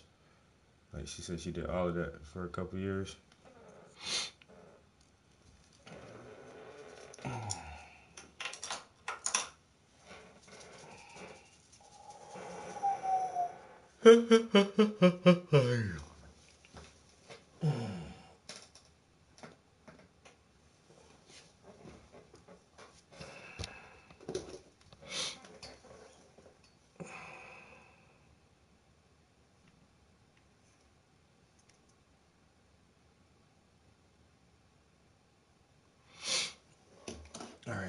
trying to see, maybe like inside the pill, like this section that the kind of banana blocks off.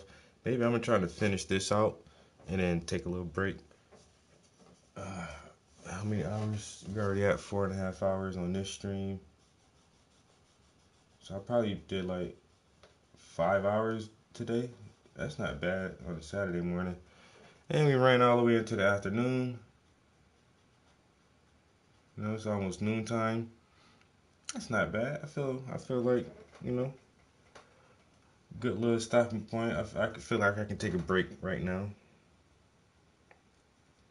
Like I said, I do 2 hours. I try to do 2 hours in the evening. I keep saying I try. Sometimes I don't even try. I feel like an hour sometimes. Sometimes I try to do an hour because I know, man, in the evening, just like now, I talk a lot. And it's weird. It took me a long time to get used to like talking in a room by myself, knowing that, you know, somebody may or may not be listening sometimes. But hey, it is what it is. So yeah, in the afternoons, I try not to talk as much, but still try to get like a good hour, a good solid 45 minutes or an hour of painting in. I'll be in the studio for almost 2 hours, but do I really paint the whole 2 hours in the afternoons? Not really. And that's how sometimes I feel like I could probably finish a lot of painters way faster, a lot of paintings way faster if I didn't stream and talk so much all the time. But I like this part of it, so I do it. But on the weekends, like now, I really do try to like cram some hours in here. What else am I gonna do? You know what I'm saying? What else is there to do if I don't have anything specifically planned? And like I said, I got all my chores and everything out the way. Shit, might as well spend a couple hours trying to be creative, man. I'm just trying to express myself, man, with some toes and bananas. You know, just trying to be an artist, man. So, and people ask like, how was work? Oh, it was good. What you do today? I watched my homie paint. Yeah? What was he painting? A painting. Yeah, a painting of what? You know, like, he's a good artist. I was watching this show earlier. Yeah, you told me you was watching the show. He was painting. But what was he painting? Oh, he's working on this new piece for this series that he's doing. Oh, cool. What is it? What's the series about? Like, what was he painting? He was painting feet and bands. He's painting what? He was painting feet and bananas. What? Yeah. Yeah, he was painting feet and bananas. Wait, whoa. Wait a minute. You telling me you sat at work and watched some dude paint some feet? I'm not calling you weird. I'm not calling you weird, but I'm saying that's a weird thing to do. Not saying that you're weird, not in the slightest, but like the action in itself is a little bit, you know, it's kind of like, man, it's a little weird.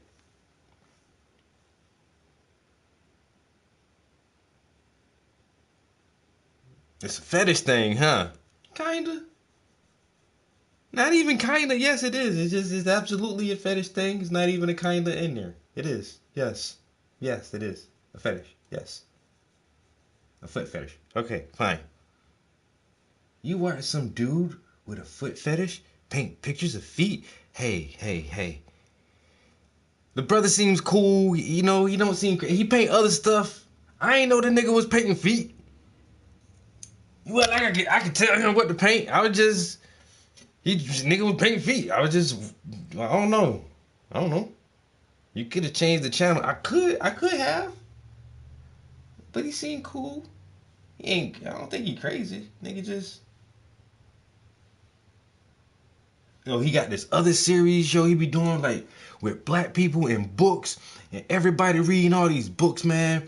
And it's like, yo, like black power and everything about liberation of the African, man. This nigga still paint feet though. I'm not gonna let that part slide. You trying to say all that shit, nigga. Nigga paint books and Marcus Garvey and shit. What about this feet thing, man? Huh? This nigga is weird. No, I'm telling you, that's not the only thing he do, man. He paint like he trying to tell the story of the Anunnaki, saying the Anunnaki was probably like dark-skinned beings, like the original creators of man. Like even the gods was black guys, man, giants, like from a different constellation. This nigga still paint. He paint the giant feet too. He paint Anunnaki feet too.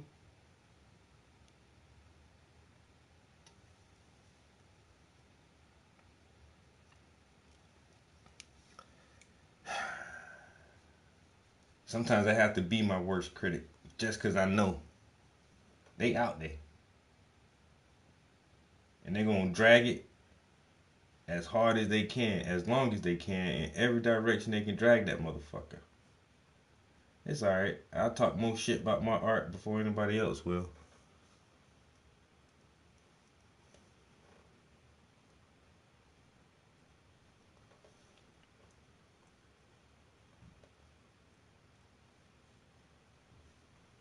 I think all my art is shitty, and people are stupid for liking it.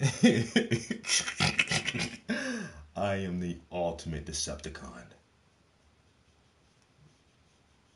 Nah. I know some artists who do make shitty art and just expect people to like it. Like, bro, I'm not... Just because you call yourself an artist and you wear, like, a cool jacket, I don't gotta like that shit, man. I don't give a fuck what kind of story you got behind that shit, man. See, this is about the struggles in my childhood, man. Look, I don't give a fuck about that shit, man. That shit corny, nigga. Duct tape, banana, and feet. He said, I got me a fancy hat and cane. Fuck about your fancy hat.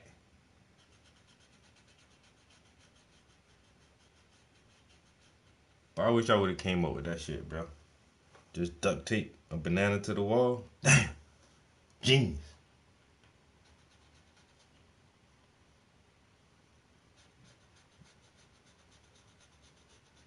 You knew that was about to go viral.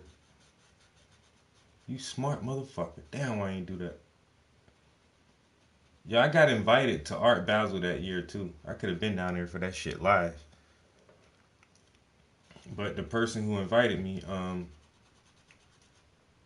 that's all they had was a spot for me. I was like, can you help me with, like, transportation and, like, rooms and shit? That's Art Basel, Miami. Man, you know how, man, this whole weekend, you know how expensive it's going to be to be in Miami this weekend?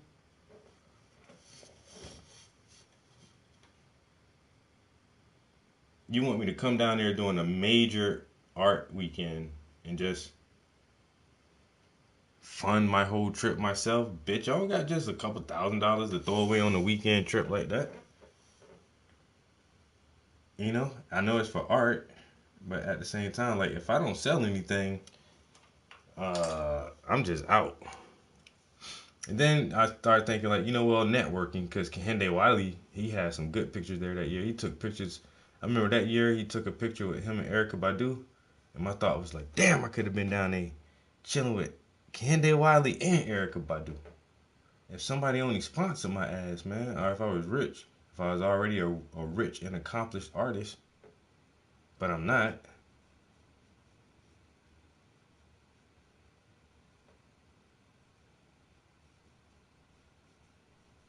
So there's all that cool shit going on, and then out the blue, motherfucking duct tape banana.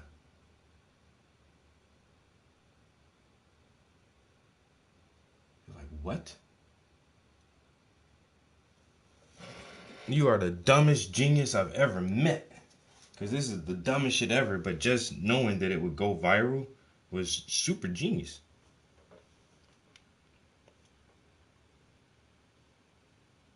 You just had to think, like, what would the dumbest person consider art?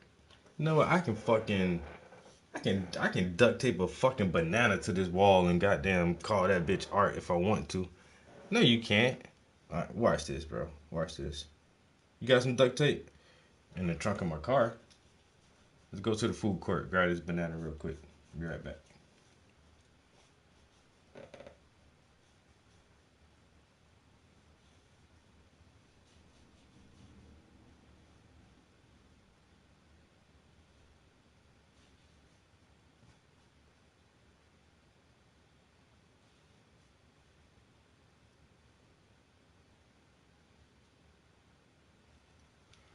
And then after that, people tried to duct tape other stuff to the wall.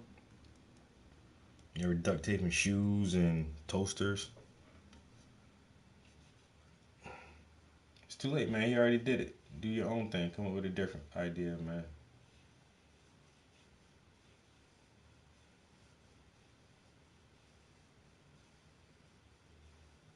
Then the college kid was like, shit, we've been duct taping each other to the walls for years.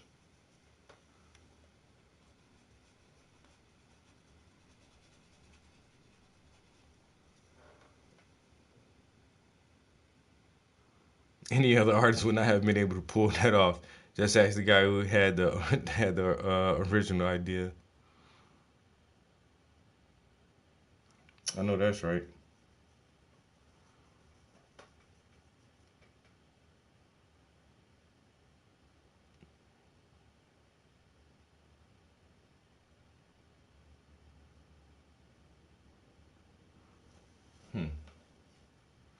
Motherfuckers don't always take.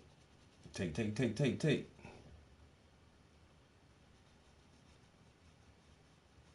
that's crazy. Like that little idea. That ain't even your idea, bro. You stole that. Damn, how you steal that idea?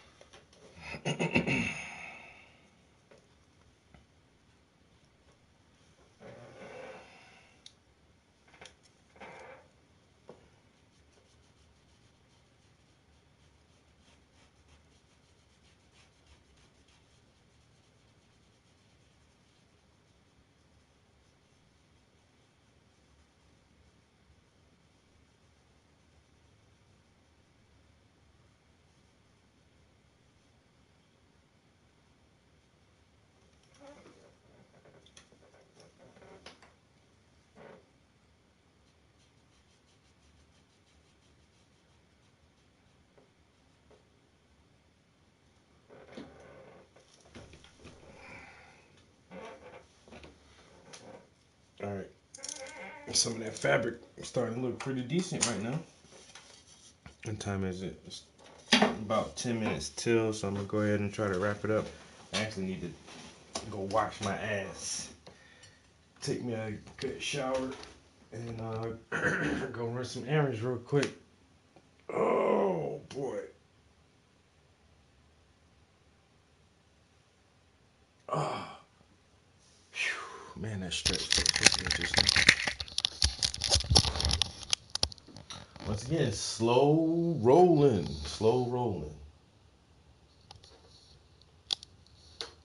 So, detail layer 2 is coming along nicely. So we added some deeper red tones and reds and browns to the skin. Yeah, you need to get up, even if it just pace around for a few minutes. Yeah, I've been sitting here like this.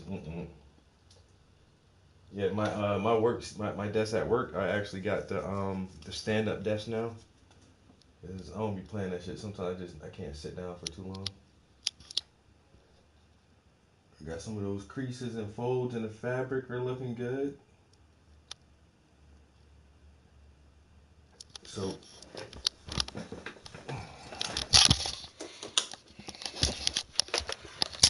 take a little break from the studio right now. We did some good sessions this morning. Yeah. It's almost noontime and we're right at almost 5 hours for this one. Did I turn that speaker? I don't think I'm gonna turn that speaker on. Alright.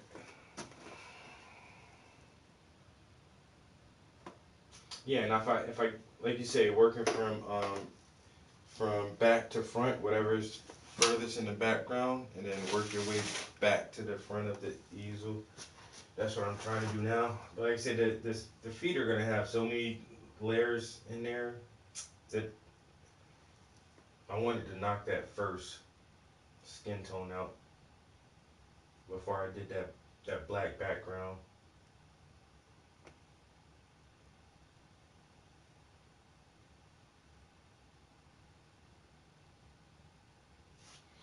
I don't know, I like it. It's looking good to me. I didn't turn the speaker on this morning, so that's off. I need to get these brushes washed off.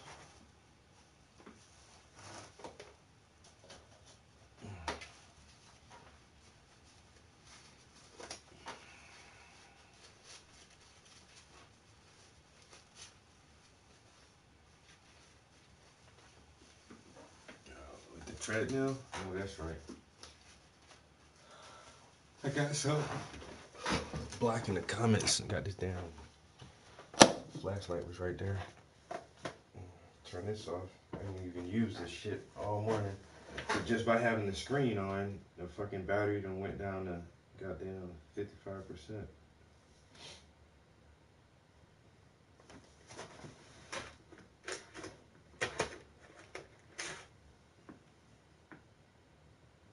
Wait a minute. So if this is charging that, and that's the computer is charging that, and what is this charger? Oh, I could just. I forgot I have another charger on this side. Is that even charging? Or no? I don't know. I guess it is. Alright.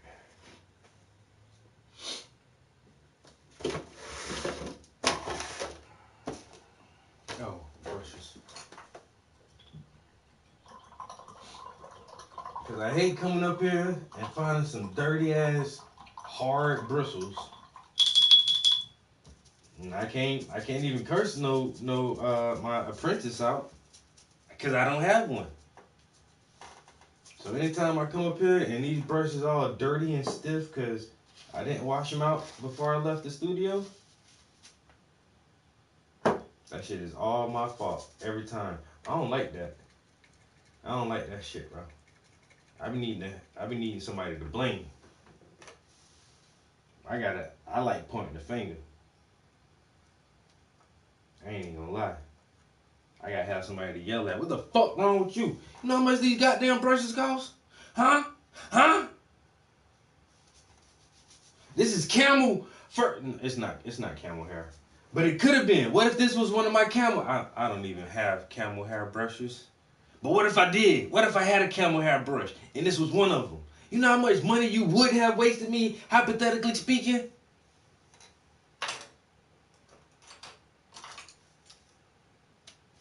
You can't do shit right. You know what? Just get the fuck out the studio. Just get the fuck out the studio. After you clean this palette and clean these brushes off, then you can go. Not until then, motherfucker.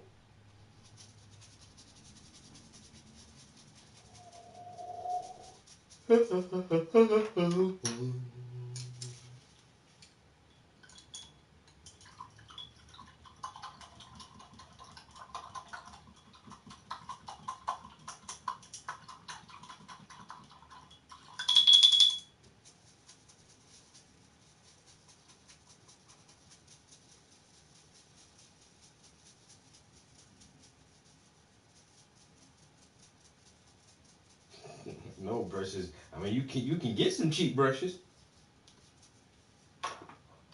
but cheap ain't good though. You can get some alright cheap brushes, but you want some good brushes.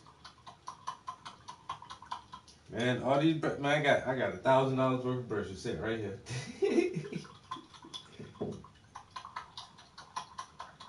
That's why I don't be trying to buy no more. I just need to take care of the brushes I got. Cause sometimes they can be anywhere. Like one of these brushes, like this probably like a $4 or $5 brush. But if you get a real good brush, this can be like a $12 or $13 brush. And then you can easily mess it up in just one set. You can use that bitch one time and leave paint on it and let that paint dry and get hard. And that brush will never be the same after that, yo. It'll never be the same. You done fuck up a goddamn $12 brush. Now you gotta go spend $12 again. Or even if it's $5 or $6. I don't want to keep throwing away $5 every time I fuck up a brush. $5, and I'm good. That's why I try to make sure all my shit's nice and clean. And that's why I got so many old brushes. I mean, they not terrible. Most of them, I can still use them. But once again, I'm saving all my old brushes for my students. You know what I'm saying? So when I do get that classroom full of ambitious, creative minds ready to learn and absorb all the knowledge, I got all the brushes they could ever want to use. All the paint palettes and all the colors in the rainbow. Once again, I think we did a pretty good job this morning. We got a good bit painted. We actually switched over from skin tones to the black and white scale for the background. And we got a good portion of that done. So for right now, I feel accomplished. I feel like even if I didn't come back up here today, you know, I made good headroom. No. Who the fuck you think you is?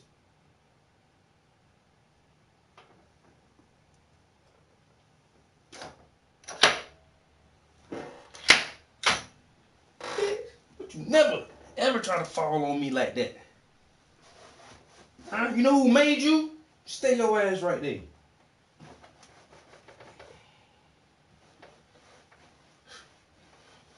You seen that? You seen that motherfucker try to jump off? It tried to jump off the easel. You ain't going no way. Trying to jump off the damn easel. Stay your ass up there.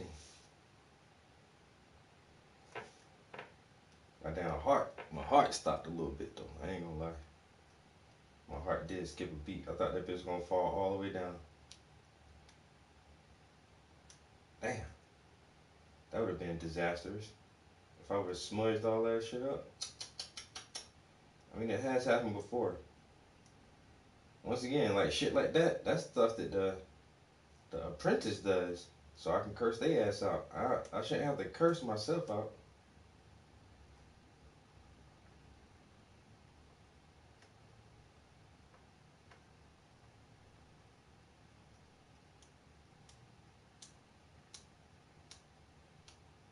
My palm is so dry.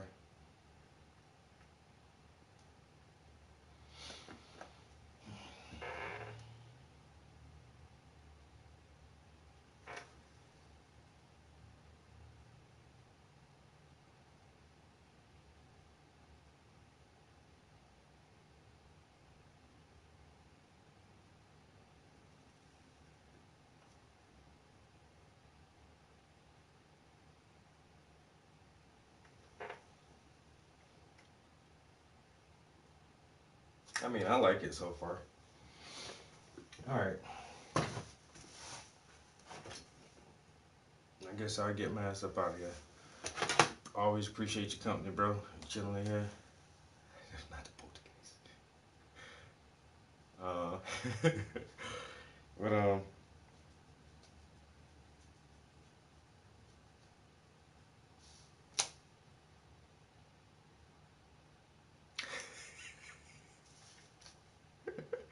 hey, I came up with this suggested response. That's pretty good. All right, bro. I just crossed my legs. That's all I did, bro. I just crossed my legs and my fucking back just shocked me, bro.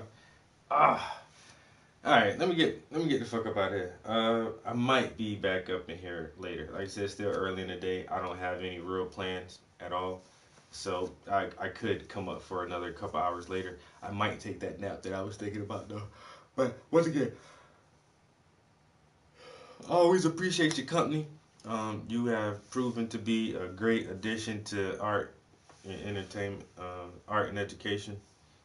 I still got to give you your wrench. I'll get with you next time. Peace.